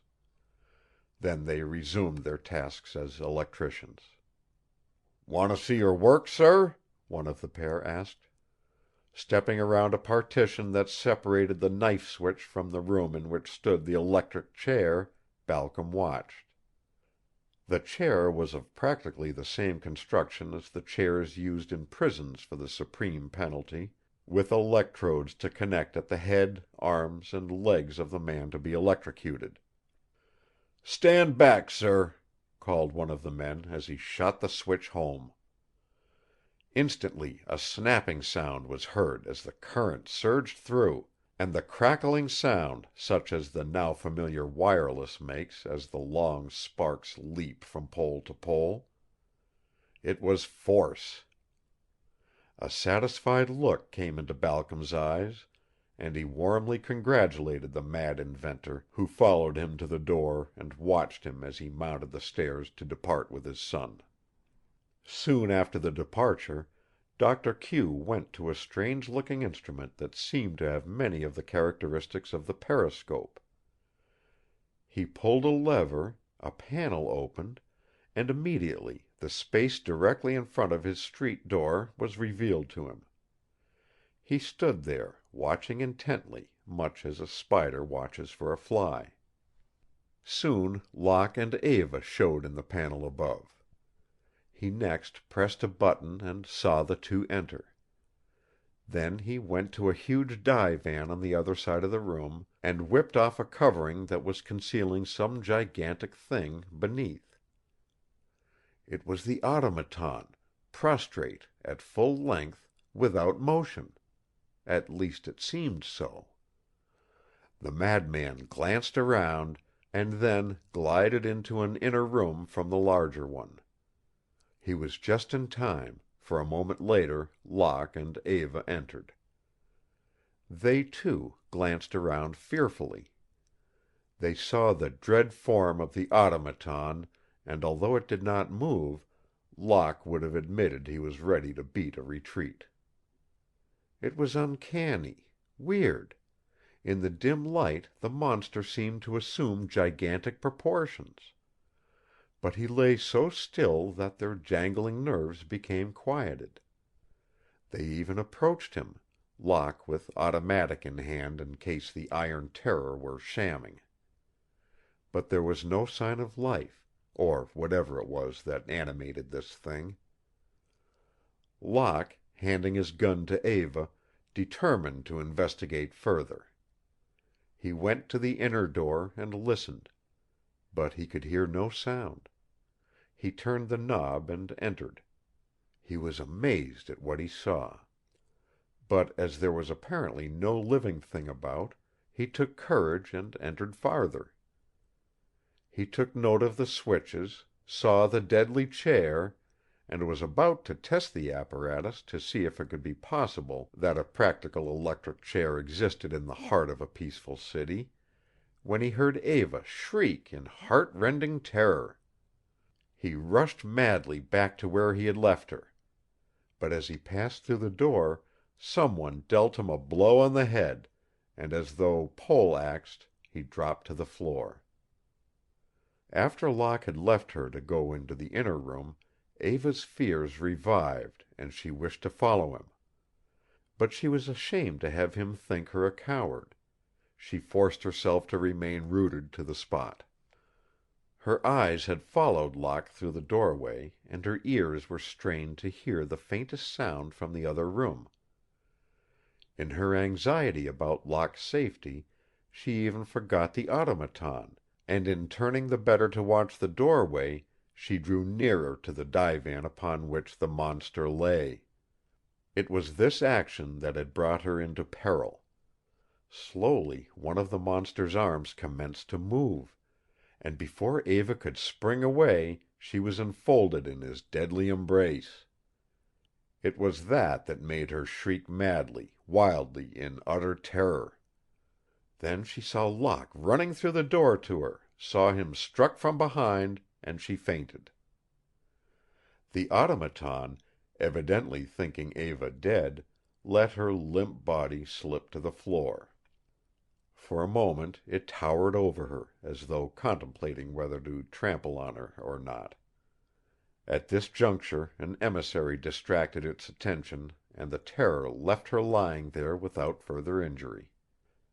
The automaton now assumed command of Locke's electrocution. Under its direction the emissaries picked up Locke's body and placed it in the electric chair. They slit his trousers so that the deadly electrodes might form a better contact with his flesh. His sleeves were rolled back for the same reason. Next, the headpiece was firmly adjusted. Now all the straps were tightly clinched. The automaton waved his arm. A man stepped to the switch. End of chapter 14. Recording by Roger Melin.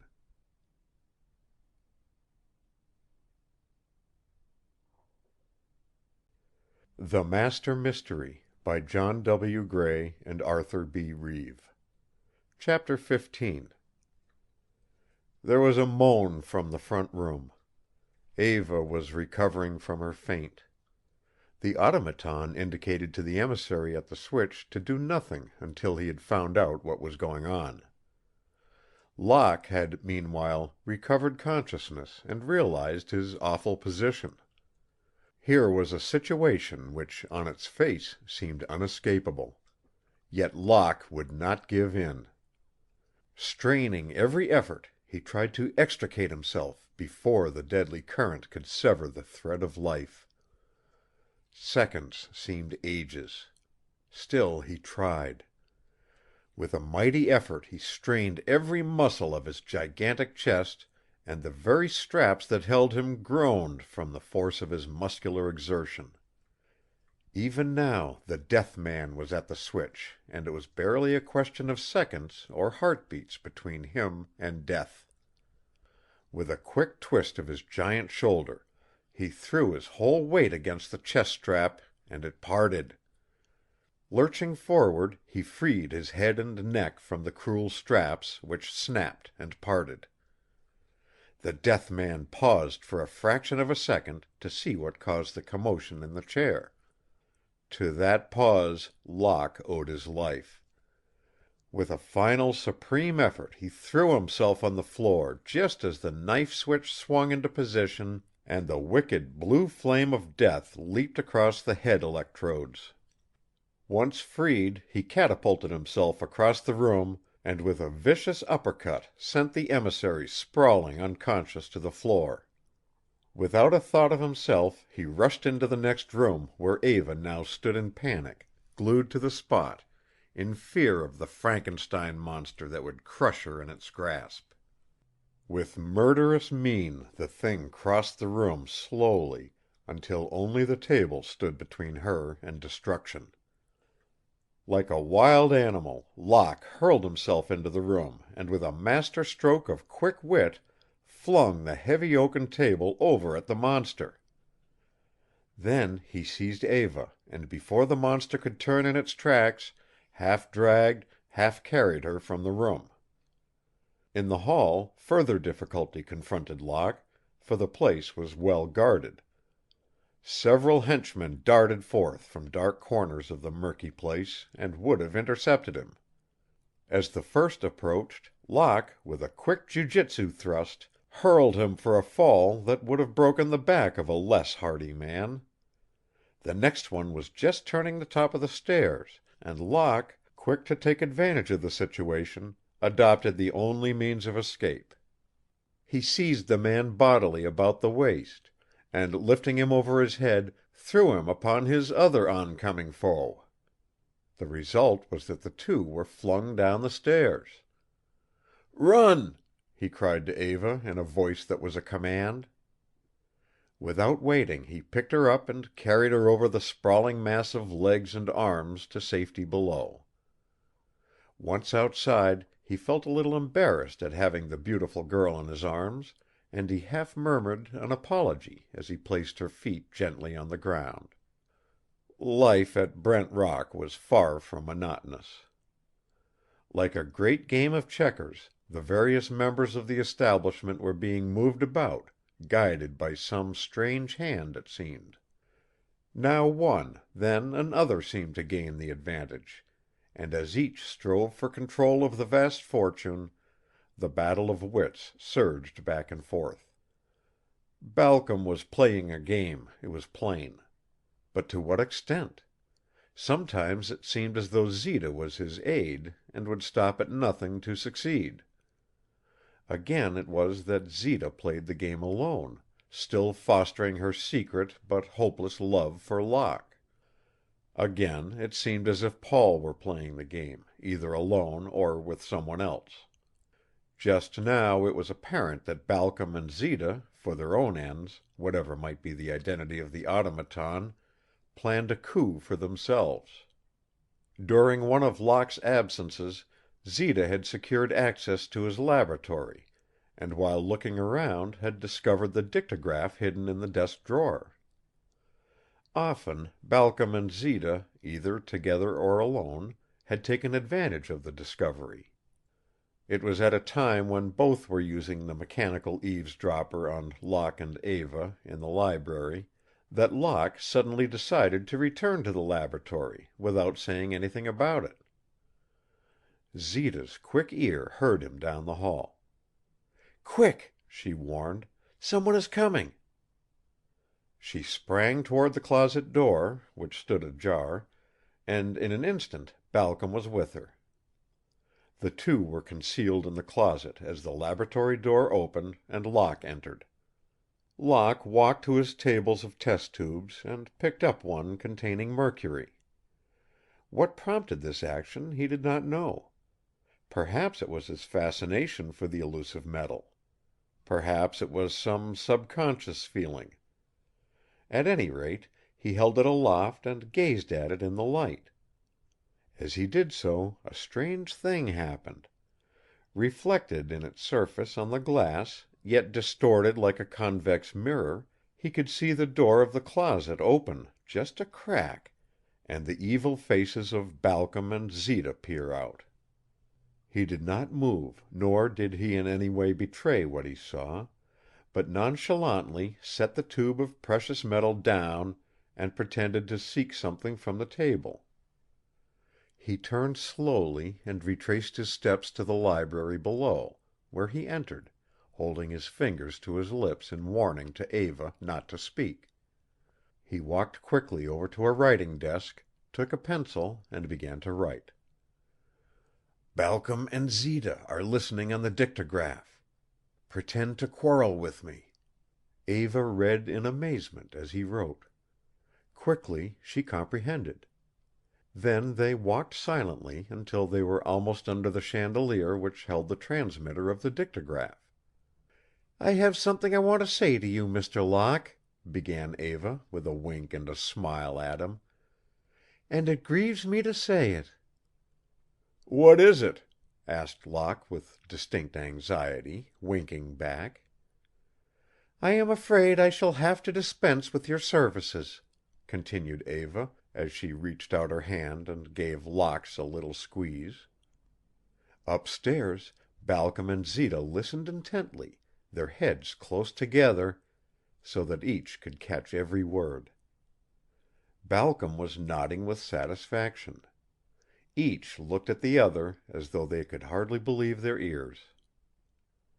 "But I have tried to serve and protect you," protested Locke, as his face wreathed in smiles at Eva, who was carrying the deception off perfectly. Then he added, plaintively, "I am sorry that I have failed."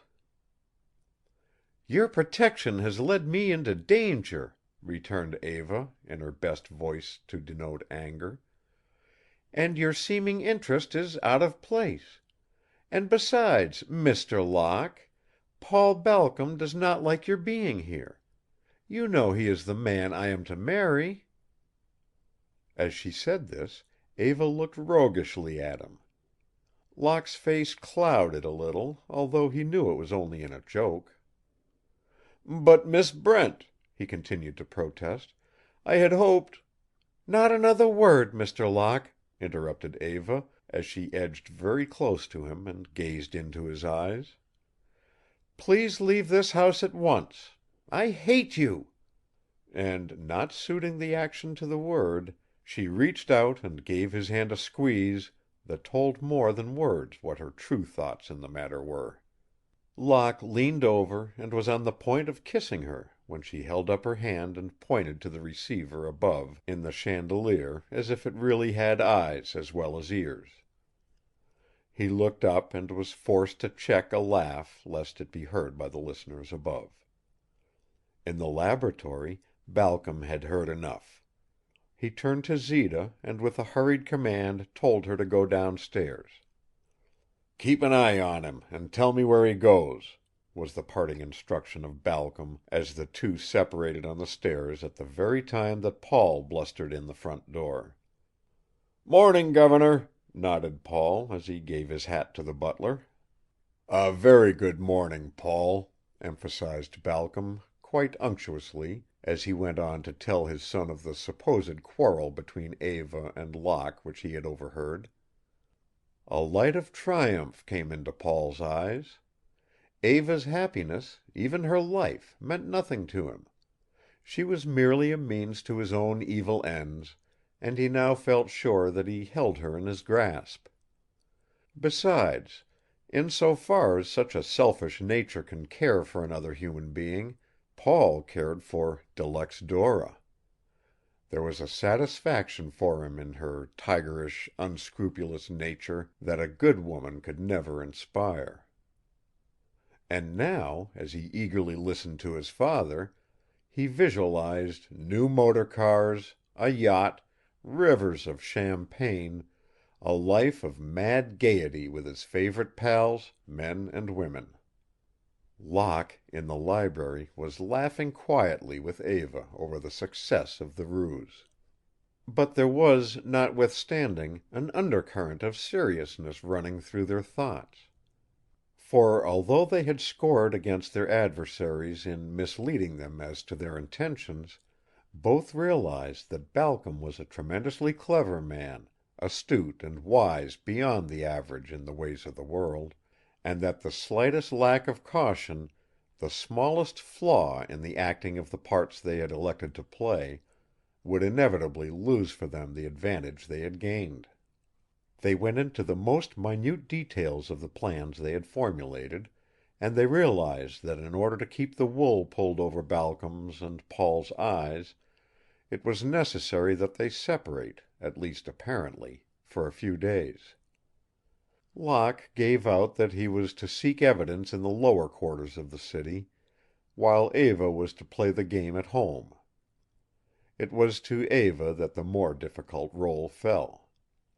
Locke bade her an affectionate farewell, and left by a door opposite to the one leading to the main hallway, where the voices of Paul and his father were now audible. Eva opened the hallway door and greeted Paul, feigning delight and chiding him for his long absence, which had not been even a day, intimating that there must be some woman in whom he was interested. She made a pretty show of jealousy. Paul, wearing his vanity on his sleeve, was delighted and his eyes shone with satisfaction. He took a step forward and attempted to take Eva in his arms, but she evaded him playfully, while he pursued her. Finally she could bear no more. The game revolted her. She made the excuse that she must attend her father and ran upstairs. So a day or two passed, days which were sheer torture to Eva. Paul called every day, bringing her little gifts, and it must be acknowledged that he showed exquisite taste. They took long walks together. On horseback they cantered all over the country. Friends called, and it was at such times that Eva found her only relief from Paul's attentions. Many a rubber of bridge she played just to escape being alone with him. End of chapter 15. Recording by Roger Melin.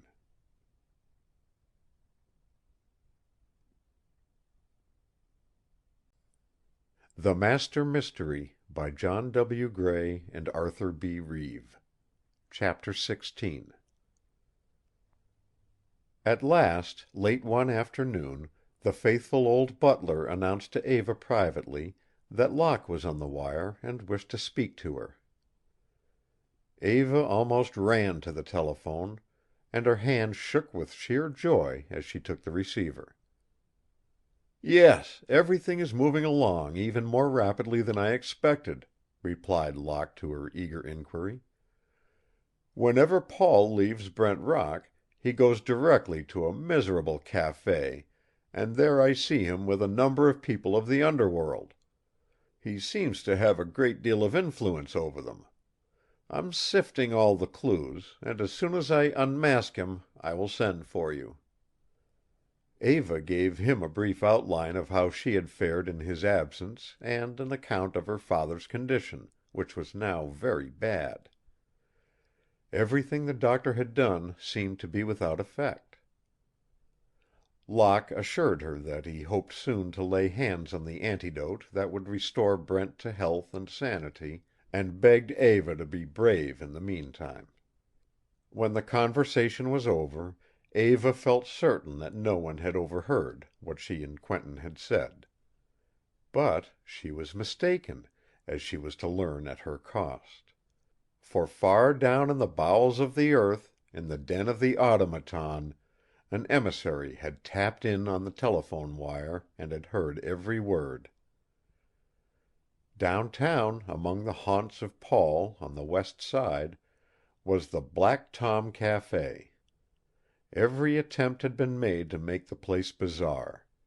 About the walls were palings that represented a black fence, along which crawled painted black cats in every conceivable state, a rather odd conceit for a cabaret.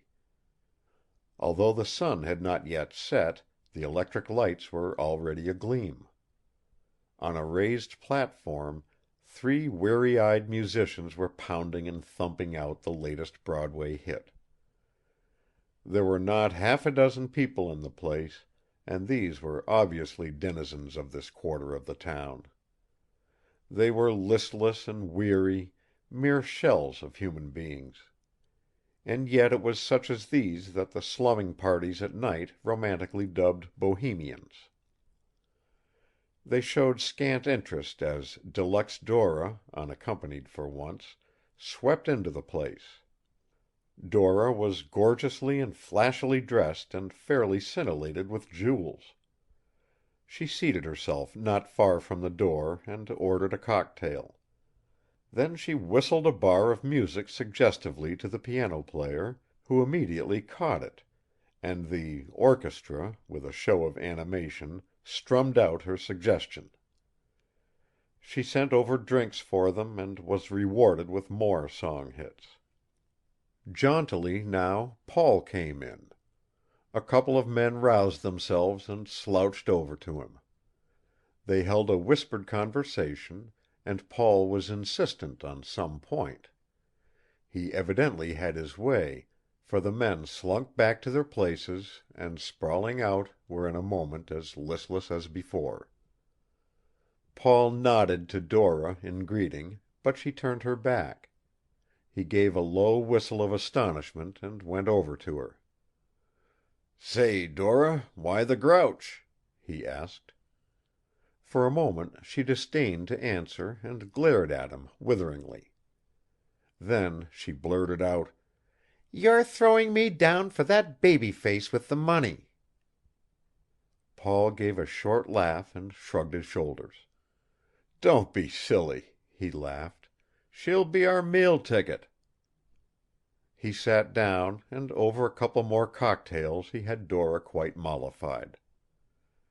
A few moments later Locke entered and slipped quickly into a chair, since he did not wish to be seen. In his hand he carried a newspaper which he now unfolded and held up in front of him so that it hid his face. Next he poked a hole through the center of the sheet so that he could see without being seen. At this moment, seemingly in all earnestness, Paul and Dora resumed their quarrel, and Dora's strident voice echoed through the café. "If you throw me down, you'd better look out," she bawled. Paul jumped up, and for a moment it looked as though he would strike her. But he changed his mind, cursed her, and finally stalked out of the café. Locke folded his paper, paid his bill to the sleepy waiter, and started after Paul. At the entrance he stopped, thought for a moment, and then went directly to Dora's table and sat down. "Why, what are you doing here?" she gasped in great surprise. "Don't you know that you may be killed?" "It's a risk that I must run," replied Locke. "But tell me, you tried to kill me once. Why?" "Because I was a fool, controlled by my love for Paul Balcom, the beast! I hate him!" Dora drank viciously, then, with jealous venom, leaned over to Locke and asked, "If that girl, Eva Brent, finds out about him, will she throw him over?" Locke played the game diplomatically, and apparently succeeded in further incensing Dora against her lover, for suddenly she jumped up. "Meet me here in an hour. I'll have everything arranged to spoil Paul Balcom's game," she whispered as she swept out of the café with demi-mondaine majesty. Locke was elated at the thought of having won so powerful an enemy to his side. But had he heard Dora's remark to Paul, as she met him around a convenient corner, his elation would have given way to caution. Paul eagerly questioned her with a glance as she approached.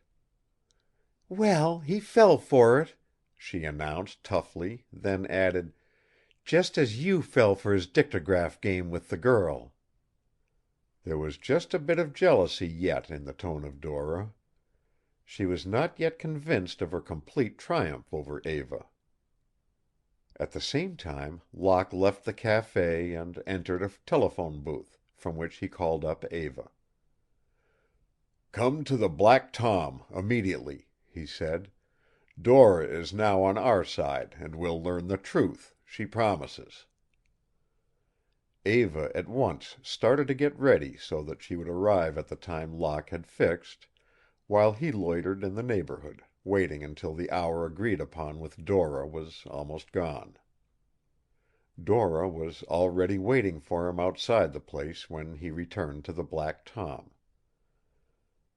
"How is everything?" inquired Locke. "All arranged. You'll get Paul right." Just then a man slouched past. "Follow that fellow," whispered Dora. Locke nodded and did so. The man proceeded into the café, and Locke followed. But instead of sitting down in the main room, the man passed through into an inner room. Locke followed. He looked about. It seemed to be a sort of storeroom as nearly as he could make out. His guide pressed a secret panel, and stepping through an aperture, beckoned Locke to follow. Locke drew his automatic and went ahead in the inky blackness that lay beyond the panel. The next moment the very floor under his feet seemed to give way. He felt himself thrown down bodily into a sort of sub-cellar. Locke was immediately pounced upon by lurking emissaries who seized him after a terrific battle and held him firmly. "Where's a rope?" growled one. There was no answer as the men struggled. The question was repeated. Apparently one of them looked about. "Use the wire," he growled. The questioner gave a grunt of brutal satisfaction. There in this storeroom lay a huge roll of barbed wire. Coil after coil of this barbed wire was wound about Locke as he struggled, but ever more feebly, for with each coil now the barbs began to cut cruelly into his flesh. Someone lighted a candle, and by its light he saw many carboys of acid standing in a row.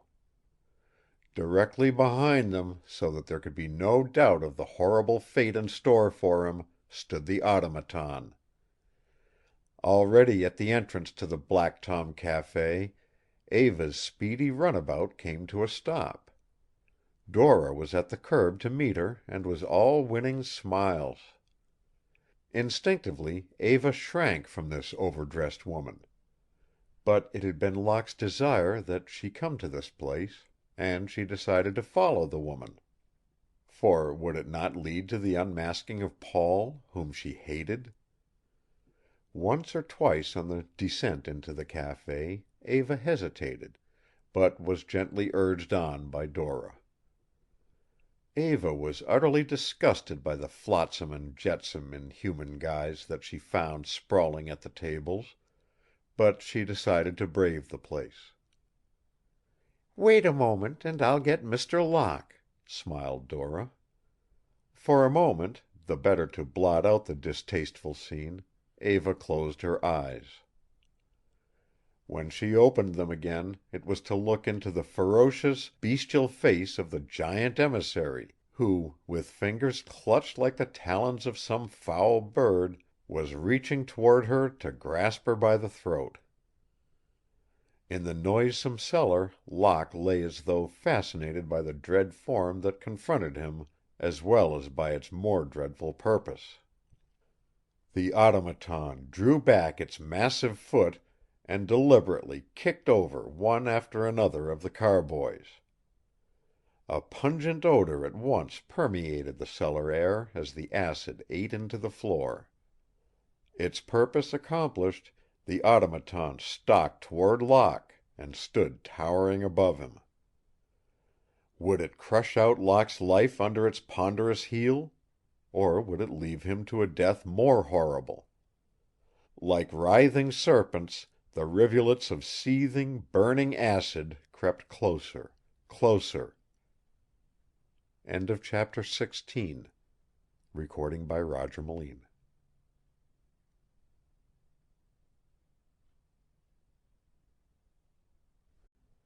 The Master Mystery by John W. Gray and Arthur B. Reeve. Chapter 17. The automaton and its emissaries left the cellar. In the distance a door slammed and Locke was left to his terrible fate. Except for the gurgling of the flowing acid and the scampering of the rats, all was silent. Locke tried to move, but the sharp barbs of the wire cut into his flesh, a torture to test the fortitude of a stoic. Moreover, Locke had barely recovered from the shock of his fall into the cellar. Thus, for a few seconds that seemed to him to be ages, he lay there watching the fiery death creep closer. Then the will to live surged through him, and he struggled furiously to escape from the deadly path of the acid. Gone now was his flinching and shrinking as the sharp barbs lacerated his tender flesh. Gone was the calmness that denoted surrender and the acceptance of his fate. With bunching muscles he writhed inch by inch to one side, out of the path of the flow of the acid. He was just in time, for at his last mighty effort the consuming fluid flowed past, not an inch from his face. To extricate himself from the coils of the wire was a slow and painful task. Wounded with 100 wounds, with each movement of his body adding a further injury. Many times Locke was forced to desist in his efforts to free himself. However, he persisted, though, strong man that he was, the tears of agony burned his eyes and beads of cold sweat stood on his brow even before the first coil was loosened.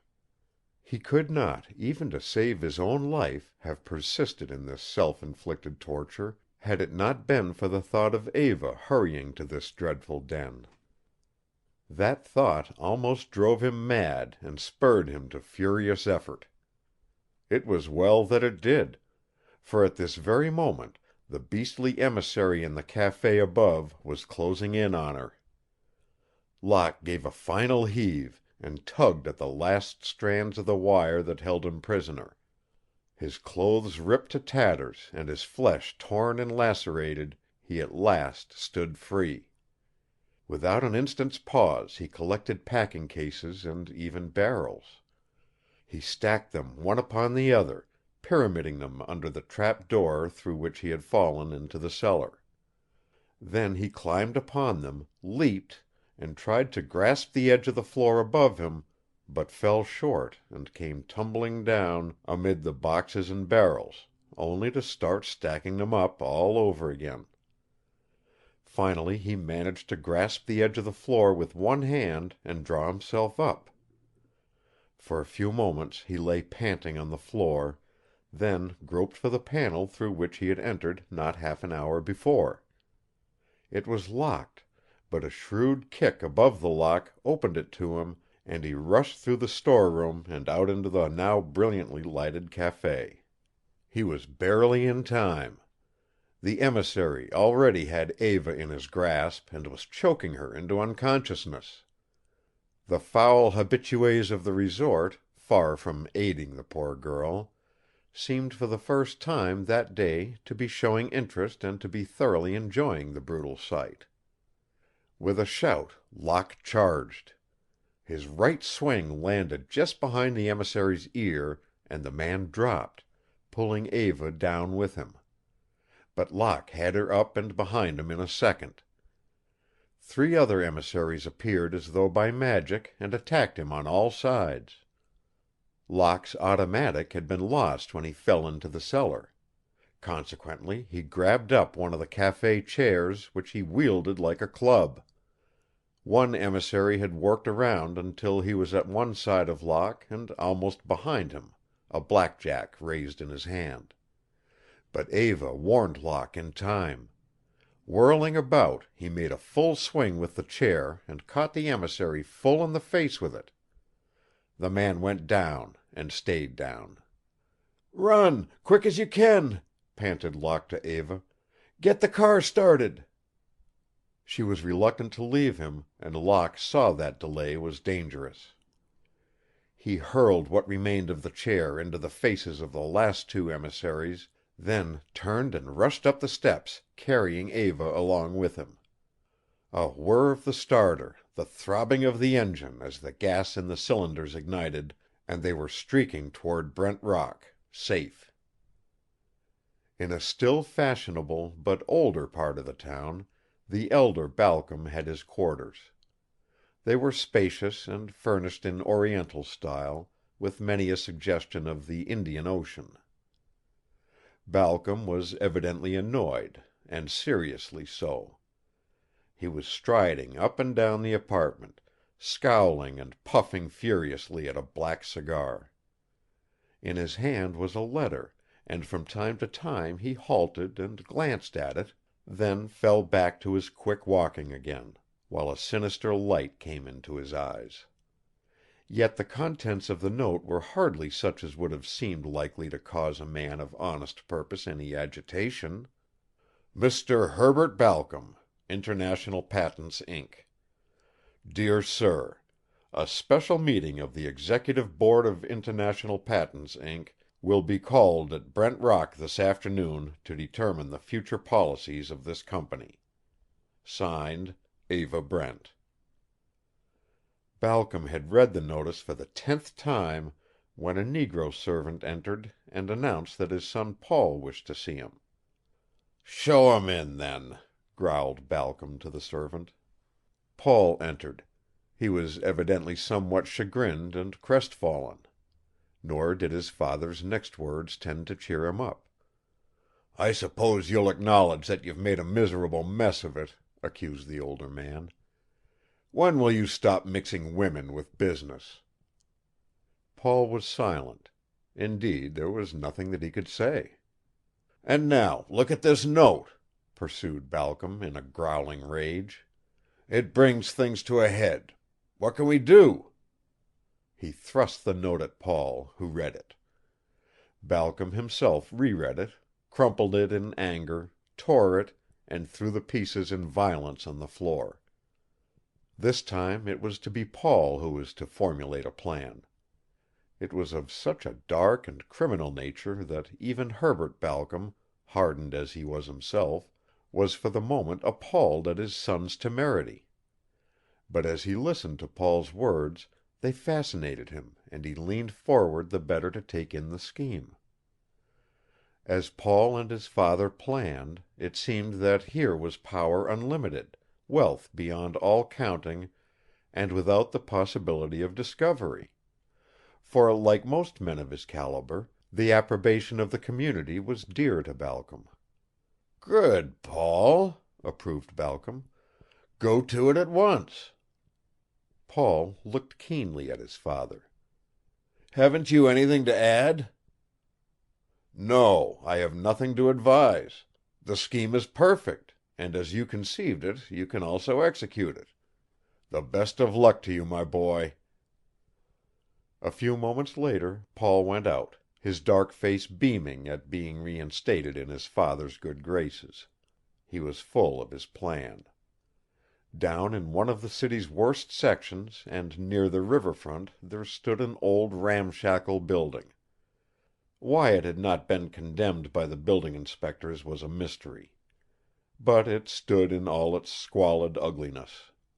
The door and the windows were locked and shuttered. One could see at a glance that the building had been long unused. There was an alley strewn with tin cans and other refuse leading to the back of the house, and it was down a flight of broken brick steps that Old Meg, the fortune teller, had her den where, through the superstitions of those inhabiting the neighborhood, she managed to eke out a miserable existence. The interior of the den was unspeakably filthy. The furniture consisted of a broken-down couch, a chest of drawers in a like condition, a card table, a few kitchen chairs, and some boxes. Most of the panes of the windows had been broken, and the empty spaces had been covered with old newspapers. Consequently, a candle thrust into an old wine bottle supplied the only real light. At the table, idly shuffling a pack of grimy cards, sat Old Meg, a horrible old hag, wrinkled in face like a mummy, with only the stumps of teeth which had more the appearance of tusks.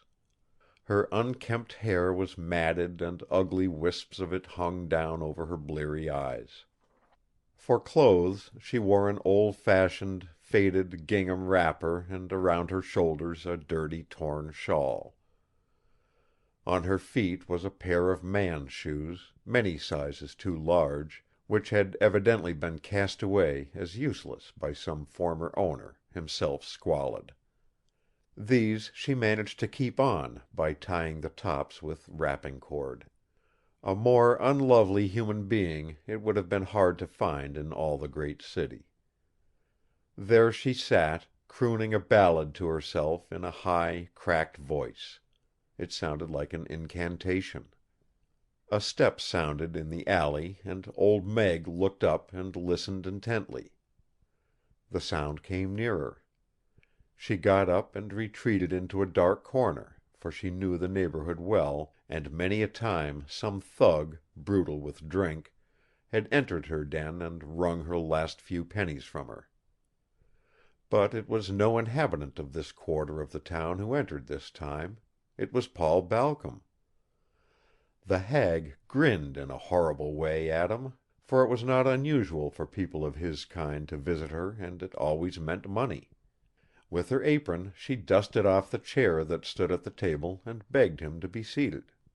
Then she shuffled the cards and cut, shuffled and cut, and then, as though at last satisfied, she laid them face downward on the table and spoke. "Wish, my handsome gentleman, and may your wish come true."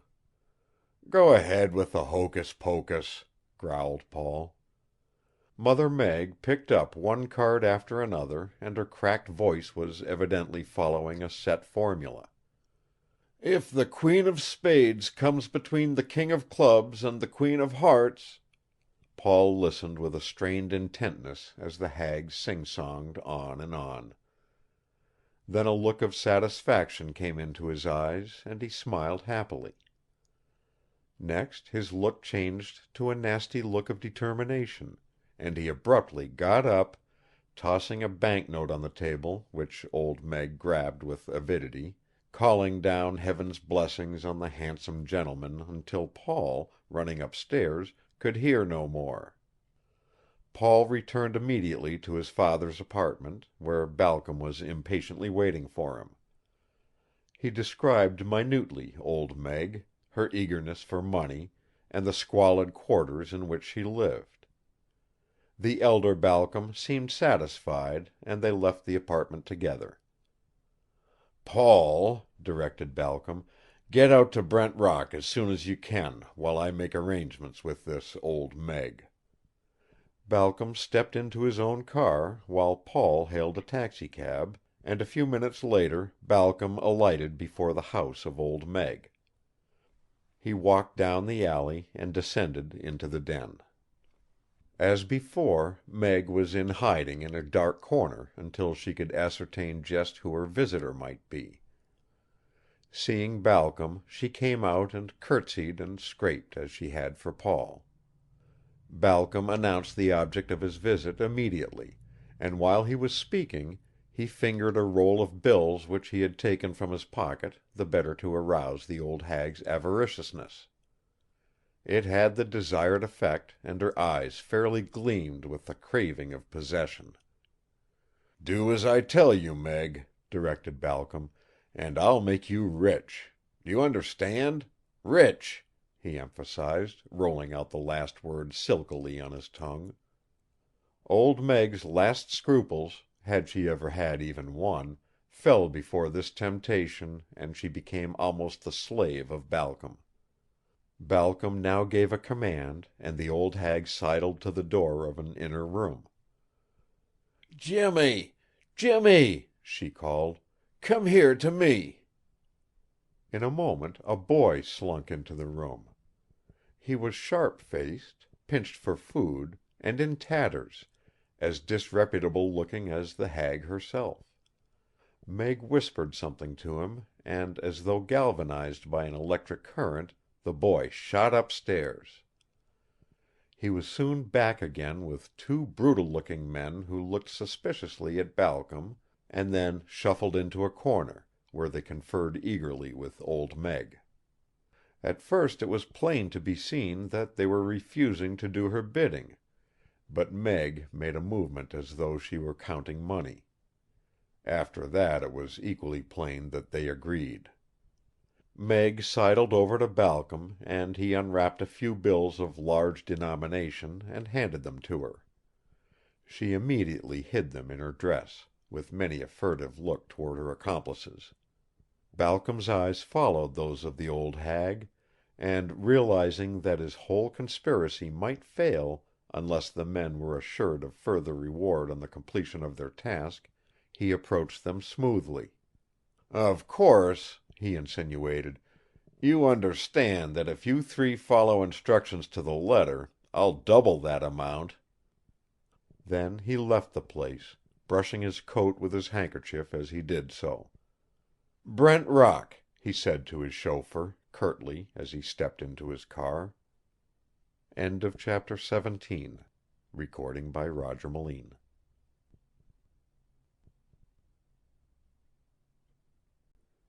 The Master Mystery by John W. Gray and Arthur B. Reeve. Chapter 18. Eva and Locke were seated at a long table in the library of Eva's home. Before them were many ledgers of International Patents, Incorporated. Eva was reading certain entries in the books, while Locke was making notes to be used at the coming directors' meeting. Eva closed the ledger from which she had been reading, and announced, "I intend, at the meeting, to insist that the patents held in the Graveyard of Genius be released to the world."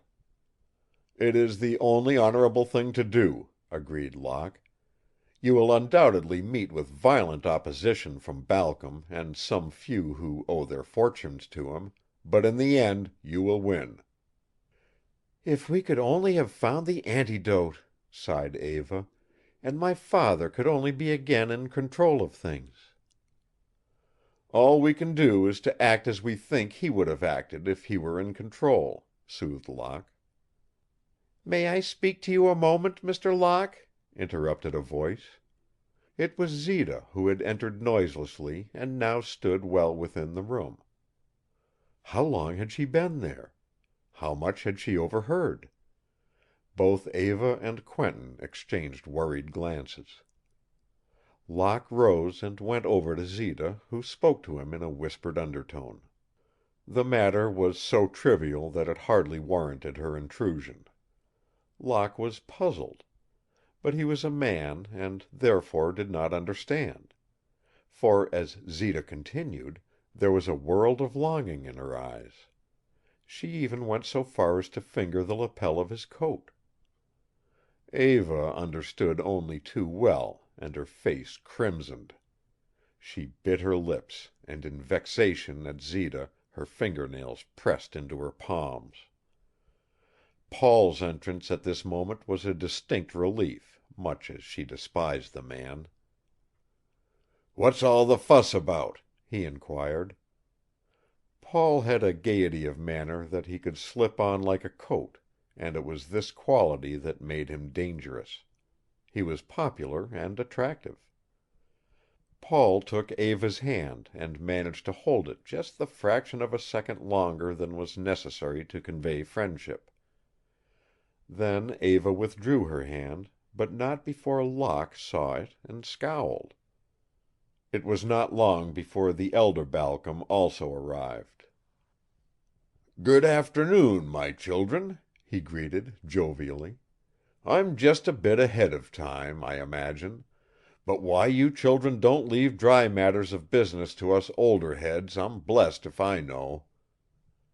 "Mr. Balcom," retorted Eva, keenly, "the older head that would protect my interests and the interests of those poor inventors lies stricken, as you know, in the room above. In his absence the children, as you are pleased to call us, will do their best." Balcom glared, while Zita, with a strange glance toward Eva, left Locke and joined Balcom in a far corner of the room. "Zita," Balcom whispered, "the time has arrived to take you out of this false position." Zita trembled with suppressed excitement as she heard this, and followed Balcom back toward the table, where the others were already seating themselves. It was approaching the hour when Eva rose and was about to speak. Balcom motioned and stopped her with a gesture. "One moment, please, Miss Brent," he interrupted. "Before the others arrive, I am going to establish Zita's real position in this house." All at the table looked at one another in openly expressed astonishment. Zita, with eyes cast down, hands clasped in her lap, seemed almost demure, though about her mouth played a faint smile. Even Paul did not understand this phase of the conspiracy and looked at his father as much as to say, "I wonder what the old man is up to now." Locke was the first to recover his coolness. "Just what, Mr. Balcom, do you mean?" he asked. "I mean," began Balcom, then stopped. "But first I will produce a witness who can vouch for all the facts which I am about to relate." Balcom went to the door and opened it. There, bobbing her head and smirking mechanically, stood that loathsome creature, Old Meg. In these rich surroundings her frightful squalor was all the more accentuated. Those at the table drew back in utter disgust as she tottered into the room. As she passed Zita, she paused. "I held you in these arms when you were but a wee baby," she muttered hideously. Zita drew away from her and looked at Balcom questioningly. Balcom now leaned far over the table and spoke impressively. "20 years ago Brent was secretly married to his secretary. There was a child. But Brent craved money and power that the money would bring. Saddled with a wife and child, he was barred from his ambition, which was to marry some rich woman. So he made a hell on earth for his wife until in desperation she consented to an annulment of their marriage." The room was breathlessly quiet as Balcom continued. "Years passed, and then his conscience smote him. He made his own child his secretary." Then he turned to Zita, pointing at her. "There she sits," he exclaimed, "and half of the voting power of this company belongs to her. Zita Brent. Zita Dane Brent." Instantly Locke was on his feet. "Balcom, you lie!" he rasped. "Lie or no lie," retorted Balcom, "as vice president of the company I refuse to permit any action to be taken until Zita's position is legally established." Locke turned to Eva. "Miss Brent," he asked with a bow, "may I speak for you?" Eva nodded. "Then, Balcom," remarked Locke, "we shall carry the proposed motion over your head. You cannot produce sufficient proofs to retard our action." "My protests," sneered Balcom, as he strode toward the door, "will be entered in the minutes of this meeting." Zita, in the excitement, had already disappeared. Paul bowed to Eva and Locke mockingly and followed his father. Old Meg squeezed herself against the walls of the library and was trying to get out of the room without being detected. But Locke was too alert for her and caught her by the shoulder, detaining her. She tried to fight him off with her feeble arms. Again and again he tried to question her. "The story is true, I tell you, gospel true," Meg repeated over and over again. Locke let her go and she started toward the door. Then the habit of a lifetime overcame her and she turned. "If you would know the truth, my pretty," she croaked at Eva, "come to old Meg." Then she hobbled out. Eva was naturally perturbed, although Locke tried to comfort her. Yet she could not forget what had happened between him and Zita just before the meeting, and, womanlike, she now held aloof. "Eva," pleaded Locke, "won't you trust me? Things are in such a critical state that we must not have any misunderstanding." But Eva merely tossed her pretty head. "I don't care for Zita or her actions," she replied petulantly. Locke diplomatically changed the subject. "I believe," he said slowly, that old hag is in the play of either Paul or his father, and I mean to find out which it is." Locke had started across the hallway when Eva called him back. "Quentin," she said earnestly, "I trust you, absolutely." Then she hid her face in her hands and almost ran into the dining room. Had she been a moment sooner, she would have caught that mysterious person, Doctor Q, who had entered the house some time before, and, on overhearing heated words coming from the library, had remained with his ear glued to the keyhole, absorbing every word that was said, until Balcom left. But he had shuffled away before she ran in.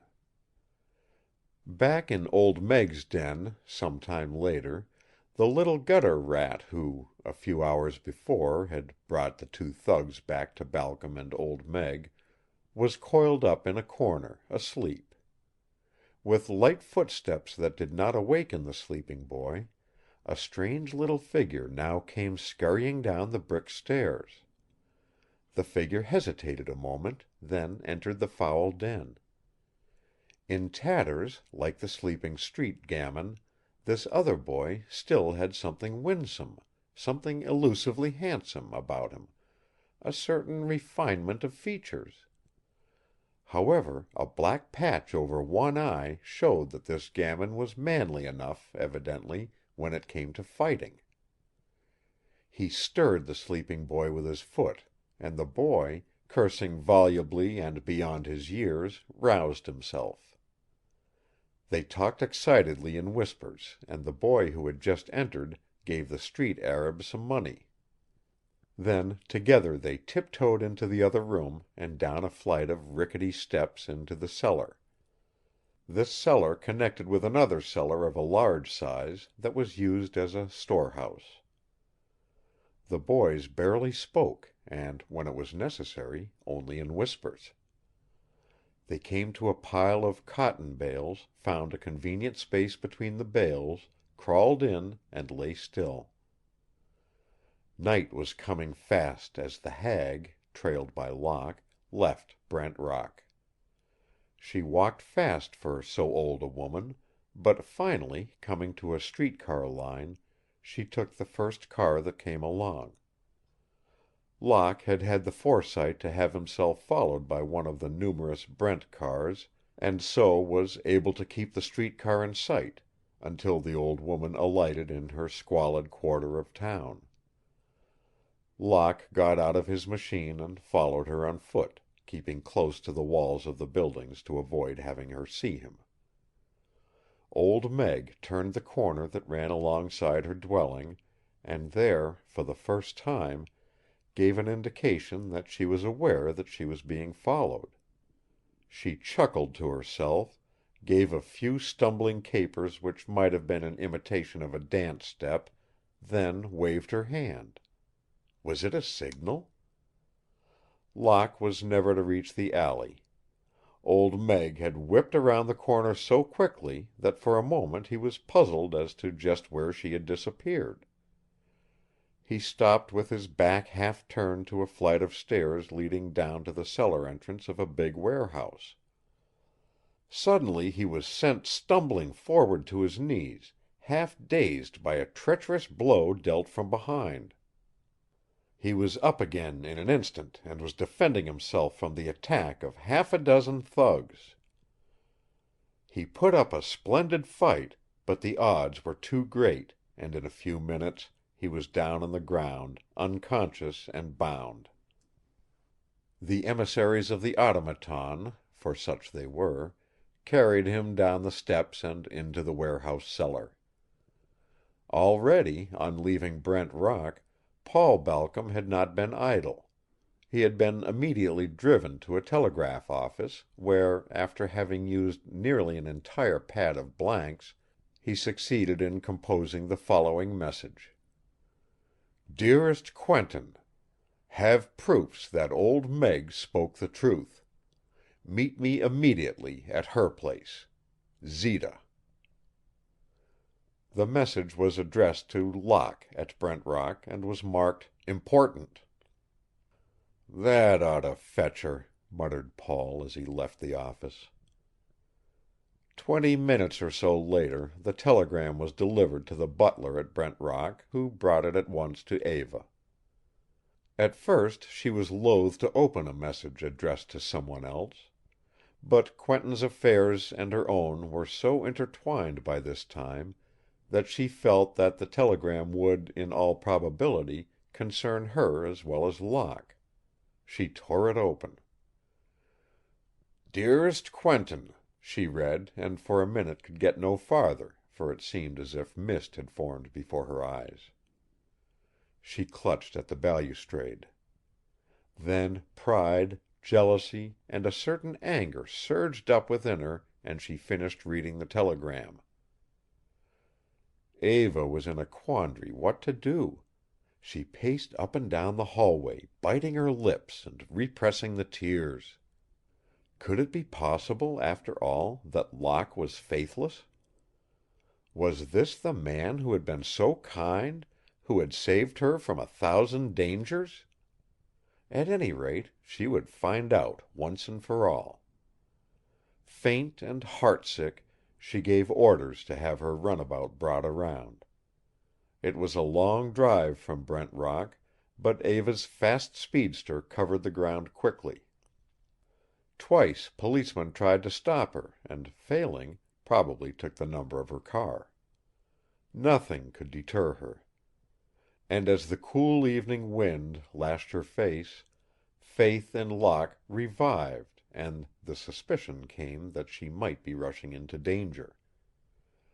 But no thought of herself entered her mind as she stepped on the accelerator and the car shot forward. Her single thought was of speed, more speed, to get to Locke quickly.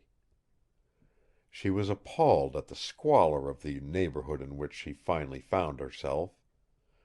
Disgusted and revolted at the filth of old Meg's abode, still not for an instant did she falter or hesitate. She ran down the steps to old Meg's home. The old hag was evidently awaiting her, for this time she did not hide at the sound of approaching footsteps, but came forward, curtsying and mumbling greetings, while her eyes gleamed with a satisfaction that was positively hellish. "Mr. Locke! Where is he?" Eva gasped. "All in good time, my pretty, all in good time," mumbled the hag.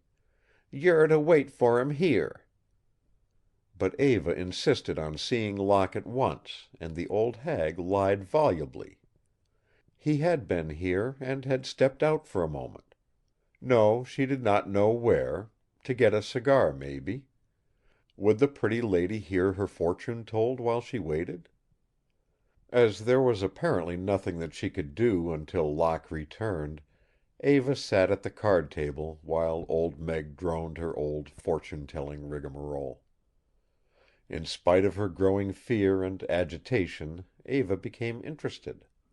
There was something calming in the monotonous voice of the old crone. "When the Queen of Spades comes between the Jack of Hearts and the King of Diamonds and the A door directly behind Eva silently and slowly opened. Stealthily a boy's head was thrust out. On the young face was a world of deadly hatred. As the sputtering candle burned brighter for a moment, startlingly, a vague change was noticeable in the lineaments of the features. It was the same gamin who had given the sleeping boy money. But now, in the candlelight, with only the head showing, it was no boy who glared malevolently at Eva, but a woman. And that woman was the implacable Zita. The head disappeared to give place to the visages of two horrible-looking men, the same brutes who were present when Balcom had spread the net of his conspiracy. "When the Jack of Clubs," droned the witch, "and the—" With barely a sound the two thugs entered the room behind Eva. In the hand of one was an old gunny sack. "And the Queen of Hearts—" Eva was so interested now that she leaned far over the table, her eyes fastened on the cards as they fell. A thug stumbled. Eva, startled, sat back quickly and tried to rise. But the next instant she felt herself struggling in the heavy folds of the grimy gunny sack. The emissaries, carrying Locke, had staggered with their burden into the warehouse cellar until, coming to a closed door, one of them rapped on it in a peculiar manner that was evidently a signal.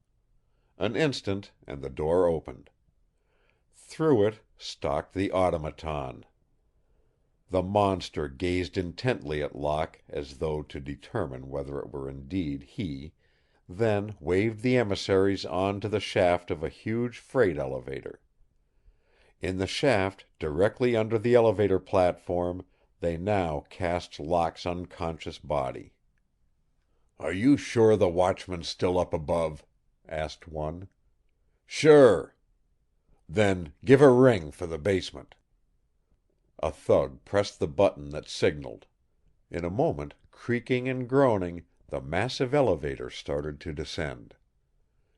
A shuffling of feet was heard, and down the stairs leading from Old Meg's quarters came the two thugs carrying Eva.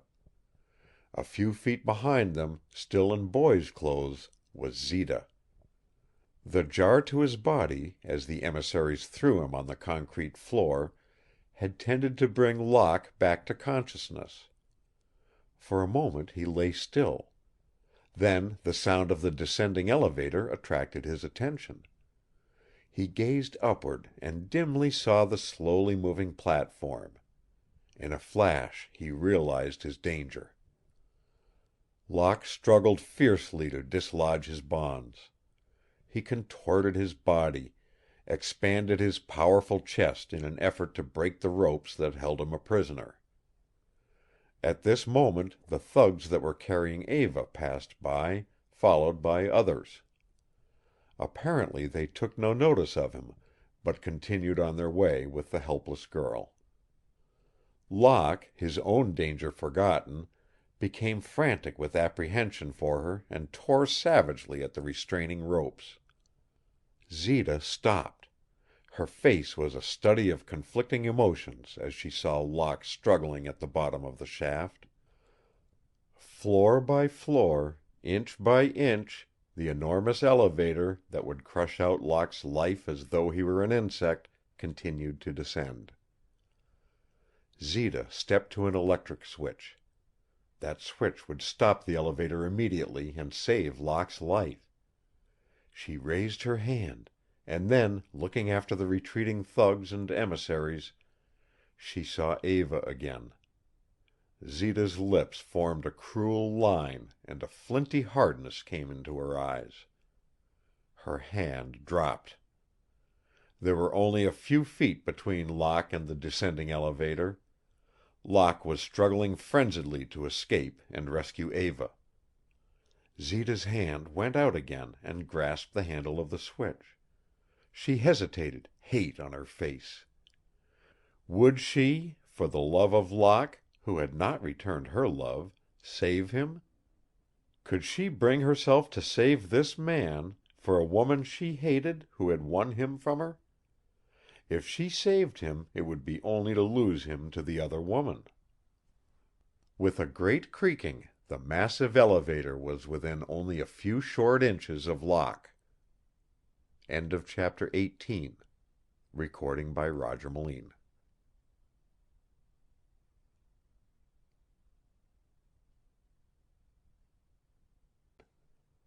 The Master Mystery by John W. Gray and Arthur B. Reeve. Chapter 19. Every fiber of Zita's body was galvanized into action as she threw the whole weight of her body against the elevator emergency control switch. There was a sputtering of blue flame as the connection was made, and Zita closed her eyes. With a shudder she heard the great elevator strike the cellar floor and then rebound. She dared not open her eyes. The last thing that she had seen was Locke struggling frantically to escape from under the elevator that was only a few inches above him and seemed destined to crush out his life. Slowly, fearfully, she opened her eyes. Locke's body lay motionless at her feet, separated almost literally by only the breadth of a hair from the shaft. The relief, the reaction from her terrible emotions, made Zita half hysterical. Trembling in every limb, she made her way to Locke and fell on her knees by him. She wrapped her arms about him and held his head up. It was thus that she was holding him, when his eyes slowly opened and gazed questioningly into her own, his brow knitted in perplexity. Then, with a rush, it all came back to him. The descending elevator, Zita standing at the switch, while his life hung in the balance. His last frantic effort to escape, just before the descending elevator had grazed his head, rendering him unconscious. That Zita, at the last moment, had attempted to save his life he did not know, nor why she now gazed at him frankly with eyes of love. It was all inexplicable to him. Another instant and he had wrenched himself loose from Zita's arms and was struggling with the ropes that still bound him, even after he had managed to roll out from under the elevator in the last nick of time. He had suddenly realized that the sight of Eva being carried off by the emissaries had not been a hideous dream, but a terrible actuality, and at this very moment she was probably in the most imminent danger. Zita realized that he wanted freedom to rush to Eva's assistance. Had she dared, she would have refused to release him from her arms, would at least have hindered his untying his bonds. But there was a masterful something about his silent demand to be released that would admit of no refusal. In a few seconds Locke completed the freeing of himself and was dashing madly toward the door through which the gang, carrying Eva, had passed. The door was unlocked, and hesitating not an instant, Quentin dashed through and into a large room.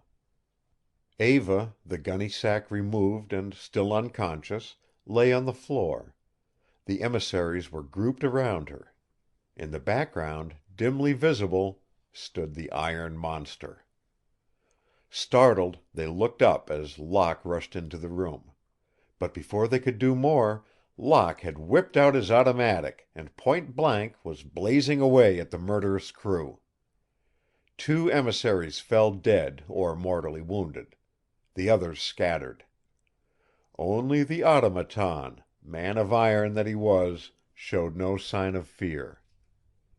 Instead, he advanced ponderously upon Locke. The automatic barked again, but did not succeed in deterring the monster. Locke realized the futility of using this puny weapon against such a foe. He dashed toward Eva. It was the work of only an instant to snatch her up, practically from under the monster's feet, to turn, and to carry her through the door by which he had been brought in.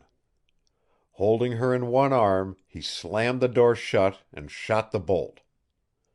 He was just in time, for the next instant the door bulged out beneath the dead weight of the automaton as it hurled its massive form against the other side.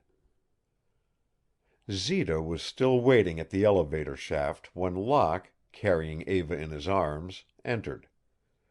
At the sight, Zita's whole body expressed her unquenched hatred of the unconscious girl. Her eyes narrowed, her lips became livid, and her hands clenched as though she would like to strike the helpless Eva. "Zita," demanded Locke, suspiciously, "why did you hesitate to save my life?"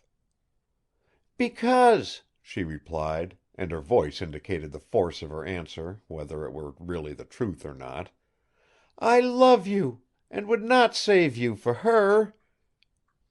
Zita turned and ran up the stairs leading to Old Meg's as Locke turned to try to revive Eva. But the hammer blows of the monster resounded throughout the cellar. At any moment the door might come crashing down, and Locke and Eva might again be at the mercy of the iron fiend. Locke caught up Eva in his arms again and, groping, sought the exit of the warehouse. He dared not follow Zita through Old Meg's den. Love that could for any reason hesitate or injure the one loved was incomprehensible to him. He felt that the hag's den might now be but an ambush, and that Zita might have run ahead to warn the uninjured emissaries of his coming. By a lucky chance he found the path leading directly to the warehouse steps and the street. Eva's speedster had not been moved or tampered with, and he placed Eva gently in the seat, climbed in, and started the motor.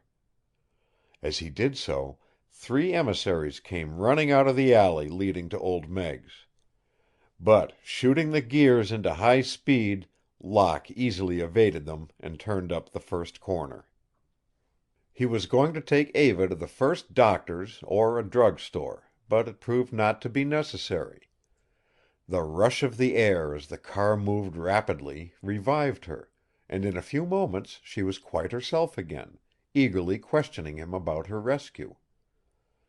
Although they were thankful for their escape, they still could not blind themselves to the fact that all their efforts had been in vain, that they stood no nearer to their great desire, and that, at least until now, their enemies had proved too wily and too strong for them.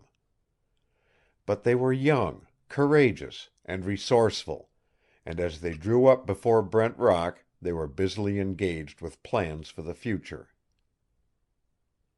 It was the following afternoon in the Chinese quarter. The Celestials were celebrating one of their numerous feasts. Long multicolored banners and streamers were hanging from every window and balcony, and were even strung across the narrow street, almost brushing the faces of the motley throng that passed beneath. Tom-toms and cymbals beat and clashed, while from the Chinese theater came the shrill piping of reeds and the high-pitched, chanting voices of Chinamen. Street vendors cried their wares, and the windows of the Oriental shops were gaily bedecked for the holiday. Through the dense, happy throng a man made his way. He, too, was an Oriental, but of a different race. A giant in size, he calmly pushed and shoved the smaller Celestials out of his path, and although they chattered angrily at him, their resentment went no farther, for his size and the menace of his swarthy face made them pause. Before the entrance of a curio shop he halted and consulted a card. Then, satisfied that he had found his destination, he picked up a wicker carrying case that for the moment he had placed on the curb, and entered the shop. A Chinaman stepped forward, scrutinized him closely, and, nodding significantly, bade the newcomer follow him. They went to the back of the shop.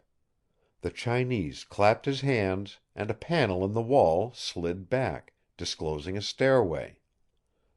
The newcomer stepped through the aperture, and the panel closed behind him. He mounted the stairs and came to a room, magnificent in its Oriental splendor. Priceless rugs covered the floor and walls, while on wonderfully carved teakwood stands reposed ancient porcelains, specimens of bygone dynasties, antique arms and armor cunningly wrought, jades and ivories marvelously fashioned by master craftsmen long since dead. Seen through the filmy haze of rising incense, the room was a veritable treasure house of Oriental art. On low settees a few richly clad Chinese were reclining, and in a far corner, gazing intently into a globe of crystal, sat a man of the same race as the newcomer, a Madagascan. Startled at the entrance of the giant, he left off his shadow gazing and came hastily forward, cringing as he did so. The giant, in an impressive, booming voice, now spoke for the first time. "I, the Strangler, have come from Madagascar with the great torture." A door opened, and Doctor Q entered the room, his head wagging from side to side. As he caught sight of the Madagascan, he stopped short, and put his hand to his head, with a gesture of perplexity, striving piteously to place the stranger. He could not succeed. With a half-running, half-stumbling gait he withdrew to a corner of the room, and furtively watched the two Madagascans. There came the sound of a gong. A panel slid back, and into the room there majestically swept a Chinaman of pure Mongolian type. He was gorgeously clad in flowing silks, and wore the princely cap with a button. At a glance his piercing eye took in every detail of the room. Then he went directly to the Madagascan, whose overbearing air of assurance immediately forsook him at the Chinaman's approach. He bowed low and reverently, For it was Long Fang to whom he made obeisance. Long Fang, leader of the Great Tong, and implacable foe to all others.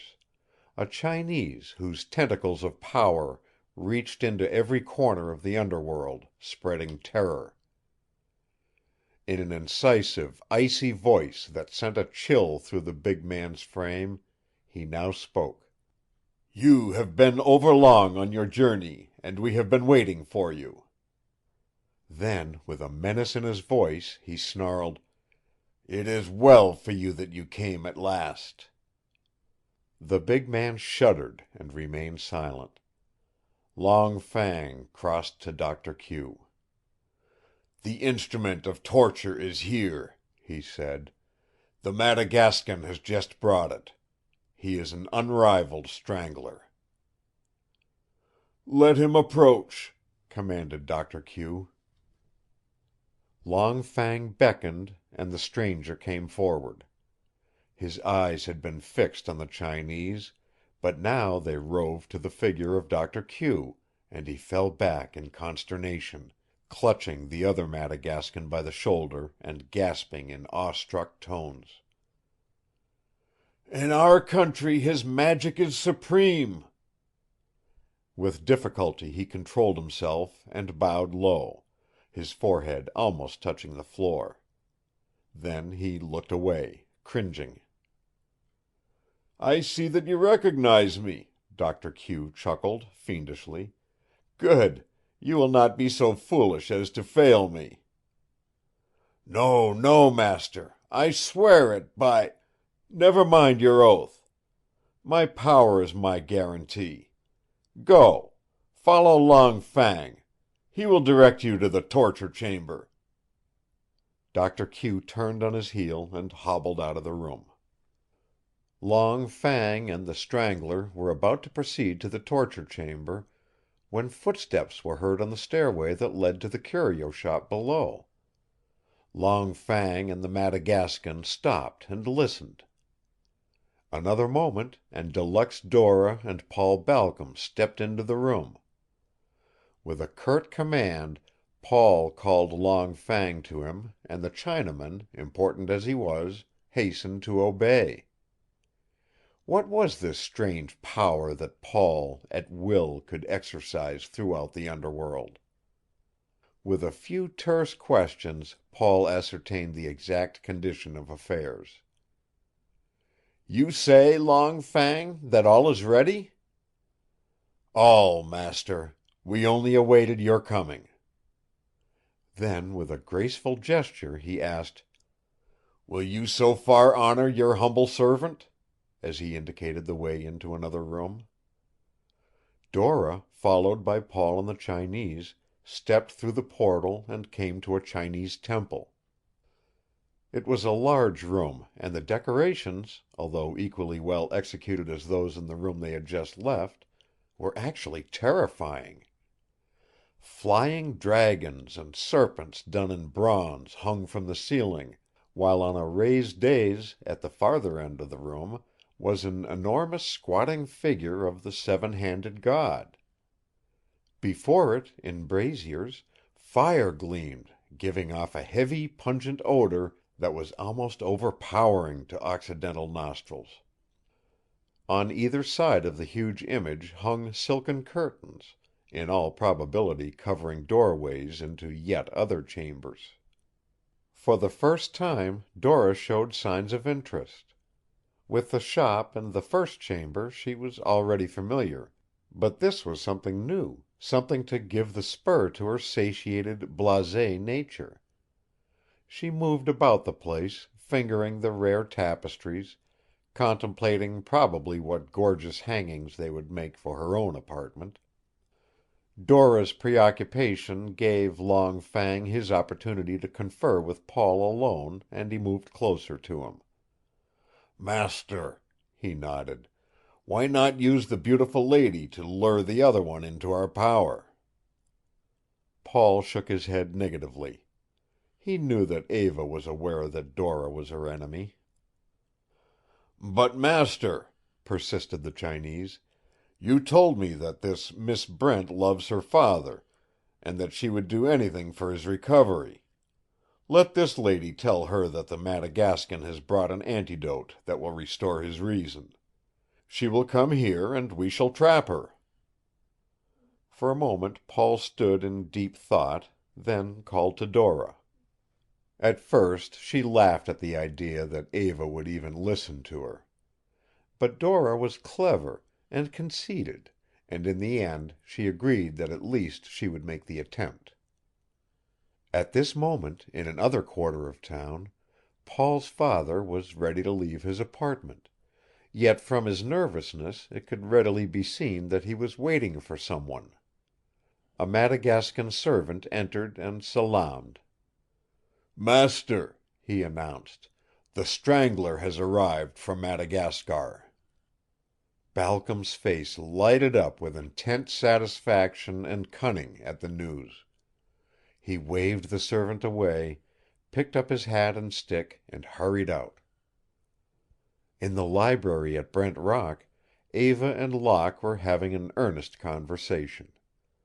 Locke had on his motoring togs and was on the point of going out. "By elimination," he was saying, "I will prove that either Paul or his father is the automaton. I am going to trap Paul."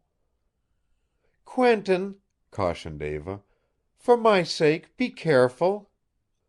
Locke strove to quiet her fears, pointing out that his scheme was necessary in order to save her father, and in the end Eva reluctantly consented. She went with him to the porte cochere, where his car was already waiting. "Good luck," she tried to call cheerfully, in spite of her misgivings. Long after his car had disappeared in the distance, she stood there gazing after it, a world of anxiety in her eyes. End of chapter 19. Recording by Roger Melin.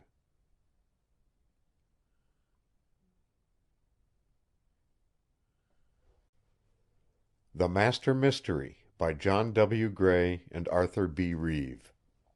Chapter 20.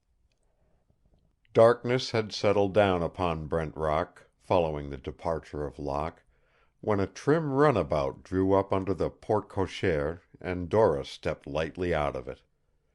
She paused for a moment and looked about curiously. For some time she hesitated. In this house lived the girl whom in her heart Dora hated bitterly. What sort of reception might she expect? Yet Paul and his underworldlings had played on Dora's pride until they had prevailed on her to undertake the mission. As she looked about, all her old assurance came back to her, and Dora turned and approached the door boldly. Eva was just about to go upstairs to her room when she heard the butler at the door and a woman's voice asking whether Miss Brent was at home. Eva paused a moment. There was evidently a slight altercation between the butler and the newcomer as the latter raised her voice sharply. "You will tell Miss Brent I must see her," reiterated Dora. There was a pause, during which the butler was heard to murmur something, and then the woman's voice was heard again. "Tell Miss Brent that if she refuses to see me, she will regret it all her life." Eva was intensely interested now, for she recognized the voice of De Luxe Dora. But with her interest there came a feeling of repulsion with which this woman always inspired her, and her first impulse was to have Dora shown out of the house. The very nature of the danger with which they were all surrounded, however, prohibited such a drastic course. Yet how dare that woman enter Brent Rock? Still, the very fact of her so daring pointed to some serious matter which Eva felt she ought to know. At any rate, there could be no harm to listen to Dora's reason for coming, and there would probably be much to be learned. Eva called to the butler and he stepped aside, and Dora, all smiles now, and with her hand extended in greeting, advanced toward Eva, who ignored her extended hand. "Need I tell you," remarked Eva, coldly, "that I am astounded at your presumption in coming here?" "Miss Brent," replied Dora, "believe me, nothing but my present mission could have induced me to do so. There are wheels within wheels which have made it appear that I am your enemy. But that is far from being the truth, as my present mission to you will prove." Dora was clever, and played her cards cleverly. However, Eva was on guard. "Please come to the point," she insisted. "Tell me exactly why you have come." Dora paused a moment, then replied impressively, "I have come to save your father's life." Eva caught herself almost gasping in astonishment as Dora covertly watched the effect of her words. "You have the antidote, then?" asked Eva, breathlessly. "Not exactly that," replied Dora quickly. "But I can take you where you can obtain it. A man has arrived from Madagascar who has it in his possession." "What shall I do?" almost wailed the poor girl. "How can I know that you speak the truth?" Dora's voice now assumed a cold decisiveness. "That is for you to decide," she said merely. "Refuse to come with me and your father will surely die of his madness. Consent, and he may live." Eva could hesitate no longer. Bidding Dora wait, she ran up the stairs, returning in a few moments garbed for the street. They left the house together, but not before the butler had surreptitiously slipped a large automatic into Eva's handbag. In the Chinese temple, or Joss house, the last devotee had departed. The hanging lights had been dimmed, and now the fantastic shapes with which the place was decorated, seen in the subdued light, stood out in all their shadowy weirdness. From the raised dais the seven-handed god assumed an added majesty and awfulness, while, deep-seated as though from a smouldering cauldron, two points of fire gleamed from the god's eyes with utmost malevolence. Slowly a panel in the wall slid back, and the bestial visage of the Strangler peered out.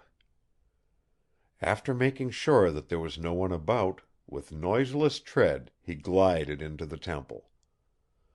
Like a shadow, a second figure, that of a Chinaman, followed him.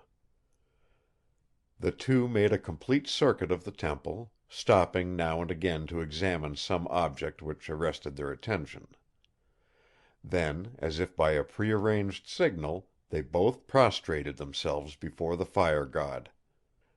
After making many obeisances they got to their feet and, as mysteriously as they entered, slipped away in the same manner that they had come. A panel closed behind them, but not the same panel. The inner room in which they now found themselves was divided by a partition that extended a few feet out into the temple room itself. This room was vividly painted with weird figures depicting Chinese forms of torture, a veritable charnel house of what in Europe would be called the Dark Ages. There were plenty of evidences that at no very distant date this chamber had been in use to punish horribly those who had offended against the fire god or the commands of the Tong leaders. On one side of the partition was a large iron wheel to which was attached a rope extending through the partition and forming a loop or noose on the other side. The purpose of this device was only too apparent. Once the neck of a victim was in the noose, a few turns of the wheel, the noose would tighten, and the victim would be inevitably strangled to death. In a slightly changed form it was the garroting machine of old Spain. The Strangler tested the rope, twisted the wheel, while his companion occupied himself by watching the effect of the wheel on the noose on the other side of the partition. Apparently satisfied that the machine was in good working order, the Madagascan straightened up and waved his companion out of the room. The Chinaman returned by means of the sliding panel into the temple again. As she left Brent Rock behind, Eva's fears increased. Speeding through the night with this woman whom she instinctively dreaded, whom she had every reason to distrust, many times on the trip Eva wished herself back at her home. On the other hand, to remain inactive while there was a chance to save her father's life was unthinkable. And so, for his sake, she kept on and the car sped ahead. Dora, on the contrary, anxious to allay Eva's fears, was very voluble, expressing many sentiments which even to a young girl of little worldly experience were palpably at variance with the woman's character. In and out of the narrow streets of the city's lower quarter the car twisted and turned, and at last entered gaily decked Chinatown, where it came to a halt. If Eva was afraid before, she was now doubly so. The strange Oriental faces which seemed to leer at her from street and curb seemed to be almost of another world, and she thought of the many tales she had heard of their treachery and cunning. Dora, sensing what was passing through her mind, kept up a patter of small talk as she urged Eva forward. By another entrance than the one that led through the Chinese curio shop, they entered the joss house and came to the worshipping room of the temple. Eva gazed fearfully about her now at all the fantastic decorations with which she was surrounded. Her only comfort was the handle of the automatic that the butler had pressed on her as she was leaving home. "This Madagascan with the antidote," asked Eva tremulously. "Where is he?" "Don't worry, dearie," quieted Dora. "Wait a moment here and I will bring him." Dora turned on her heel and left the temple by the door leading into the beautiful lounging room beyond. Eva stood transfixed by the solemn awfulness of the place and the grim visage of the fire god. Why had she been brought to such a place? What new terrors awaited her here? She seemed alone, yet was she? She felt 1,000 eyes regarding her, as though 1,000 dangers lurked to destroy her just beyond those fearful walls. She was staring now at the god. What made his eyes gleam so banefully? She thought she heard a sound. Was the wall at the right of the statue moving? Or was it merely her heightened imagination? Fascinated, she watched. Yes, she was sure now. Slowly, slowly a portion of that wall was actually sliding back. Now she saw a hand. Then an arm followed. With a slow, gliding movement that even to Eva's strained ears was noiseless, a man, his back toward her, slid into the room. Eva, shrinking back, wanted to shriek. But instead she whipped out the automatic and in an instant had the man covered. The man was still evidently unconscious of her presence. But suddenly he must have heard Eva move, for he wheeled around, and instinctively his hands went above his head. As for Eva, the cry that she had suppressed at his appearance was suppressed no longer, for the man whom she held at her mercy was Locke. "How did you come here?" gasped Eva. Hurriedly he told her his story, how he felt that the clue that he would lead to the unraveling of this mystery was now to be found in Chinatown, how he had made his way, therefore, to the Chinese quarter, how he had tracked the Madagascan. Knowing the futility of trying to enter any private place of the Orientals, much less their temple, in Occidental garb, he had waylaid a Chinaman in an alley, had stripped him, and had changed clothes with him. Disguised thus, Locke had managed to enter, to observe, and was only now on his way to summon assistance. For he had decided to have the place raided. Only now he was stricken almost dumb with astonishment at being confronted by Eva. There was no time for more. Before Eva could explain her own presence there, the door burst open, the panels slid back, and a horde of emissaries and Chinamen swarmed about them. Eva fired her automatic again and again, but could not stay the rush. Locke fought with the courage of despair, but they were too many and soon bore him down. As they carried Locke into the chamber of torture, the last thing he saw was Eva surrounded by her foes, who were closing in on the poor girl. Towering above them all, he saw the gigantic form of the automaton.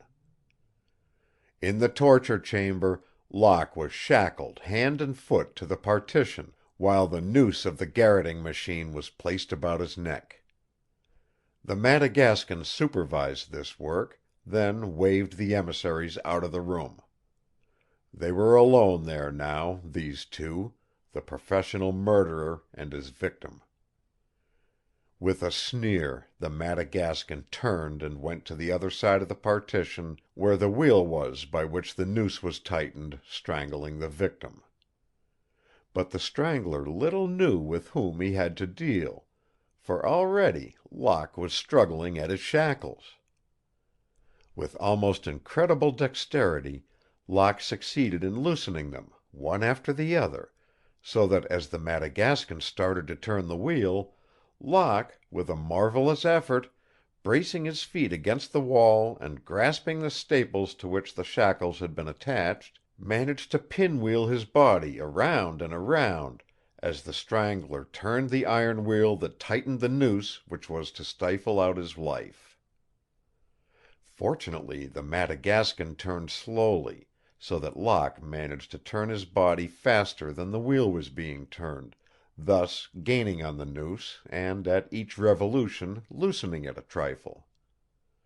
Another quick turn of his body, the pressure against his neck had become less. Yet another complete circle, and, tearing at the noose, he managed to get his head free. It was the work of only an instant to dash around the partition and beat the strangler to the floor. Another instant and he had torn back the panel into the temple. The sight that confronted him was sickening. Two fiends were holding Eva close to the floor, while now from the fire god's eyes a blinding glare of flame blazed forth, the two rays converging and scorching the very ground as they traveled slowly nearer and nearer in their fatal focus to the helpless girl. With a wild shout, Locke charged on them all. Taken by surprise, the brutes holding Eva were easy to handle, for the others had gone. Fortunately, the automatic which Eva had been carrying was lying, neglected, on the floor. Locke snatched it up, and shooting one of the thugs, managed to cover the other. Half supporting Eva, he retreated through the torture chamber into an outer room. There was no time to lose. Already the alarm had been spread to the other emissaries and Chinamen, and it was only a matter of seconds when all the murderous crew would again be piling after them. Locke looked about in desperation. There was a window. He flung it open. Below, the air shaft or court was blind. But there was a balcony by which he could reach an adjoining low roof. He had no idea where it might lead, but any unknown danger was preferable to the known dangers that threatened behind him. Through the window he passed with Eva, and so across balconies and roofs until they came to a fire escape, which they descended. In another moment they were free of Chinatown. Many a curious glance was cast at them, a young girl, well gowned, and a disheveled white man in Chinese garb. Locke hailed a Nighthawk cabman, and they were soon speeding on their way back to safety and Brent Rock. End of chapter 20. Recording by Roger Melin.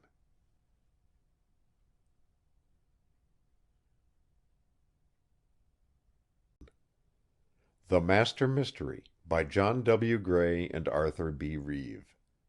Chapter 21. At the Cove fishing village, set on the extreme outskirts of the town, there stood an old fisherman's shack that was shunned by all the good folk of the city. While there was nothing definite that could be said of the evil deeds of the inhabitants, there was much shaking of heads and wagging of tongues to the effect that all was not as it should be at the cove. The owner of the old shack, Old Tom, was an ill-favored, taciturn man who would have naught to do with any of his neighbors, and asked only that they keep out of his path and leave him alone. He even evinced an aversion to dogs and to little children, driving them away from his shack whenever he found them near it.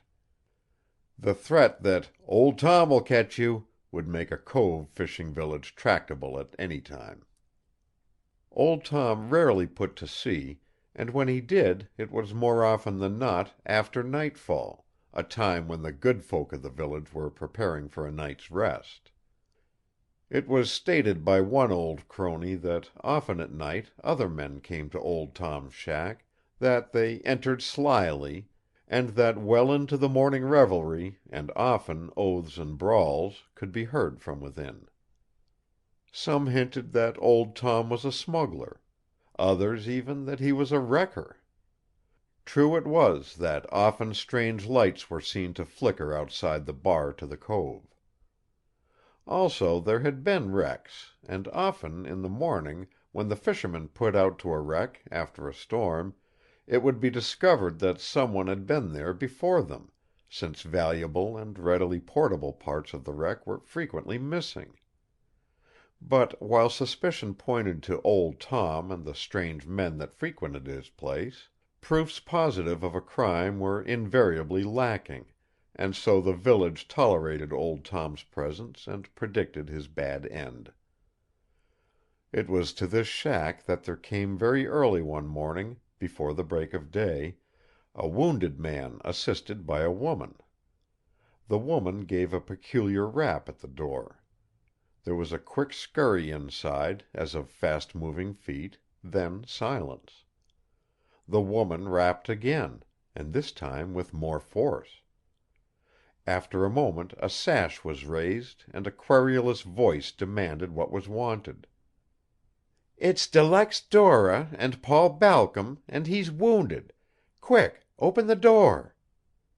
There was a rush to open the door now, and rough hands gently assisted the wounded man to a seat inside. While Paul was not perhaps so dangerously wounded, yet it was easy to be seen that the wound was not to be trifled with, for the cut had been severe and the blood flowed copiously.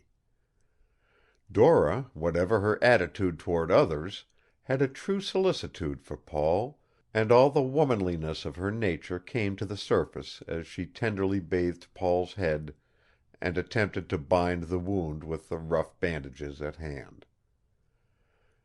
There were several tough-looking men standing about, and from their ready sympathy, real or feigned, it was easy to be seen that these men too, like the others of the underworld, stood ready to do Paul's slightest bidding, to guard him with their lives if need be.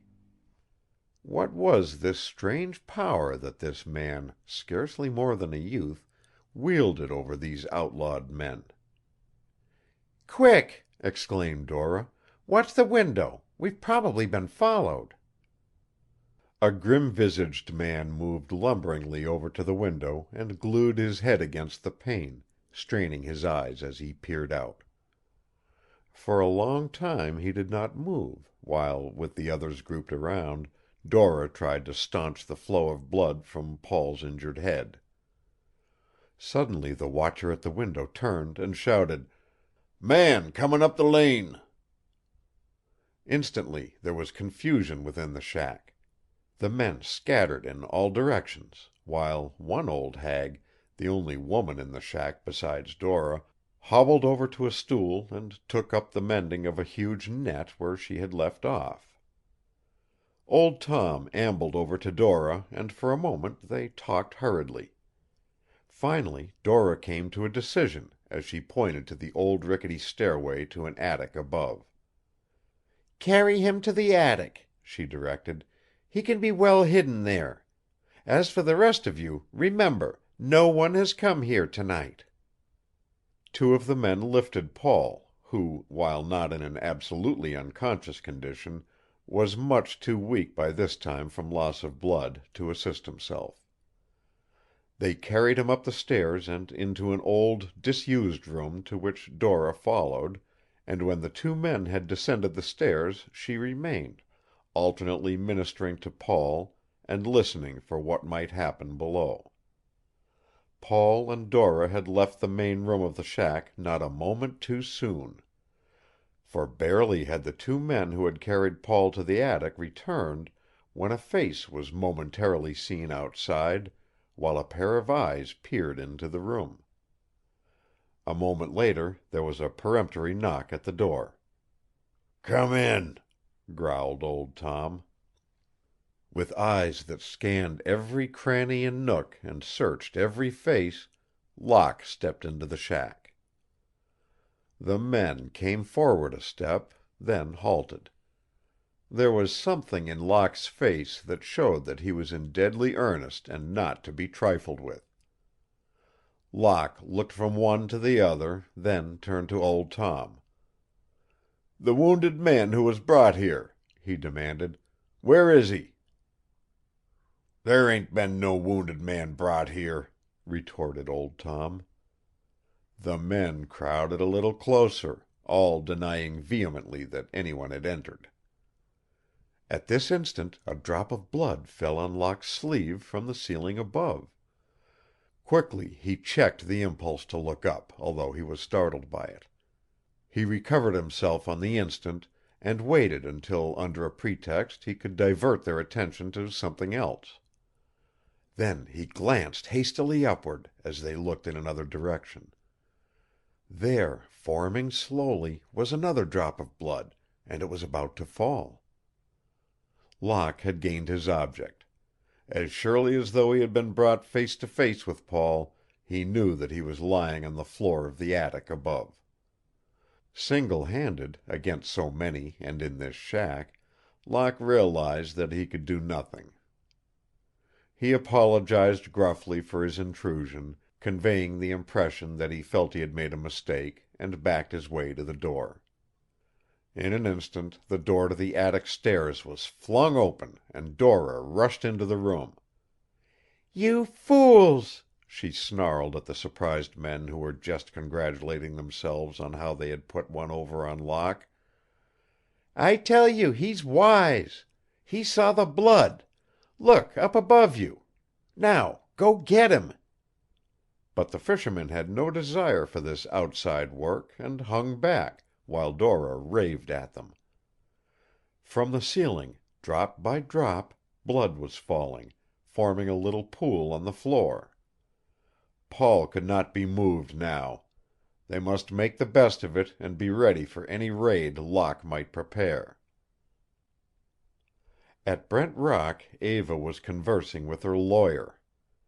Matters had reached such a state in the affairs of international patents that it was evident, even to her, that some drastic action must be taken, and at once. In a corner of the room, coiled up in a big armchair, Zita was apparently reading a new magazine, but was in reality listening intently to every word that was being uttered. Finally Eva and the lawyer were in full accord, and she accompanied the elderly attorney to the door. As they parted, Zita strained her ears to hear the last words. She did not get it all, but quite enough to tell her what they had decided upon. "As my lawyer," she overheard Eva say, "I wish you to have Mr. Locke appointed receiver." There was some more she missed, but that was quite enough for Zita. She got out of the chair quickly and left the room without being observed, and a few moments later she had left the house. In a telephone booth not far from the Cove fishing village, Locke by this time had his chief of the Department of Justice on the wire. "I've located him, Chief," he telephoned excitedly, "but it will take 4 good men to capture him." "I'll send them at once," the chief replied, as both hung up their receivers hurriedly.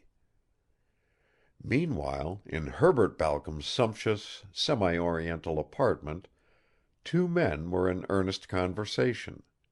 One was the owner, Balcom; the other, that strange, half-demented being, Doctor Q, whose mind now, for the moment, seemed to be lucid. The matter under discussion was undoubtedly a weighty one, for both men sat with knitted brows and, for the moment at least, seemed in a quandary about something. Suddenly there came a hurried ringing at the outside door bell, and Balcom leaped to his feet. They could hear the door opened, quick footsteps in the hallway, and then, without ceremony, the door was flung open and Dora burst into the room. Balcom scowled a welcome, for he hated this woman, who had, as he thought, spoiled the chances of his son with Eva. But Dora did not wait for the threatened outburst. "Hurry!" she cried. "You must do something! Paul has been wounded, never mind how, but he lies in a fishing shack down at the cove, and they are going to arrest him. Locke is." For the moment both men seemed to be stricken dumb, while Dora, in a state of wild excitement, pleaded for them to do something, anything to save the one person she loved. It was at this juncture that the door opened again, admitting another woman. It was Zita, very agitated, though, of course, under better control than Dora. Besides, Zita did not know what had happened to Paul, nor did she love him. It was merely that she felt that things could be made to play into her own hands if the news she brought were immediately acted upon. Hastily she told what she had overheard about the proposed receivership, and all four now, Balcom, Doctor Q, Dora, and Zita, talked excitedly. But it was plainly Balcom who was in command of the situation. Although livid with rage at the news he had heard, yet he maintained control of the others, directing what they should do with a decisiveness that was truly remarkable. It showed the mental force of the man, demonstrating how greatly he was to be feared by any bold enough to be his enemy. For Balcom loved that spoiled son of his and would hesitate at no act, not even at a crime, to save him from even what he justly deserved. At last their plan was formed, and all four departed their several ways to execute it. Balcom had decided upon going directly to Brent Rock. His ire had not abated one iota during the trip, either, and as he almost ran up the steps to the mansion, he pushed the astounded butler to one side as though he were merely a piece of furniture. "Tell Miss Brent I want to see her at once," he threatened. The butler raised a hand deprecatingly at Balcom's tone, but Balcom, beside himself, smashed it down and strode toward the library, just as Eva, hearing the voices, was coming out. For an instant she drew back in apprehension and amazement as Balcom advanced on her, still snarling. "See here, Eva," he hissed, "if Locke tries to arrest my son, he'll be killed." For the instant Eva was stunned. What did the man mean? But as Balcom showed no signs of regaining control of himself, and every moment became more abusive and violent, indignation gave place to every other sentiment, and she sharply ordered Balcom to leave the house. Threatening dire things and hinting even more if there were a receivership, Balcom strode out. Eva stood for a long time shocked into inaction. Then, slowly, fears for Locke's safety came uppermost, and she paced back and forth the length of the hall. Finally the old butler came to her deferentially. "And did you notice, ma'am," he asked, "that during his tirade he mentioned about a cove fishing village? Might I suggest that that is where Mr. Paul is and Mr. Locke will not be found far off?" Eva thought a moment, recognized the sound sense of the remark, and ordered that her car be brought. A few moments later she had taken the wheel and was soon out of sight of Brent Rock. Close pressed against a wall of a back lane of the Cove fishing village, Locke was standing, waiting for the men whom his chief had promised to send. Finally they came to him, first making their coming known to Locke by a peculiar low whistle. "The other two will be along directly," whispered one of the pair. "Thought it better not to come in a bunch."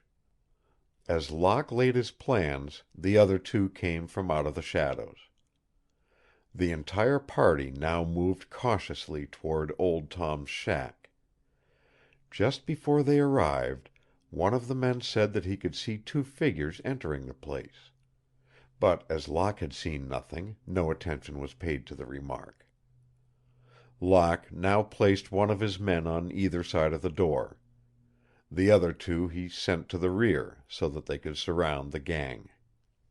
He knocked at the door. This time it was immediately opened.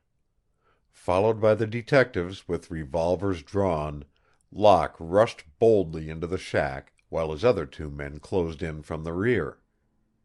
The emissaries, finding themselves surrounded, would have catapulted, probably without a struggle, had not the old hag, to whom no one had paid much attention, picked up a small anchor and thrown it at Locke and the advancing detectives.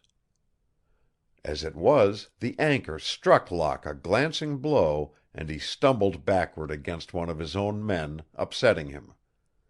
That, of course, gave the advantage to the thugs, and they advanced, attacking savagely. It was at too close quarters, in the midst of such a mêlée, to use guns without danger of getting one of one's own party. Thus it was a primitive battle of brute force. Locke and the detectives were trained men, however, and were surely gaining the upper hand, so much so that Locke managed to tear himself loose and dash for the door leading to the attic. He opened it, and there, with revolver leveled at his head, stood De Luxe Dora. It was the work of only an instant to disarm her, however, and he rushed up the stairs, Dora after him. There was a body lying on the floor, Paul undoubtedly, thought Locke. He took it by the shoulder and turned it over, then fell back in amazement, for there, smiling mockingly at him, was Zita. "You think you're pretty clever, don't you?" jeered Dora. But it was no time to bandy words, and Locke left them and rushed down the stairs just as a horde of emissaries swarmed up to meet him, reinforcements to the fisher thugs. For in some way the automaton had been warned of Locke's presence, and with all the emissaries it could summon had hastened to Old Tom's shack. Most unfortunate of all, the automaton and its men had arrived just behind the car bearing Eva, and she, not suspecting the danger, had entered the shack. Although she did not see Locke, she was overjoyed to see that the detectives held the upper hand. She had started to search for him when there came a terrifying crash at the door, and more emissaries, followed by the automaton, came into the room. The detectives were almost instantly overpowered, and the mob made for the stairs just as Locke was descending. In that narrow space a most terrible battle took place. Man after man Locke hurled against his fellows, and they went crashing down, only to rise again and attack. Finally they came to hand grips, and Locke, lunging furiously to free himself, threw his body against the partition of the stairway, and it came crashing down, hurling Locke and the emissaries to the floor below. Locke was badly stunned, and before he could rise, the emissaries had swathed him in the huge net that the old hag had been mending. Next they bound him with ropes until he was utterly helpless in the meshes of the net. Eva, half crazed with horror, was in a far corner, and the automaton was advancing upon her. She was paralyzed with fear. What fate was in store for her? What for Locke? End of chapter 21. Recording by Roger Melin.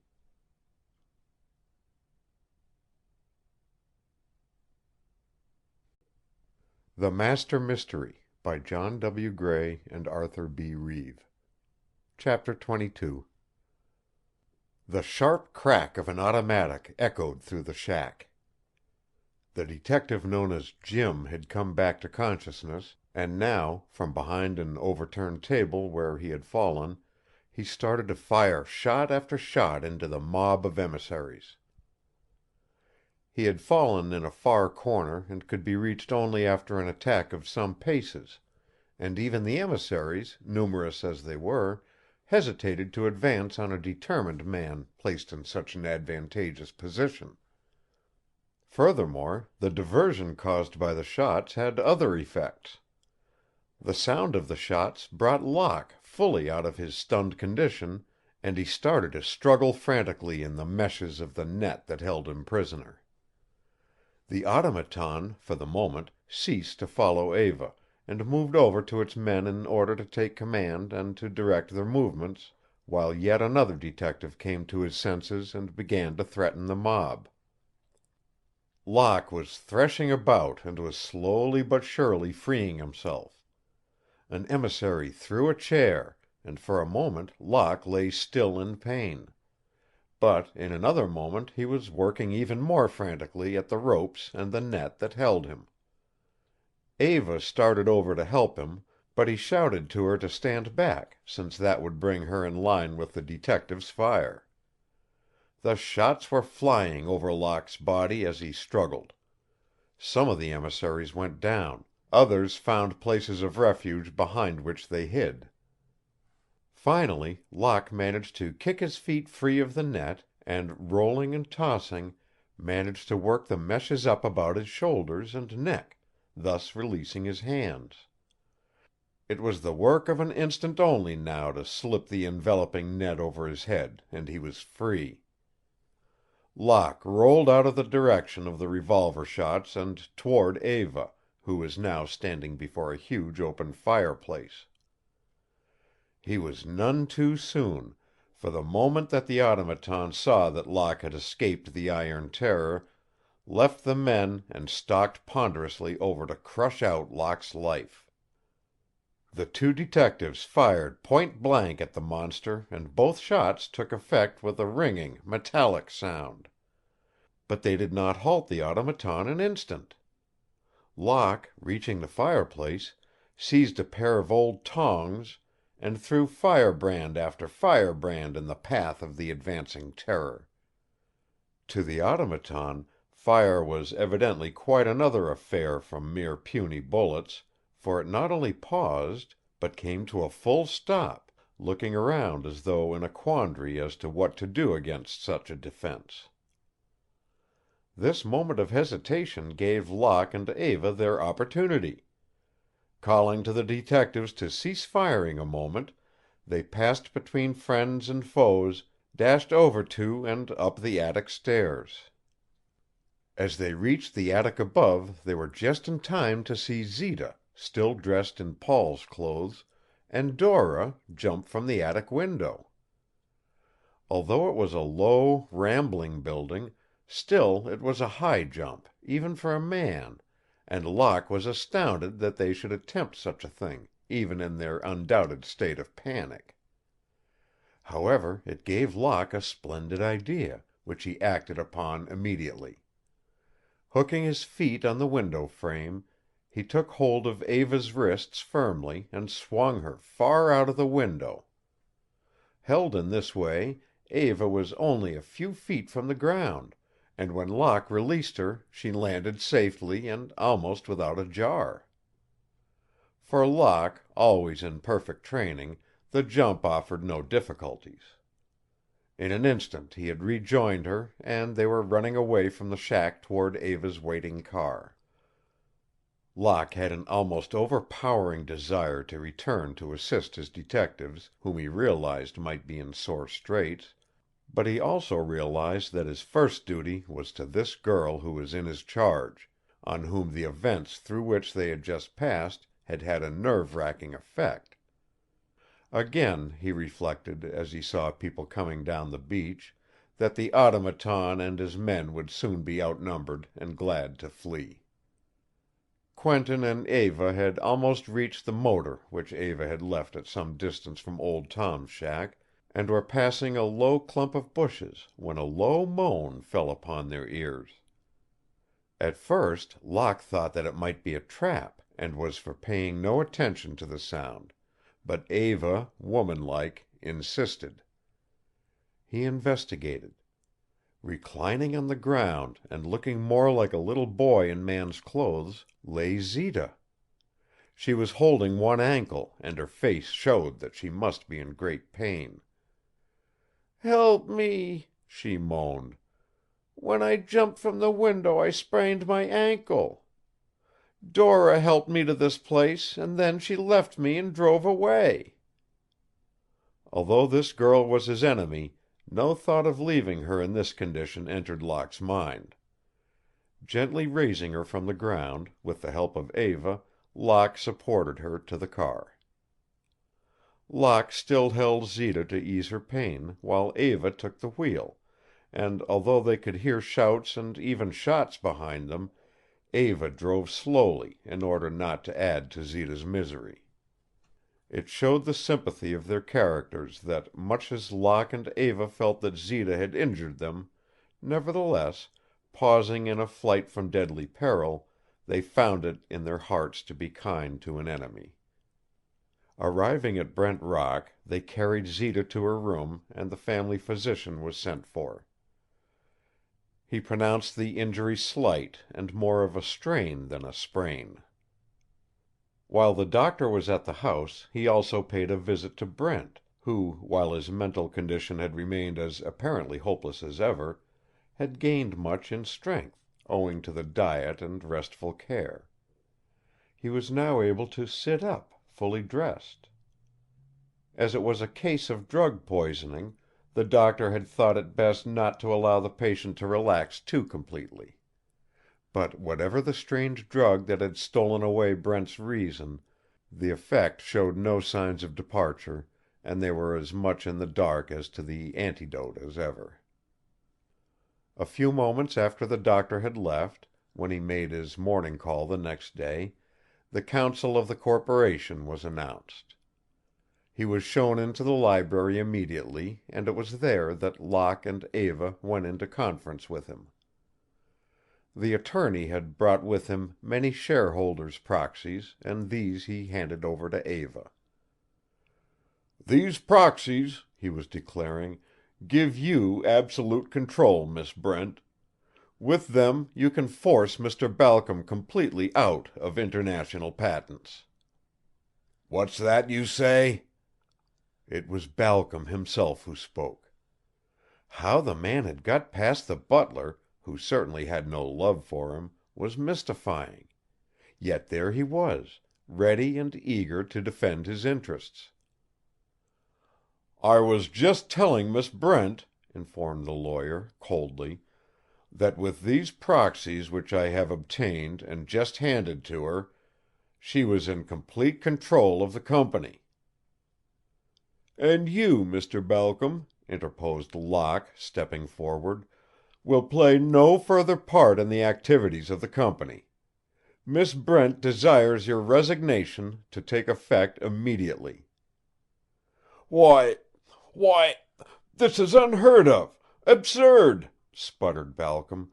I'll and his rage got the better of him.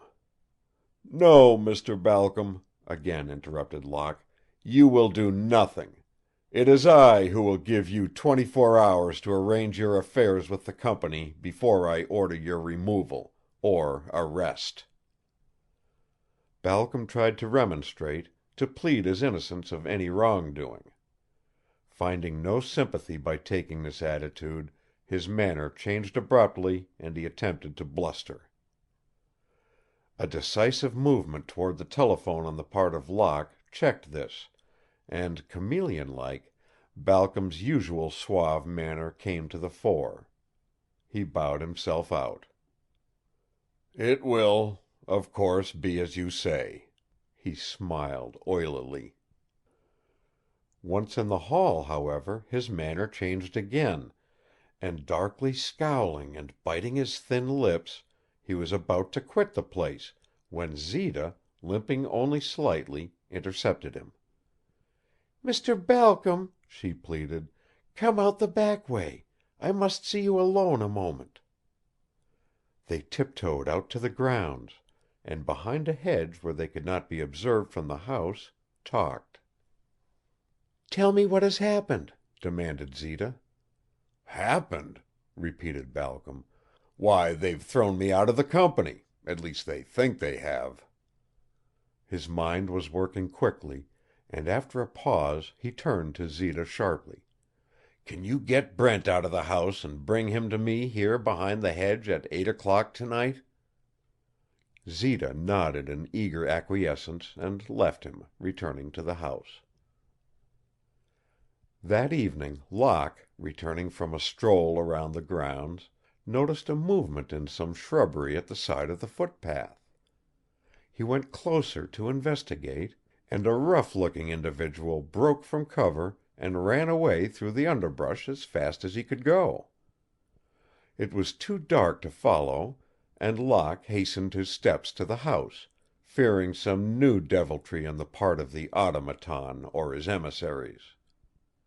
He had just entered the darkened hallway when, much to his surprise, he saw the figure of a man, leaning heavily on the arm of a woman, descending the stairs. He stepped behind some portières and waited until they reached the foot of the stairway. Then he stepped out and confronted them. Zita gave a startled cry and would have fled had not Locke caught and held her. As for poor Brent, he simply stood there, swaying from side to side and smiling foolishly. Eva heard the commotion and came running down the stairs. She was amazed until Locke explained the situation to her. Then her indignation knew no bounds. Putting her arms around her father, she turned to Zita. "How dare you?" she demanded scathingly. "For doing this, you will leave this house immediately and never return."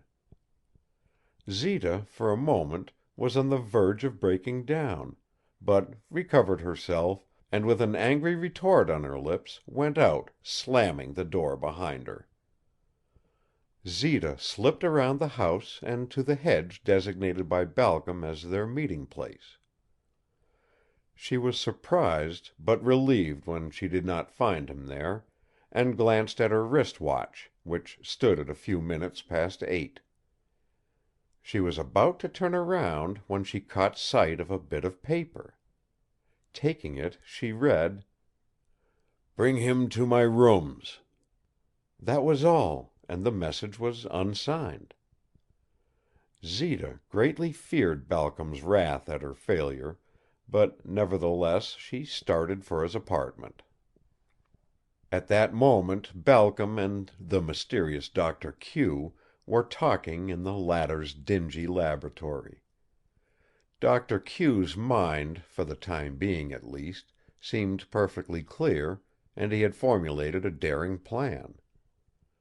"Send Locke word that you will give yourself up," he was saying, "but tell him that he must come to your apartment to get you. I will do the rest." Balcom left hurriedly and was driven directly home, where he got Locke on the telephone and repeated the instructions that Doctor Q had suggested. "Am I to understand that you intend to turn state's evidence?" questioned Locke doubtfully. "Assuredly," hastened Balcom. "Then I'll be right over." As Balcom hung up the receiver he chuckled sardonically. He was just turning to an antique brazier to arrange for Locke's reception when Zita was announced and at once admitted. "I've failed, Mr. Balcom," she apologized. "Failed miserably. Locke took Mr. Brent away from me, and they ordered me never to return to the house." "You little idiot!" Balcom almost hissed. "I'll not tolerate a failure either. Get out!" Although Zita almost went on her knees in her pleading to him, Balcom was adamant, and finally she left in utter despair. Outside she telephoned to Paul to see if she might induce him to use his influence in reinstating her in his father's good graces. As soon as Zita was gone, Balcom busied himself with the ancient brazier and was standing before a small image of Buddha. He took a small package and from it poured a powder into a bowl of the brazier. Then, going to the table, he wrote a short note, after which he went to a divan and awaited Locke's coming. Balcom had not long to wait. A ring came at the door, and Balcom leaped to his feet and lighted the powder in the brazier. Then he adjusted a gas mask that Doctor Q had given him, and returning to the divan, lay down, pulling a camel's hair coverlet well over himself as he awaited results. There was a rap at the door and a peremptory demand for entrance, a pause, and a whispered consultation outside. "Open the door!" cried Locke again. As there was no answer, heavy blows were rained upon the door, and finally it gave way. 3 men stumbled into the room. They stared about, then started to search the place. One by one they started to cough. Locke, who was the farthest away from the brazier, seemed to be the least affected. Finally he spied the note on the table and snatched it up. By the dim light he read: "You will never live to capture me. The deadly gas is even now killing you." Locke gasped. There was the sound of a heavy fall behind him. He turned and saw that one of his men was down. He took a step forward, when the other pitched on his face. Locke tried to rescue them, but by this time the deadly fumes had reached him and he, too, fell to the floor, coughing his life away. At that moment Balcom got up from the divan and, stepping over Locke's prostrate body, left the place, forgetting to close the door behind him.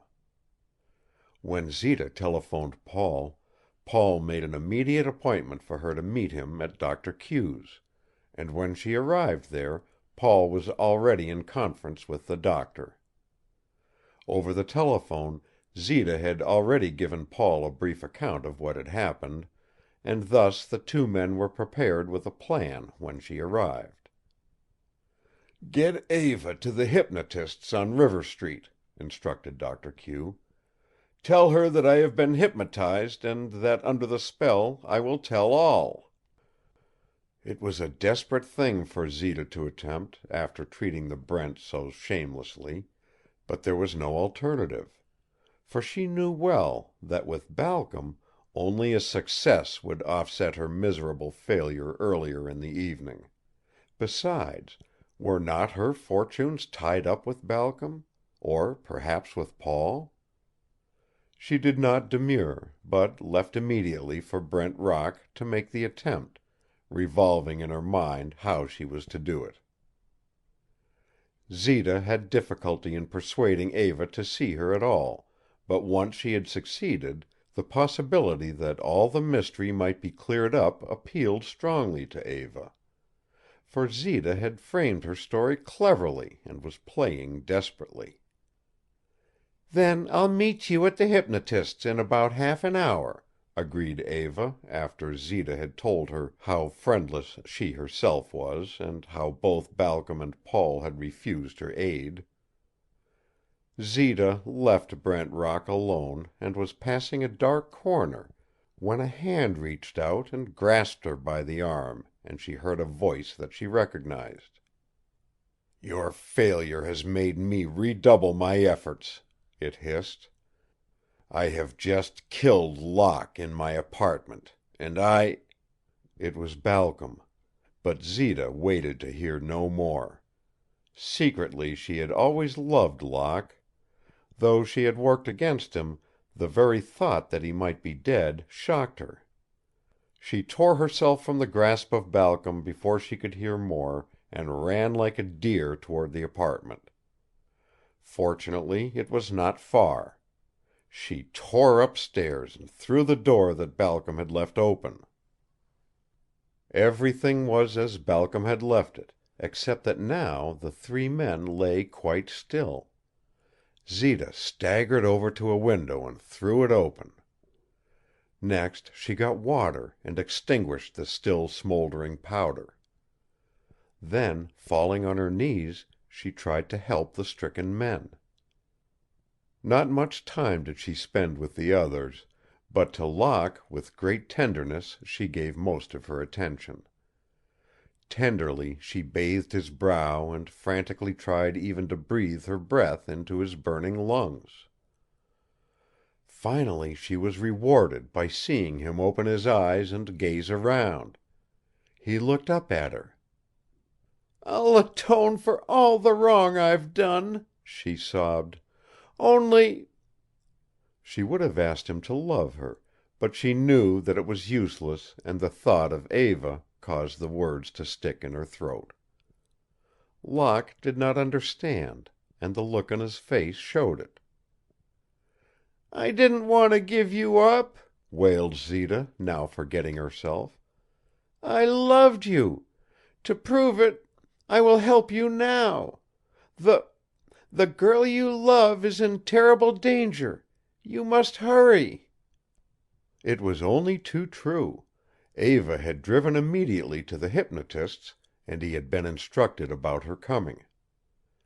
At his door she had knocked, and an old, evil-visaged man, in flowing robes which were marked in cabalistic signs, had opened the door. In true fakir fashion, he salaamed almost to the floor while in flowery language he bade her enter. Fearfully Eva stepped within. Signs of the zodiac, of crossbones and skulls, on walls and ceiling, met her gaze everywhere. In an alcove Eva could see a noosed rope hanging, for what purpose she knew not, but its presence she felt was sinister. I was told that a Dr. Q would be here," Eva faltered. "I do not see him." "Gracious lady," bowed the hypnotist, "I will bring him at once. Pray be seated." Eva seated herself before a table upon which there stood a curious stand, supporting many mirrors. She examined it closely, and as she did so they all began to move. Each mirror moved on its own axis, and she watched with fatal curiosity. For now a bright light was cast from behind her on the revolving mirrors, and they formed a scintillating kaleidoscope that was bewildering in its intricacy. Eva quickly became fascinated. Then she was conscious of a drowsy feeling stealing over her. She strove to rise, but her knees refused to support her and she fell back in her chair. The hypnotist now shut off the machine and, stepping before Eva, made several passes with his hands. Eva's eyes closed.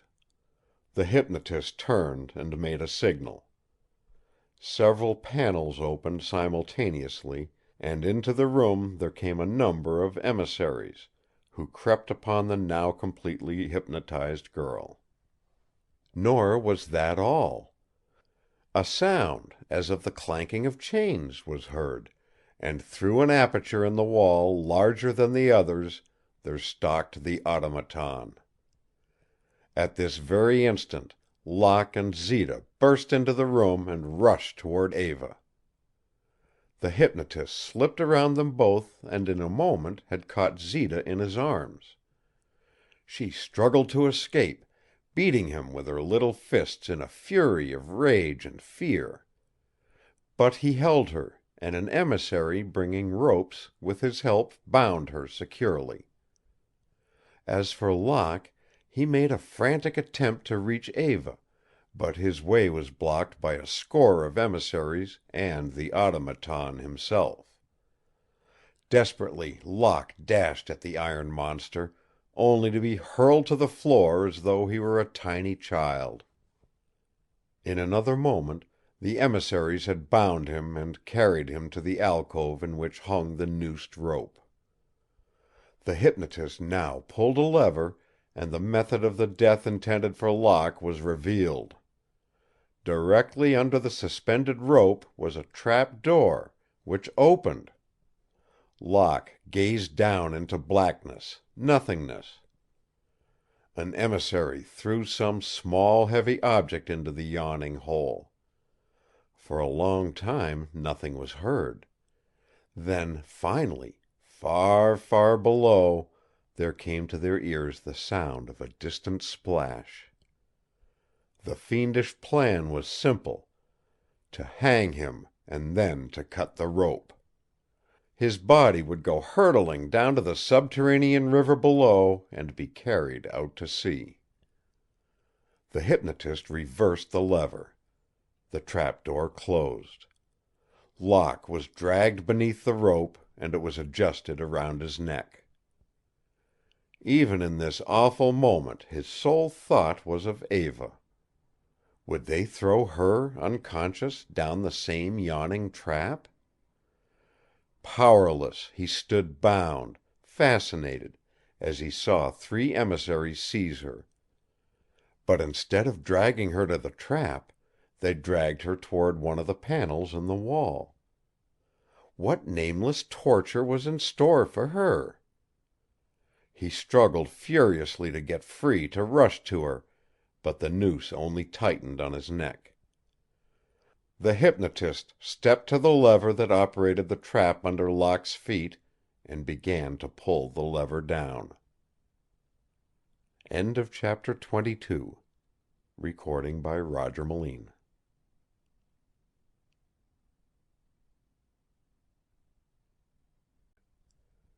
The Master Mystery by John W. Gray and Arthur B. Reeve. Chapter 23. With a crash, the hypnotist dropped unconscious to the floor as the hypnotic machine started to revolve rapidly. The emissaries turned from Locke and were dazzled by the blinding flashes from the whirling mirrors. It was Zita who caused all the commotion. Unnoticed by the thugs, who were intent on sending Locke to his death and dragging Eva through the panel, Zita had managed to free herself from her bonds, and, true to her promise to Locke that she would help him, she had risked all for his sake. Once free from the ropes, she had seized a heavy bronze vase, and at just the critical moment of danger had hurled it at the hypnotist's head, striking him a terrific blow that had felled him and left him unconscious on the floor before he could spring the trap. She had then set the mechanical hypnotic machine in motion, and standing behind it was herself practically invisible. It all happened so quickly that it seemed like a miracle. Locke, his hope revived, swiftly grasped the one chance for life that was left to him. By contracting his muscles, he was able to slip out of the ropes which bound his arms. But since the noosed rope around his neck held him so that his toes barely touched the floor of the trap, he could not, try as he might, manage to get the noose free. Suddenly a plan flashed across his mind. Hanging from the ceiling a few feet in front of him, he could see an enormous chandelier. Throwing his hands above his head, he grasped the rope, thus relieving the strain on his neck. Then, snapping his body backward, his feet came in contact with the wall. With tremendous force he kicked out, causing his body to swing in an arc toward the chandelier. It was not until he had wrapped his legs about the branches of the chandelier that the emissaries noticed what he was doing, so fascinated were they by the revolving mirrors. Even then they could scarcely resist the auto-hypnotic powers of the contrivance. Finally, however, with a shout, they came to the attack. Locke was now hanging head downward. With one hand he succeeded in loosening the noose from about his neck, while with the other he struck out, hitting an emissary a fearful swinging blow that sent the fellow staggering backward to fall against the lever controlling the trap door. With a crash the trap was sprung, with the pit yawning beneath it.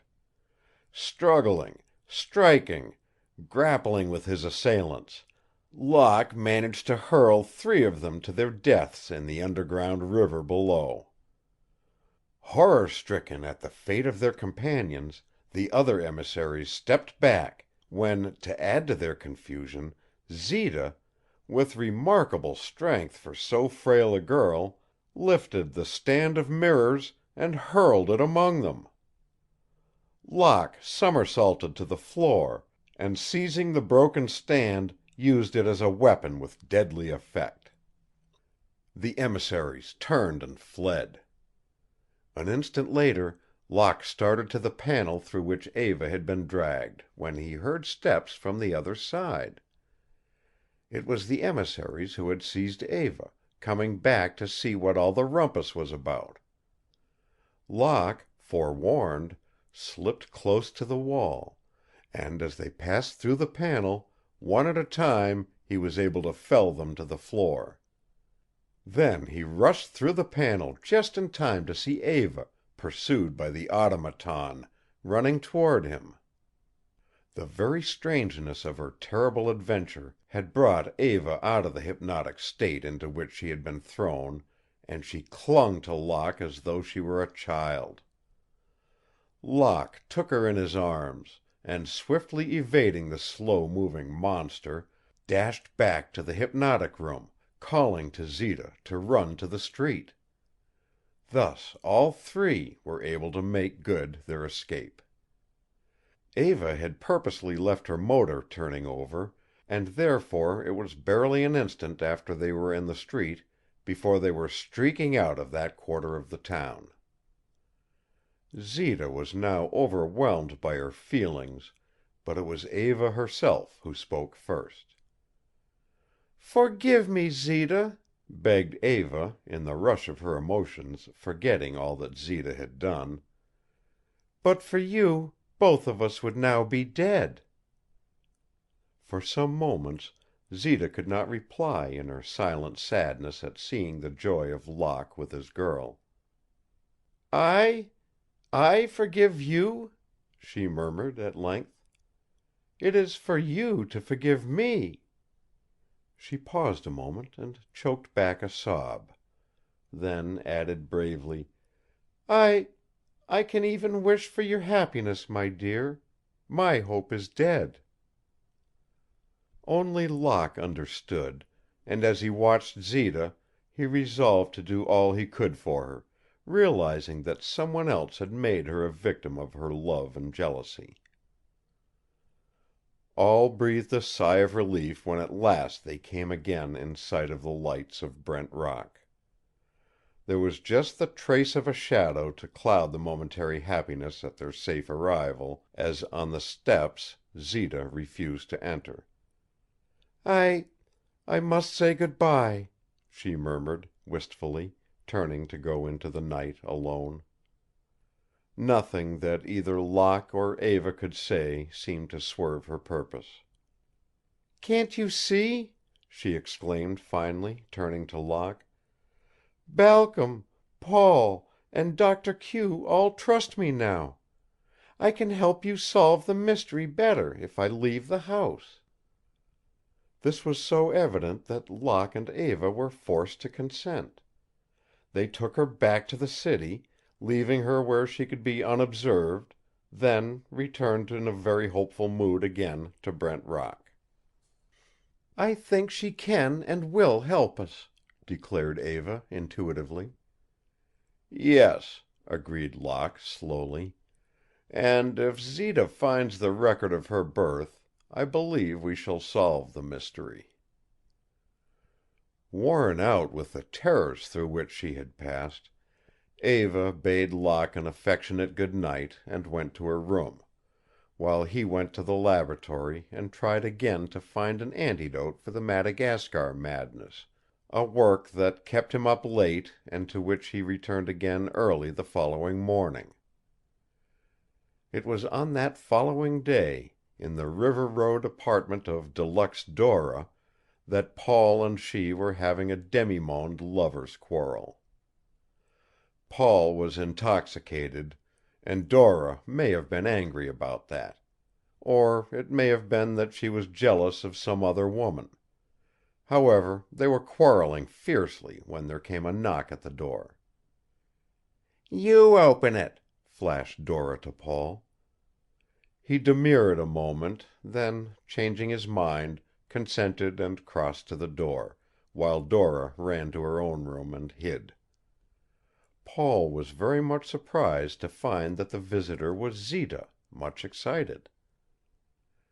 "I want you to help me on something of great importance," she exclaimed, almost before she had entered. "Why, certainly. Anything you desire," hiccuped Paul. "Come on in." Zita entered the apartment and they crossed over to the chaise lounge, where Zita made her direct plea. "Help me find the record of my birth," she begged. Paul pulled his wandering wits together and thought a moment. Then a particularly crafty look came into his eyes, as he detached a key from his key ring. "Here, take this," he directed. "It's the key to my father's apartment. The records you want are there. He and I have quarreled, and you can go as far as you like." Zita took the key eagerly, thanked Paul profusely, and started for the door. She had barely passed the threshold before Dora, who had heard all, was at the telephone in her own room and was angrily calling up Balcom at his apartment. Balcom, assisted by his Madagascar servant, was at the moment packing a trunk, perhaps preparatory to a hasty flight, should that become necessary. The moment the telephone rang, he picked up the receiver and nearly choked with anger as he heard Dora's whispered voice over the wire. "Paul has given Zita the key to your apartment," Dora hastened, "and she is coming over to steal the record of her birth." "She is, eh? Well, I'll take care of that," growled Balcom as he rang off. Balcom went to a drawer in the table and from it took a large book. Rapidly he turned over the pages until he found what he wanted. Then he made an erasure and an entry, and replaced the book in the drawer. Next he called the servant. "When she comes, you make her a prisoner," he directed. "Understand?"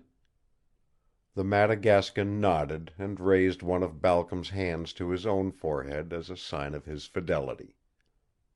Balcom went out and the servant stepped into the empty trunk to await the arrival of Zita. But it was a very different person with whom the Madagascan had to contend in the end. On leaving Dora's apartment, Zita telephoned Brent Rock, and Locke answered immediately. Locke readily agreed to make the search of Balcom's apartment in Zita's stead. When the Madagascan heard a key in the door, he stealthily peeped from his hiding place and saw, instead of Zita, Locke. Locke's back was turned, and the Madagascan, undaunted, sprang from the trunk and leaped, cat-like, on Locke's back. But he had not reckoned on his antagonist. Locke, always on guard, was not taken quite by surprise. He caught the savage in a jiu-jitsu hold, throwing him over his head to land in a far corner of the room. In spite of the fall, the Madagascan bounded to his feet, like a rubber ball, but a few stiff jabs from Locke soon took all the fight out of him, and he lay still, completely knocked out. Locke made a hurried but systematic search of the room, and finally found the book that he sought, taking it and returning to Eva at Brent Rock. After telephoning, Zita went directly to Doctor Q's laboratory, to which she was admitted after he had seen her through his periscope annunciator. The doctor was fumbling with a test tube, from which some heavy fumes were issuing. He motioned her to a chair, near a table upon which were many papers which looked to Zita as though they might be of importance. Always quick to act, Zita raised her hand as if to arrange her hair, and as she did so, she purposely knocked the test tube out of the doctor's hand. The acid spattered on some of the papers, quickly setting them afire. Doctor Q, wildly excited, started to beat out the flames, and in so doing allowed several unseared letters to flutter to the floor. One in particular arrested Zita's attention. It was a drawing, a plan of some sort, and was marked "Plan of Den." Zita placed her foot on it, and while Doctor Q was engaged with the small blaze, she reached down and, hastily folding it, thrust it into one of the low shoes she was wearing. Then she went to Doctor Q's assistance and in a jiffy the fire was out. The doctor was furiously angry at her, and, feeling that she had accomplished all that she might expect, she expressed her regrets for the accident and went out before his anger became any worse. Thus it was that Zita arrived at Brent Rock only a few moments after Locke, whom she found in the library with Eva, turning over the pages of the record he had secured at Balcom's. The record purported to be a record of marriages of Wallace County, New York, and Locke finally found an entry that read, "Peter Brent and Rita Dane." For a moment Zita was stunned. It was her mother's name. Locke smiled. "Yes, Zita," he said quietly. "For a moment Eva and I were surprised, too. But it's a palpable forgery. Balcom has tried to prove that you and Eva are half-sisters. But look!" He handed her a powerful magnifying glass, and through it the clumsy forgery stood out in all its crudeness, showing plainly where other names had been erased and these inserted. Zita was greatly disappointed, for she had thought that at last she would establish her identity. Then she remembered the paper she had hidden in her shoe.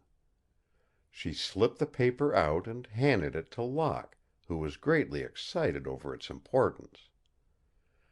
They were still studying it when Locke heard a strange noise, as of shuffling feet, in the hallway. He jumped to the door, and there, in the dim light of the stairway leading down to the Graveyard of Genius, he saw a knot of men carrying another man, who was evidently helpless. Locke started forward, but they were gone. Eva hurried upstairs to her father's room, fearing something was wrong. "Father's gone!" she cried despairingly. Locke threw himself full against the door at the head of the cellar stairs which the men had slammed shut. He tried to batter it down, but it was too strongly built.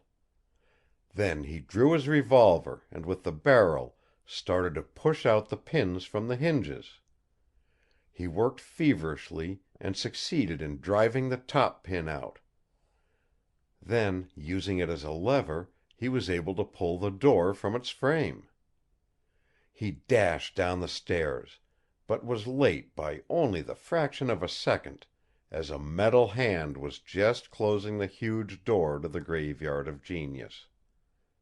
He fumbled at the secret combination, and as he was doing so, Eva and Zita joined him. The door swung open and they rushed through. But the place was deserted. "They've carried your father through some secret passage," exclaimed Locke. "That would explain much that is strange that has happened about the house, too." Just then Zita stepped forward with the plan in her hand. "See," she cried, "there is a secret passage marked on this."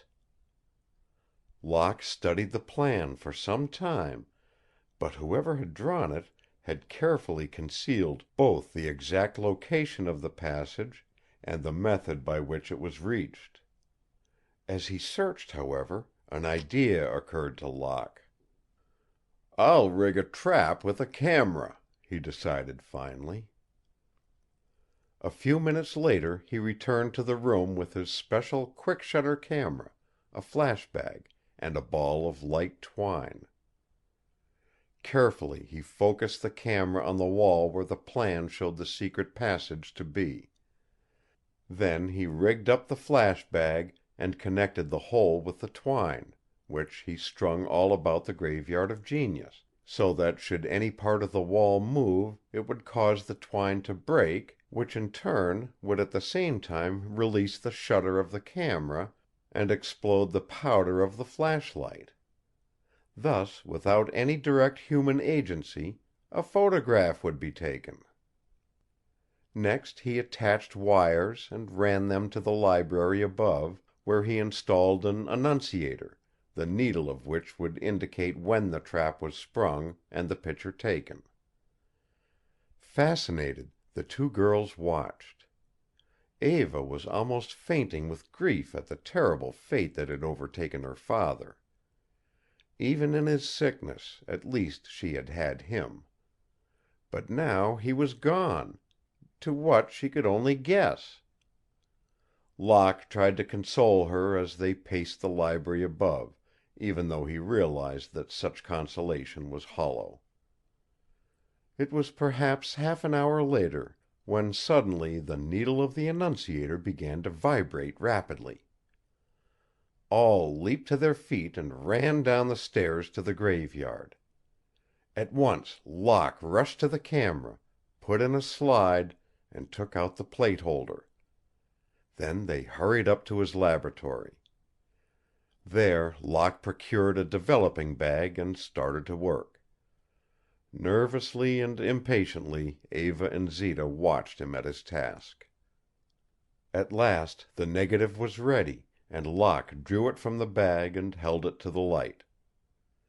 There, glaring out of the plate, was the devilish face of Balcom. Eva and Zita both uttered a cry of astonishment and consternation. Even Locke was amazed. But the strongest feeling he had was anger, as he turned to them.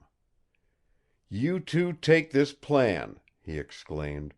"It shows a den with an exit indicated. Get someone to go with you. Find the place and wait for me there. I can find the secret entrance from the graveyard from this negative, and I'm going through it." Balcom, in the passageway between the Graveyard of Genius and the automaton's den, was livid with fury. He realized that his picture had been taken, surmised that the secret passage would be found, and that some assault on the den would be attempted. But he had had no time to locate the camera, which Locke had hidden well, nor had he dared to search longer for it when he heard Locke bounding down the stairs from the library. Accordingly he had retreated and hastened back through the passageway into the automaton's den. "Quick!" he shouted to the horde of emissaries in the place. "Bring dynamite, electric wires, and a rack bar. They think they have us trapped.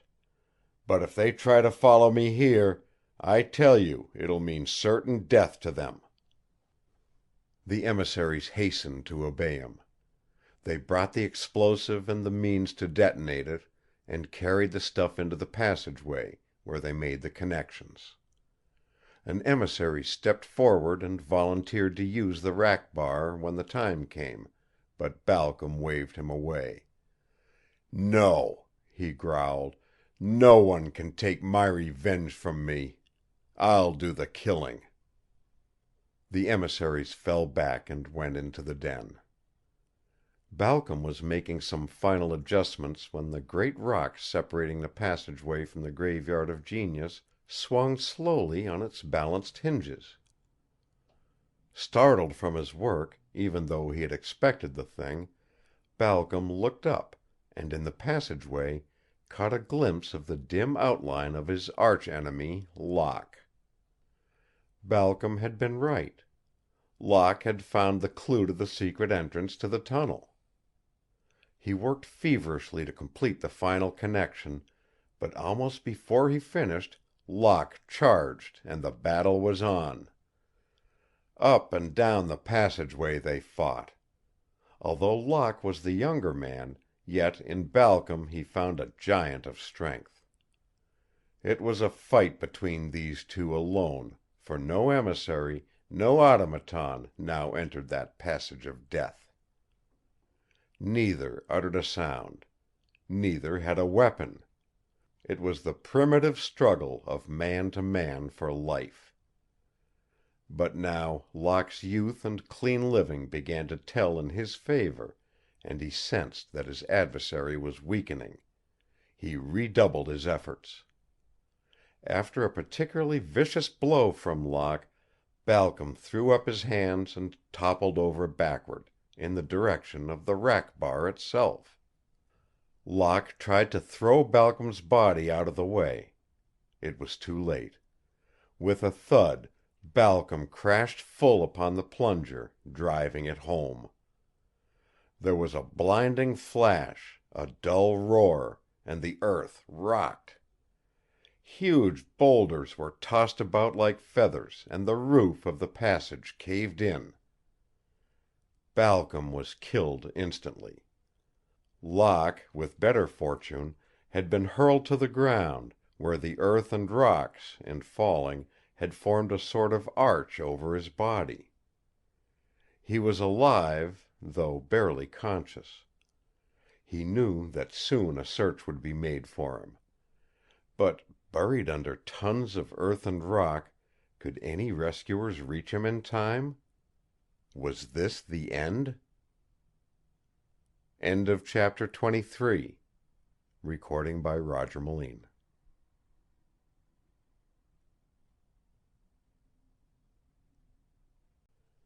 The Master Mystery by John W. Gray and Arthur B. Reeve. Chapter 24. For a long time Locke lay quite still. The shock to his nervous system had been terrific, and although physically almost uninjured, he had lost his usual grip on himself and felt very helpless. He felt terribly tired. The thought came to him that he had done enough, reached his limit of endurance. He craved sleep, a long sleep, and forgetfulness. But youth and the undying desire for life and accomplishment won over this deadly mood, and he began to take note of his position. His mind became clearer, and the ringing in his ears, caused by the explosion, gradually passed away. Then, like a flash, the question entered his mind of how he was able, buried under tons of debris, to breathe so freely. Why was the air not vitiated? He tried to move slowly and quietly so as not to dislodge any of the rocks that formed an arch over his body. He succeeded beyond his expectations, for his body was in a sort of natural pocket, and not one of his limbs was inextricably bound. Thus, twisting his body, he managed to draw himself into what seemed to be an even more open space. He hardly dared to breathe, so fearful was he that any moment he might reach a point where further progress would be impossible. He moved slowly, gropingly, then suddenly he recoiled in horror, for his hand had come in contact with something which he recognized to be a man's face. In his shaken condition it was some seconds before he could control the wild jangling of his nerves. Then he searched his pockets and, finding a match, lighted it. There, covered to the armpits by dirt and rocks, was the body of Balcom, whose last act before his own death had been an attempt to murder Locke. Locke shuddered and redoubled his efforts to escape from the gruesome place. There still remained a small hole through which he must climb. But he negotiated it successfully, and in another moment he was above ground and free. Eva and Zita had followed Locke's instructions, but had not waited to find anyone to go with them to the exit from the den. Nor did they wait at the exit more than a few minutes. Eva had taken a small electric torch with her, and becoming impatient at the non-appearance of Locke, she flashed it about as she followed the lines and marks indicated on the plan of the den. She and Zita were surprised at the magnitude of the entrance passageway they uncovered. They had had to make a detour in order to reach the beach at a point where it was indicated that the exit of the den would be found, and even with the plan, which they consulted at every step, they almost missed their objective, for the cleft in the rocks slanted inward and was difficult to see even when one was standing directly in front of it. They had peered into the cavern and were waiting when they heard the explosion. They gazed at each other questioningly and with apprehension. "What do you think it is?" asked Eva questioningly. Zita could, of course, offer no explanation, and did not try. Impulsively, both girls took a very foolish chance. Both had thought of Locke, and they started to run into the cave entrance and toward the sound of the explosion. Zita was in the lead, and it was at this moment that the panic-stricken emissaries came tumbling and fighting their way from the den. Zita shrieked to Eva to save herself, and Eva, although unwilling to leave her, knew that now she could do nothing to save Zita, and took her only chance of escape. As for Zita, the emissaries were too frightened to pay attention to her. But behind them came the iron monster, without nerves, it seemed. The automaton saw her and pinned her to the rock wall until she was unconscious. Then, picking her up as though she were a feather, it carried her out to the beach. Locke, the moment he freed himself from the hole which had so nearly been his grave, ran staggering toward the beach, for he felt instinctively that Eva and Zita were in danger. Eva and Locke must have started at about the same time, she in her flight away from the automaton, and Locke to find the den exit, for they met on the cliffside. "Thank God you are safe!" exclaimed Eva. Locke impulsively threw his arms about her and kissed her as they related their narrow escapes. Locke resolved to follow the trail of the automaton and to rescue Zita.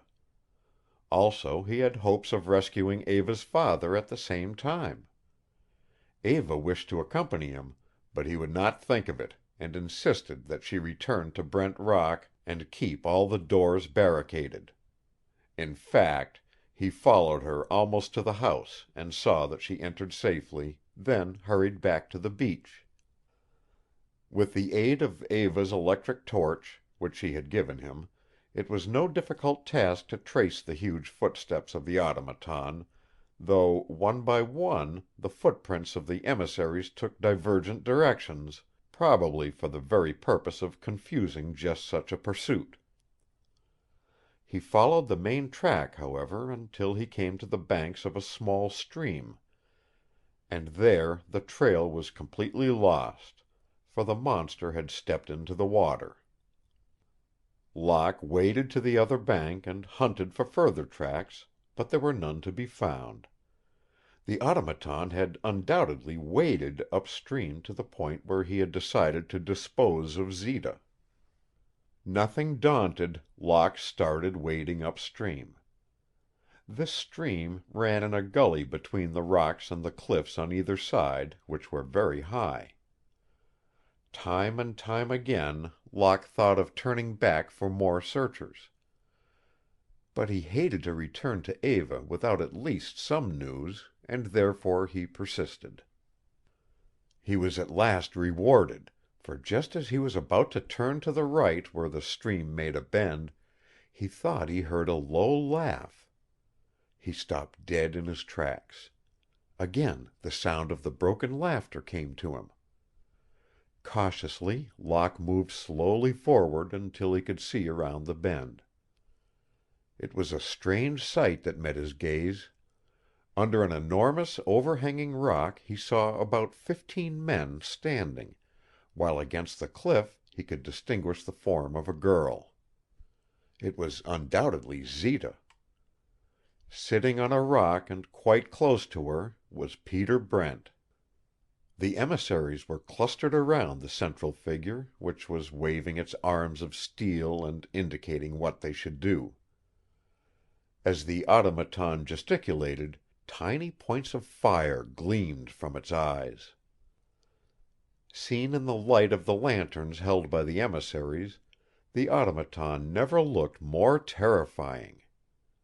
Even Locke himself, who had encountered the monster so often, felt a cold chill as he watched him and his men. Locke turned noiselessly, for well he knew that alone he could do nothing. He started to retrace his steps to Brent Rock, and no sooner had he arrived there than he told Eva that her father still lived and was uninjured, and that Zita was safe in the new den of the automaton which he had discovered. Then he telephoned to his chief to send officers immediately to Brent Rock. After the explosion that had killed Balcom and had come so near to killing Locke, when he had finally rescued himself and had drawn himself out of the hole, there was one who watched him. It was none other than that mysterious being, Doctor Q. What twist of that disordered brain had brought him to the spot was not at once evident.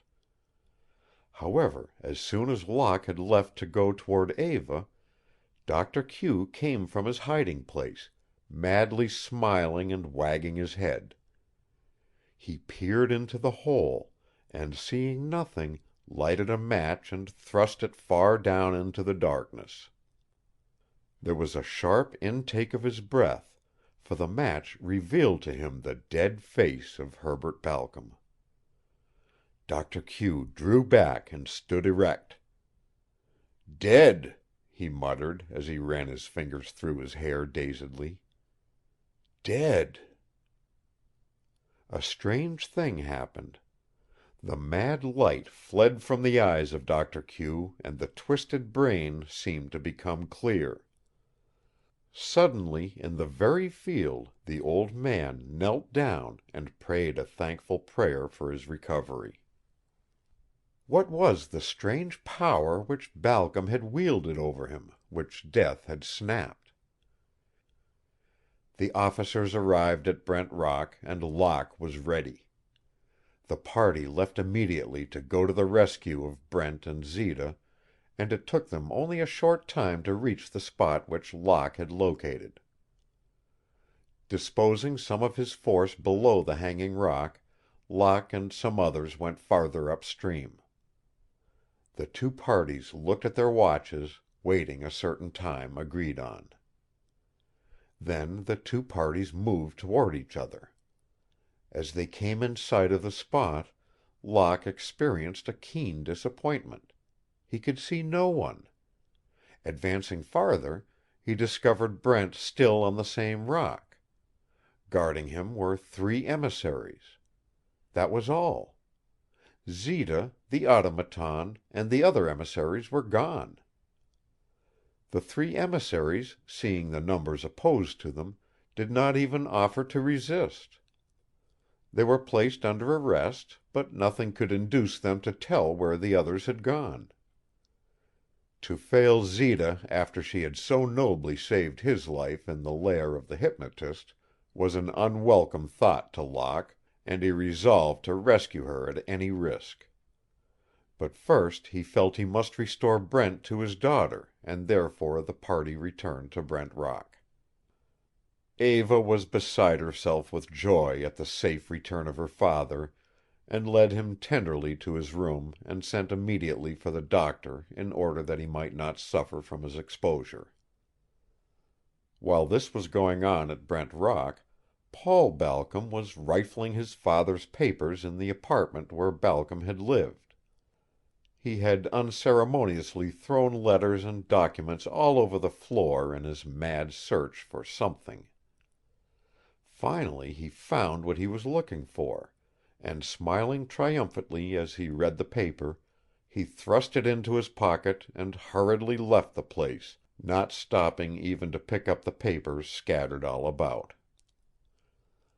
Zita had evidently been watching the house, for no sooner had he left than she ran up the front steps of the Balcom apartment.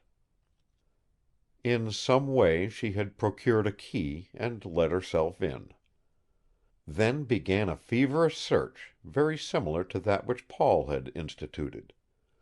Only this time Zita picked up all the papers, arranging them and placing them back in the drawers after scanning their contents.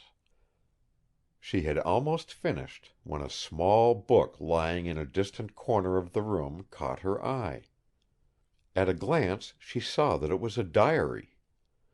Turning the pages rapidly, she finally came to one over which she fairly gloated, for its information, sold to the proper parties, might make her independent for life. Even as she was gloating over her find, there came the sound of many feet in the front hallway. Zita had no time to run out of the room before the door opened, giving entrance to 6 emissaries surrounding her. The emissaries locked all the doors and tramped out. Only their leader remained for a moment to throw a parting shot. "Remember," he threatened, "this house is watched. See that you act accordingly. You will if you know what's good for you." Then he slammed the door and locked it behind him. For a long time Zita sat there, too despairing to move. Then her ear caught the sound of stealthy footsteps in the hall, and she ran and hid behind the portières. The door opened slowly, and Paul stole again into the room. Having nothing to fear from him, Zita came from her hiding place and confronted him. Paul was startled for a moment at her sudden appearance, but recovered himself on seeing that it was Zita. The paper that he had stolen from his father's desk had proved to him that Zita had become highly desirable, and he was not one to miss such an opportunity. As he questioned her, Zita told him briefly her story, or rather such portions of it as she thought it desirable for him to know. Paul, in turn, assured her of his undying friendship and something more. His earnestness almost made it seem true, and he talked in his most fascinating and attractive manner. He finally ended his conversation with a direct proposal of marriage. But he had overstepped the mark, and Zita was not to be fooled. "Paul," she laughed scornfully now, "you should be on the stage. It needed only this proposal to prove to me that I am really Peter Brent's daughter." "Peter Brent's daughter!" he exclaimed. "No, not his daughter. The daughter of Doctor Q."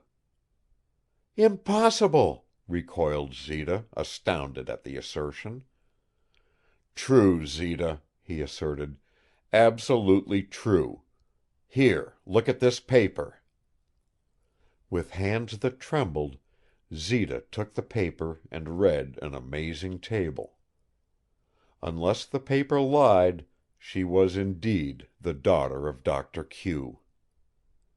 There was only one thing to do, and that was to confront Doctor Q at once and force him to a full explanation. In order not to antagonize Paul, Zita was now particularly nice to him. Her object was to get him to consent to her escape, so that she could inform Locke and Eva of her discovery, and all three confront Doctor Q and wrest from him the story. At first Paul would not let her go unless she consented to marry him, but Zita played him skillfully, so that finally he unlocked the door. Then Zita flew down the stairs and to a telephone around the corner, where she called up Locke, to whom she told as much as she dared over the wire. Locke told her that he and Eva would meet her within an hour in the lobby of one of the city's largest hotels, and Zita hastened there, where she waited impatiently until they arrived. Doctor Q admitted them immediately, and they noticed with astonishment the wonderful change for the better that had taken place in the man. For with the restoration of his mind, all the evil lines of his face had been obliterated, as it were, and in the place of the doddering half-imbecile they found a genial, kindly, and distinguished gentleman, who, with the utmost hospitality, brought chairs and begged them to be seated. Zita, in her anxiety to know the truth, could hardly contain her impatience. Tossed from pillar to post, dominated once by the strong, evil mind of Balcom, Zita had run the gamut of human emotions before she had barely passed her girlhood. Seeing her agitation, Locke undertook to interrogate the doctor. "Doctor Q," he began, "I believe you know the perpetrator of the crimes to which we have all been subjected, and we have come to you in all friendliness to ask you to clear this mystery up for us. Balcom is dead," added Locke pointedly. "Yes, I know that," interrupted Doctor Q. "You know?" all asked. "How do you know?" The doctor told of having seen Balcom's body, but at first he could not explain why he was in the spot at the time. Then Locke went on to tell him of the document that Paul had shown to Zita. Doctor Q sank heavily into a chair. "That document that Paul Balcom showed Zita," he exclaimed after a moment, "told the truth." All were startled. Zita would have risen with a cry had not Locke gently touched her arm. "Tell us the story," demanded Locke of Q. For some moments Doctor Q seemed to be collecting his scattered thoughts, as though still a haze hung over his mind. Then he began to speak, becoming more certain of his strange story. "It was many years ago," he began, as all drew closer about him, listening breathlessly to his narrative. "And all these years I have been quite mad. The man now lying dead, Balcom, was the cause of all these years of misery." The old man passed his hand over his head as though to wipe away a recollection of hate and fear, then resumed. "I was an inventor in those days, and very successful. I had built up a great fortune, had built a great house, and in that house I had a beautiful wife and two of the loveliest children, a boy and a girl, that man ever had." He paused again, then went on. "One day a man entered my life and proposed to put my inventions on the market very advantageously. He was suave, polished, and apparently a gentleman. At any rate, I trusted him. You all knew him. It was Herbert Balcom. At the time I did not know that in order to give my inventions a clear field, the inventions of hundreds of poor inventors were to be suppressed.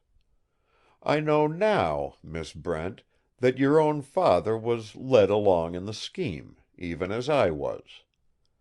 Balcom possessed the master mind, and we were all as children in his hands." Doctor Q stopped a moment. It was evident that he was speaking with restraint when it came to Peter Brent, perhaps glossing over what the man had done.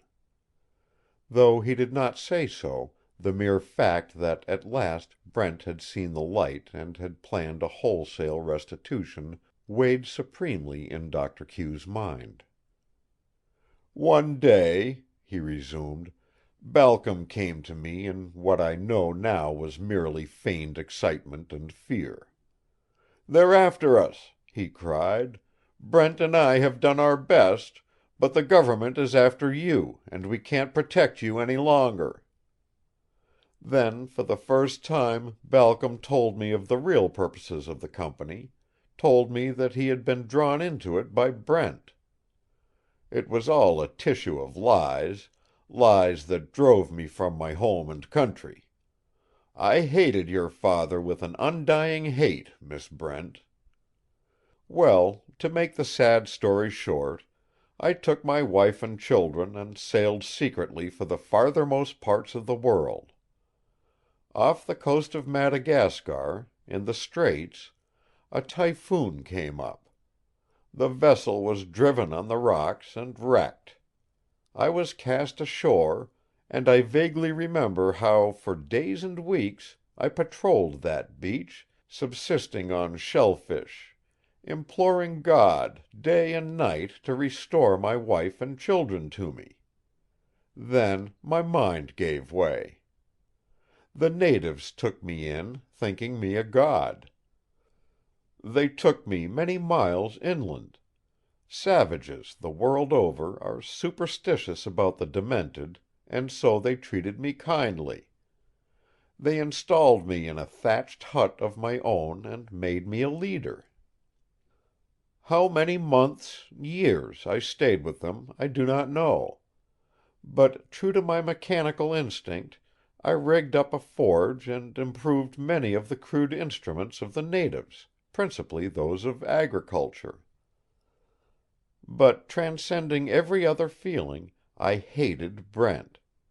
In my madness I conceived the idea that I would construct an iron giant, that upon its completion, if I could only procure the brain of a man who had died of a lightning stroke or other electric agency, I could, by installing this brain in the brain cavity of the giant, give it volition, make it a superman without feeling or conscience. It was a mad idea, but I was mad. At about this time Balcom came to Madagascar. He found me, and knowing my intense hatred of Peter Brent, he cruelly added fuel to the fire. Already he must have known that Brent was coming to his senses and planning his great restitution to genius. He promised me that if I would come to New York with him he would secure an electrocuted brain so that I could perfect my steel automaton and obtain my revenge. I was easily persuaded, and I sailed with Balcom, bringing the iron monster with me. A strange light gleamed in the old man's eyes as he spoke, not the light of madness, but of kindliness now. "Children," he said at length, "I have during these lucid moments watched you all closely. Call it instinct if you will, but you, Zita, and you, Quentin, seem to be particularly dear to me now. Today, returning from the scene of the explosion, with every faculty not only clear, but rather sharpened by long disuse, I pieced the years, the months, even the days together. I searched in an old trunk, and I found this." It was a list of those rescued from the steamer Magnifique, and with amazement they read the names among the passengers. Quentin Locke, Zita Locke. There was a short note at the bottom of the list, to the effect that no trace of either the father or the mother of the two children had been found. Paper after paper which Doctor Q had found, where they had been preserved by Balcom, proved the identification and the story. Locke's head was in a whirl at the sudden change in relationships, but not more so than Zita's. Finally Zita could stand the strain no longer. What had been a hopeless love was now explained. "My brother!" she sobbed, as she buried her head on Quentin's shoulder. Both turned to Doctor Q no longer, but really Quentin Locke, Senior, whence had come the Q. His eyes filled with tears and his voice choked. "My children," he murmured, "I see that it is not too late for me to find happiness, after all. Our enemy is dead. It was Balcom, of course, who was in that frame of armor, who used that terrible poison that stole away Brent's mind. The iron monster will walk no more. Henceforth, Peter Brent and Miss Eva and you, Quentin, will—" Doctor Q had not time to finish the sentence. The door burst inward. The automaton, its eyes aflame, stalked in among them. End of chapter 24. Recording by Roger Melin.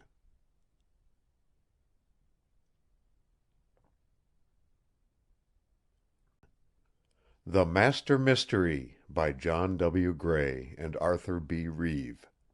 Chapter 25. As the automaton crashed its way into the room, all sprang back terrified, aghast. For this monster, they had felt sure, was now nothing but an inanimate shell of armor, since Balcom was dead. Yet here it was, stalking toward them and evidently as bent on destruction as ever. What did it mean? In an instant Locke had helped Eva through an open window and turned to assist Zita. But Doctor Q forestalled him and had already taken her in his arms and had fled with her into another room. For the moment Locke was surprised to see that the automaton totally ignored him. Instead, it stalked to the door and wrenched it open. There, cowering in the hall, in abject terror, was Deluxe Dora. How and why she had come there was a mystery. But the automaton did not hesitate. It raised its hands, and as it did so, long flashes of blue flame leaped from the steel fingertips toward the unfortunate woman. Once she shrieked, then crumpled and fell dead. The monster then turned its attention to Locke, striding toward him with a menacing gesture. But the diversion due to Dora had given all just the time they needed to make good their flight. Locke threw a chair to impede the progress of the monster, and then, as he saw that all the others were safe, he lightly vaulted out of the window himself to find them waiting for him in the little yard below. "What do you make of it now, Father?" asked Locke of Doctor Q. "Balcom is dead. Who is now in the Iron Man?" Doctor Q shrugged. It was a mystery to him as much as ever, and he seemed unable to throw any light on it. "But Deluxe Dora," queried Zita, "what had she come for? Why was she struck down first?" Again Doctor Q shook his head. From the yard they could hear the automaton's heavy tread in the room, and as there was nothing to be gained by remaining, they left the yard and hurried away out of the neighborhood. They had not gone far, however, when Dr. Locke came to a full stop. "I must go back," he exclaimed. For a moment all thought he had again taken leave of his senses. Yet he was obdurate.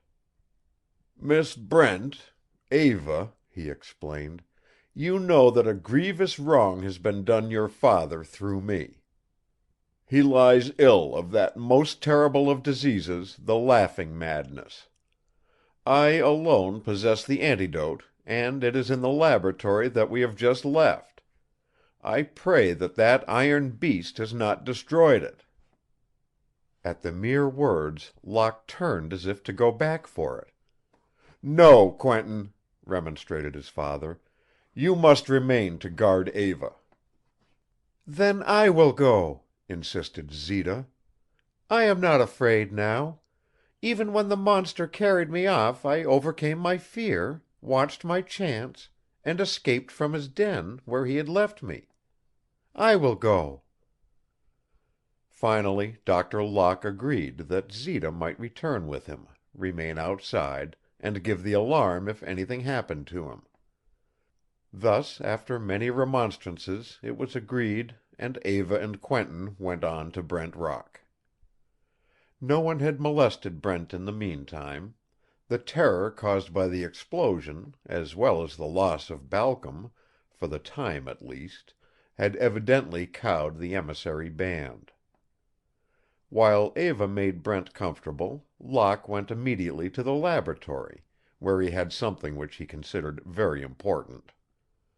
"Quentin," remarked Eva as she joined him, "your father spoke the truth, I believe, when he said that it was Balcom in the automaton, but if that was the case, who is in it now?" Locke shook his head dubiously. "I give it up," he replied. "It's too deep for me. But whoever it is, he won't trouble us long, I'll wager. I've been perfecting a special gun and an explosive gas bullet. No one can shoot the monster. Nothing seems to stop it. But this weapon, I think, will at last prove a match for it." Eva, who had always had the deepest interest in Quentin's work, listened attentively as he explained in detail the working of the new weapon. "And now we come to the actual loading of these asphyxiating poison bullets," concluded Quentin. "I really must ask you, Eva, to go into another room, for it is dangerous work and you must not risk your life here." "But, Quentin," remonstrated Eva, "we've risked our lives so often together that I have ceased to be afraid of anything." Quentin was insistent, and finally Eva agreed. As Doctor Q and Zita neared the former's laboratory, they saw that all the lights in the house were out. Dr. Locke, against Zita's advice, insisted on going in, and told his daughter to wait outside. It was then that Zita disobeyed her father for the first time, for she flatly refused to be left behind. "No," she insisted. "I found a father tonight, and what we must risk, we risk together. It is no worse than the peril from which I once escaped." There was no reasoning with Zita, and they let themselves into the little yard and went up the back steps. When they came to the door of the laboratory, they listened intently.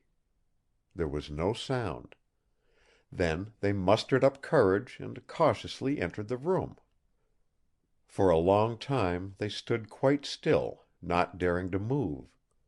Finally Doctor Q suddenly lighted a match. The room was in terrible confusion, as though cyclone swept. Dr. Locke turned on an electric bulb, and the room was flooded with light. Everywhere there were traces of the automaton. But the monster itself had left the place. Dr. Locke crossed to the other door. There was a sight that made them shudder. The body of De Luxe Dora was still huddled in a heap on the floor. She was quite dead. But Dr. Locke had no time now to waste. Moments were precious. At any instant they might again be attacked. Feverishly he began to search for the bottle containing the antidote. At last he found it, carefully hidden, and in a bottle fortunately not broken. They left everything as it was and hurriedly left the place, on their way to Brent Rock. Meanwhile, in one of the worst quarters of the city, down in the cellar of a huge warehouse, a mob of emissaries were gathered. They were discussing the things that had led up to the explosion in the automaton's den, Balcom's death, and the arrest of their three pals. Plans for the future they discussed, but with their leader gone, these hardened men were still as helpless as children.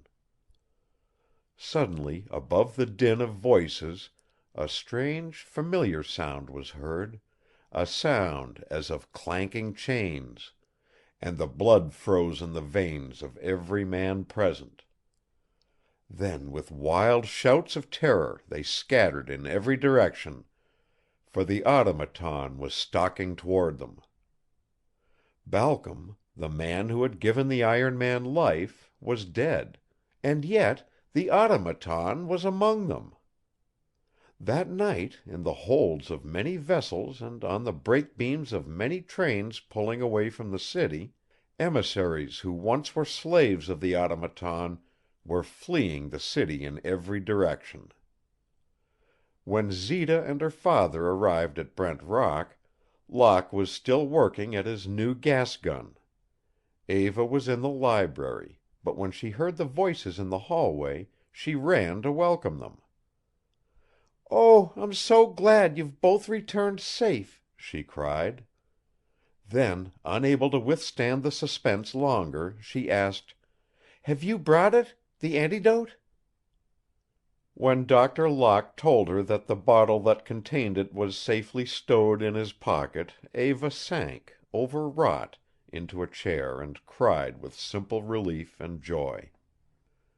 In a moment, however, she had gained control of herself, dashed the tears from her eyes, and almost seized the bottle from Dr. Locke. "Bring him down here, my dear," cautioned the doctor, still holding the bottle. "You would not know how to administer it." Eva ran to her father's room, stopping only long enough to summon Quentin, then together they led Brent downstairs. Brent's condition was still pitiable. His mind was a total blank. These people, Doctor Q, Zita, Quentin, even his own daughter, meant nothing to him. He lived and breathed, but no ray of light entered the poor brain. They guided his halting steps into the library as if he had been something less than a child, and placed him in the same big armchair in which he had sunk the fatal morning that the fumes from the candles had overcome him. Doctor Q drew out the bottle, and telling Zita to bring a glass of water, measured out a few drops of the antidote, pouring them into the glass. Then he moved over to Brent and tried to get him to drink it. For a long time Brent merely clenched his teeth, but once he was induced to taste the mixture, he drank it eagerly. For ages, it seemed to those watching, Brent sat as before, vacantly gazing straight ahead of him, so long, in fact, that a terrible fear entered Eva's heart, that perhaps, after all, the antidote would fail, and that her father would remain without reason until the day of his death. Then, slowly, a change was noticeable in his eyes, and all leaned forward with overpowering intentness. What they were watching was like a miracle. Slowly, very slowly, they saw the soul creep back into those poor, mad eyes. Brent had been staring directly at his daughter as she watched him anxiously. Now a puzzled look came over his face, and raising a hand, he rubbed his forehead. Then a wonderful light seemed to shine from his eyes, and he held out his arms to Eva. With a sob of excited happiness, Eva rushed to embrace him. As Locke stood behind him, Zita and Doctor Q walked to the other end of the room, turning sidewise to the group. Suddenly Brent turned his eyes away from Eva and noticed Doctor Q for the first time. "Who is that?" he asked Eva. "Why, father, that is—" At the sound of voices, Doctor Q had turned around. "You!" gasped Brent as he sank back into his chair. The look on his face was strange, perhaps half fear and half shame. Doctor Q came no nearer for a moment, while Eva hastened to explain what had happened. Then, unsteadily, Brent rose and walked over to the doctor. "You are alive!" he exclaimed. "You have come again into my life so that at last I can make restitution. My daughter has explained to me all that you have suffered. Believe me, it was through my own weakness. It seems incredible that any man could be so infamous, so utterly without moral scruples, as was Balcom. I believed the villain implicitly. That is, and can be, my only excuse." The doctor placed his hand on Brent's shoulder. "I can understand only too well," he remarked, "for I, too, believed in Balcom. You were a reticent man, and so my dealings were all with him. I was gullible, an inventor, not a business man. I should have come to you before I fled the country, I suppose. Say no more about it, for I forgive you from the bottom of my heart." But Brent insisted on explaining that at least he had had a desire to right the great wrongs. "I can remember it all now," he continued. "I was about to make restitution when a man connected with the company, I am sure now that he was an adventurer, a crook in the pay of Balcom, although Balcom probably tried to hide it, came to me. His name, as I remember it, was Flint. I was about to write a letter that showed that it was my intention to right a wrong, when something interrupted me, and the rest I can't remember." Quentin, who had been standing behind the chair, now drew from his pocket a piece of paper which he handed to Brent. "Yes, that is it!" cried Brent excitedly, taking it, and spreading it out before them.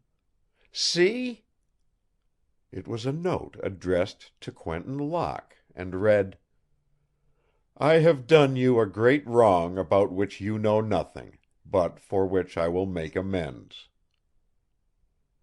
"It was broken off," exclaimed Brent, making a sad effort to recollect what had happened. "I don't remember how. But this Flint had been telling me something about an iron monster.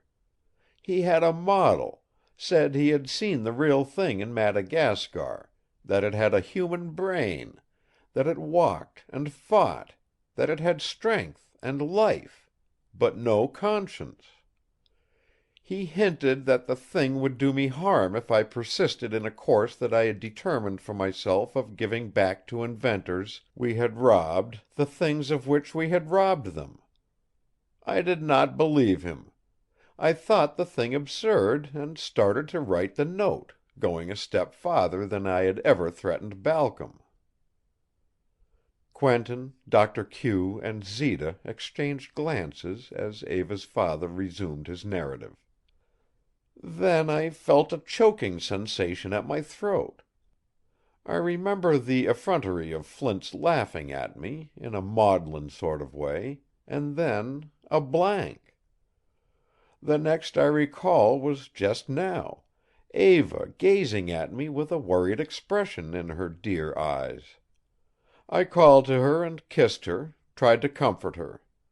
Then I saw you, Locke and Zita." Peter Brent, from the time he and Flint had been overcome by the fumes from the candelabra until he received the antidote and recognized his daughter, had not known a thing. As they talked, there were many matters the two aged men discovered while they pieced together the happenings of years. Each had been duped by the same man. Each had suffered great trouble through this man's machinations and duplicity.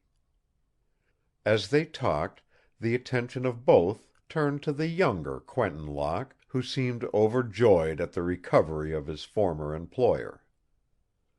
Brent had a very great feeling of affection and respect for the younger man, for had he not really brought him up? As all questioned one another, they asked Brent much about the past, and he told them all. He told how he had become finally suspicious of Balcom, of how he insisted upon instituting a search for the doctor, his wife, and children. He told how Balcom had opposed him up to the last moment. Then he described his sailing half the world over in search of them, how at times he found a trail, only to lose it again. Finally, he told how at last he had found that the mother had been lost but the children saved. "I was in Bombay," he continued, "in despair that I would ever find any of you. At that time I was an old man before my time, for my conscience gave me no rest. I went down to the quay to purchase a ticket for my return to New York, and, true to the habit I had formed, I asked the ticket seller if he had ever heard anything of the survivors of the steamer Magnifique. 'Do I know anything of it?' repeated the ticket seller. 'No, but there's a man working on this dock now who never talks of anything else. He was a sailor on the ship and one of the few who survived.' You can believe me when I tell you that I ran down that dock and found the man. He remembered you all well, remembered you children when you were taken up with some other survivors, and he said he thought that some family had taken you to Hong Kong. I canceled my passage to Liverpool and immediately sailed for China. Still, my troubles were not over, for it was weeks before I finally located you babies, Quentin and Zita. I won't burden you with the difficulties I encountered before the English family, the Danes, with whom I found you, would consent to give you up.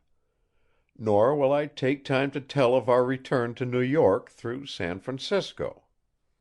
Let it suffice for you to know that we arrived safely after I had completely circled the world. I sent you to good schools, and when Zita was old enough I made her my secretary so that I could watch over her. Quentin, being older, I had not dared to have around at first. I feared he might question me too closely. And what answer could I give him? Could I tell him that international patents had driven his father into exile, that I had been partly the cause, the indirect cause, it is true, but still the cause of his mother's death? I never found the courage to do that, and so I sent him to a preparatory school and later to college. Years wiped out his childhood recollections, and when he came here he came as a stranger employed in the company's laboratory. I make no defense, but I assure you all that my own sufferings have atoned for all the wrongs I have done."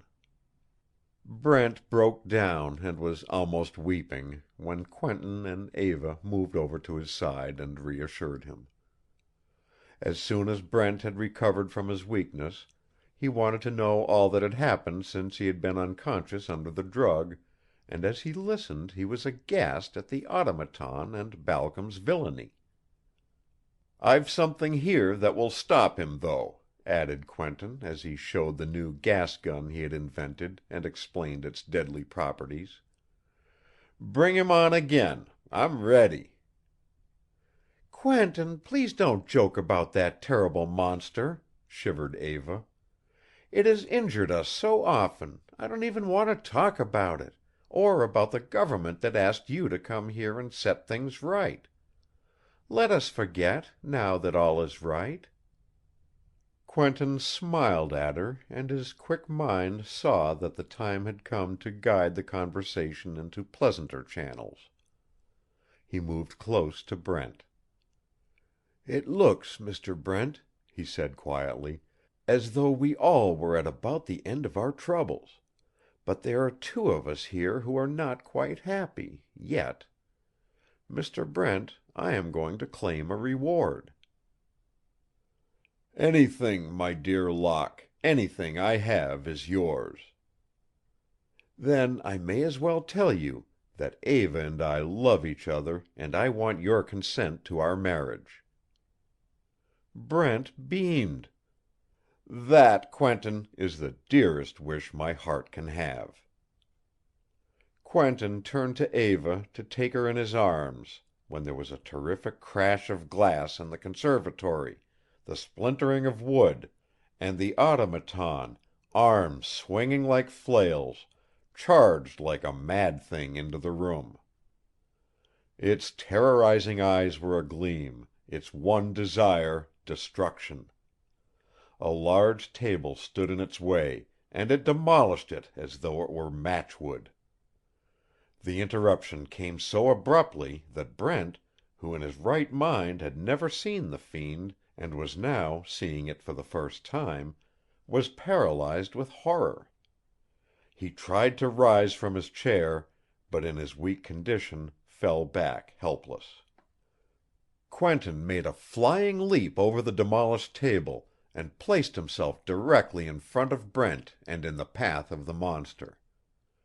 Dr. Q, Zita, and Eva started for Locke's side, but he waved them back frantically.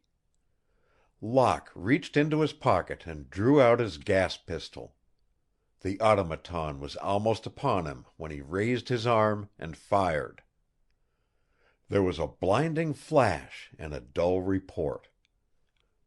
The automaton stopped in his tracks and, raising one mighty hand to its chest, staggered backward. Again Quentin fired, and the automaton slowly crumpled, sinking to one knee. There was no need to fire again, for suddenly the monster crashed to the floor and lay still. Locke started forward, but Eva shrieked for him to stand back. She had not forgotten that once she had thought the monster dead and it had suddenly seized her and almost crushed out her life. There was, however, nothing to fear this time. Quentin reassured her that the gas fumes had passed away, then knelt by the iron terror. He tried to remove the steel headpiece, but before he could accomplish it, the doctor came forward and in a moment had unfastened the bolts. As they were doing so, a thick voice from inside could be distinguished, muttering words about the capture of Brent and Zita just before Balcom was killed, the escape of Zita, the rescue of Brent, the killing of Dora, who had evidently come to betray something in jealousy. It was all incoherent, and Dr. Q and Quentin hastened to uncask the man within. They lifted off the helmet, and there was the contorted and dying face of Paul Balcom, who had in desperation taken his father's place in a vain hope to secure the fortune for himself. The poison was too strong, and as the girls turned sickened away, the evil features froze, more evil than ever they had been in his evil life. A few days later a brilliant wedding took place at Brent Rock, which itself was a present to the bride and groom. After the guests had thinned out, Quentin and Eva strolled into the garden, no longer in fear of attack from the steel automaton. Eva glanced at her ring, musing. "After all the things from which you have escaped, dear," she murmured a bit timidly, "I am afraid nothing in the world can hold you." Quentin drew her into his arms, while her hand rested on his shoulder, and kissed the little golden ring that encircled her finger. "Nothing but that band of love," he smiled. End of chapter 25. Recording by Roger Melin. End of The Master Mystery by John W. Gray and Arthur B. Reeve.